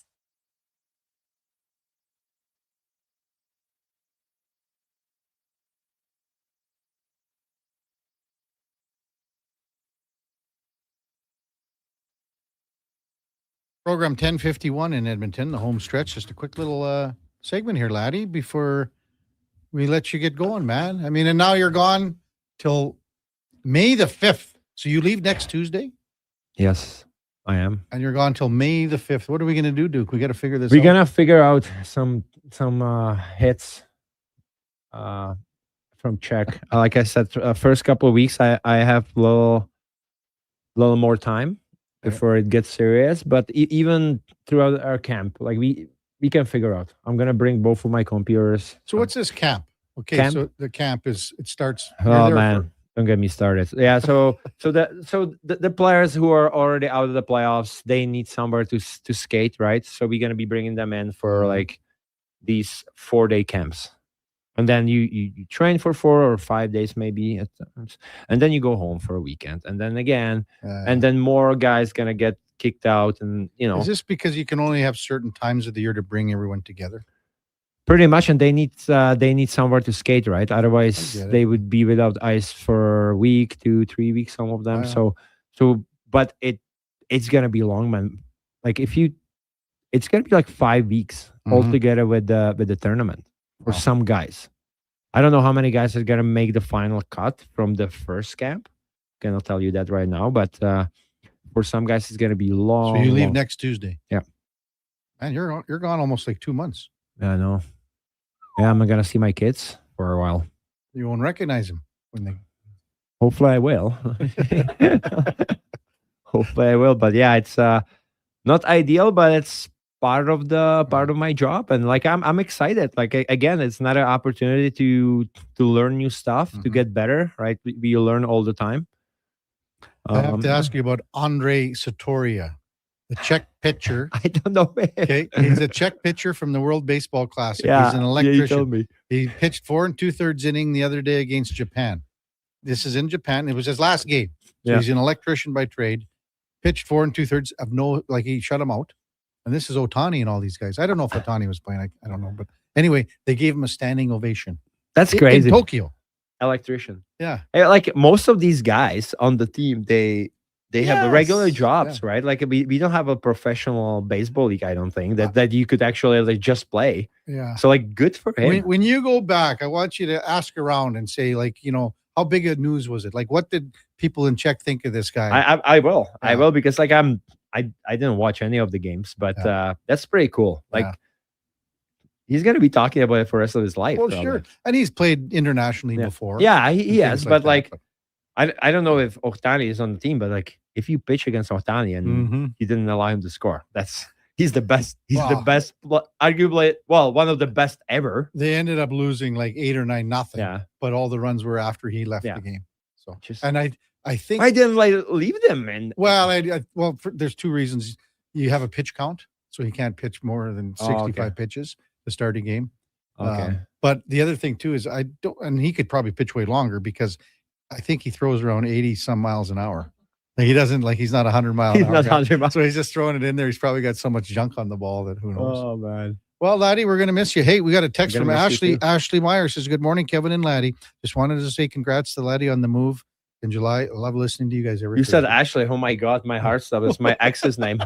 It's like, what did I do this time? She's like, no, now she's gonna haunt me and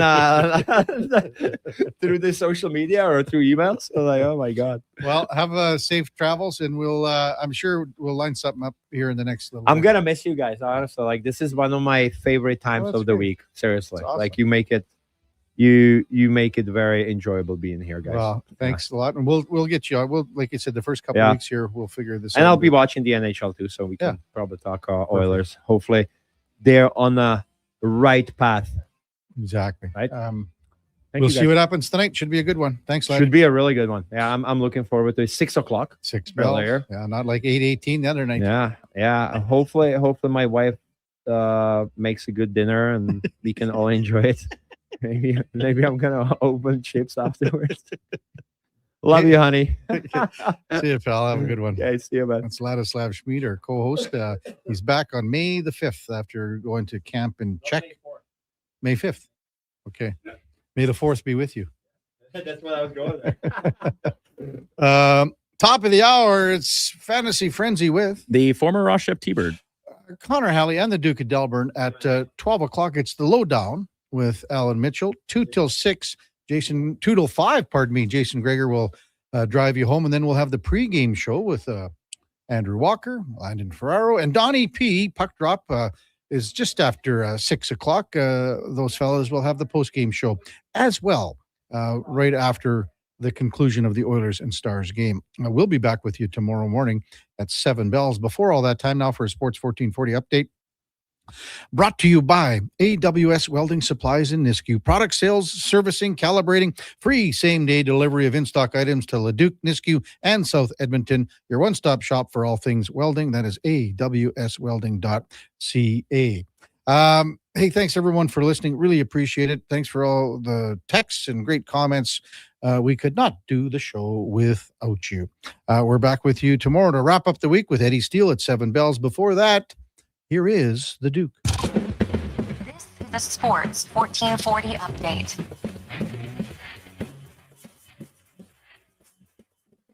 Game day for the Edmonton Oilers as they continue their road trip with a stop in Dallas against the Stars. Bob Stauffer reporting from the morning skate that Ty Emberson and Adam Henrique set to draw into the lineup for Colton Dach and Spencer Stassi drawing in for Ty Emberson. Both those players injured last game. Tristan Jarry likely to get the start in net. 13 other games around the NHL, including the Bruins hosting the Sharks. Red Hot Sabres take on the Capitals. Anaheim is in Toronto. Flames take on the Devils from Jersey. Wild host the Flyers. Blues play the Hurricanes. Canucks taking on the Predators. And the Winnipeg Jets hosting the New York Rangers.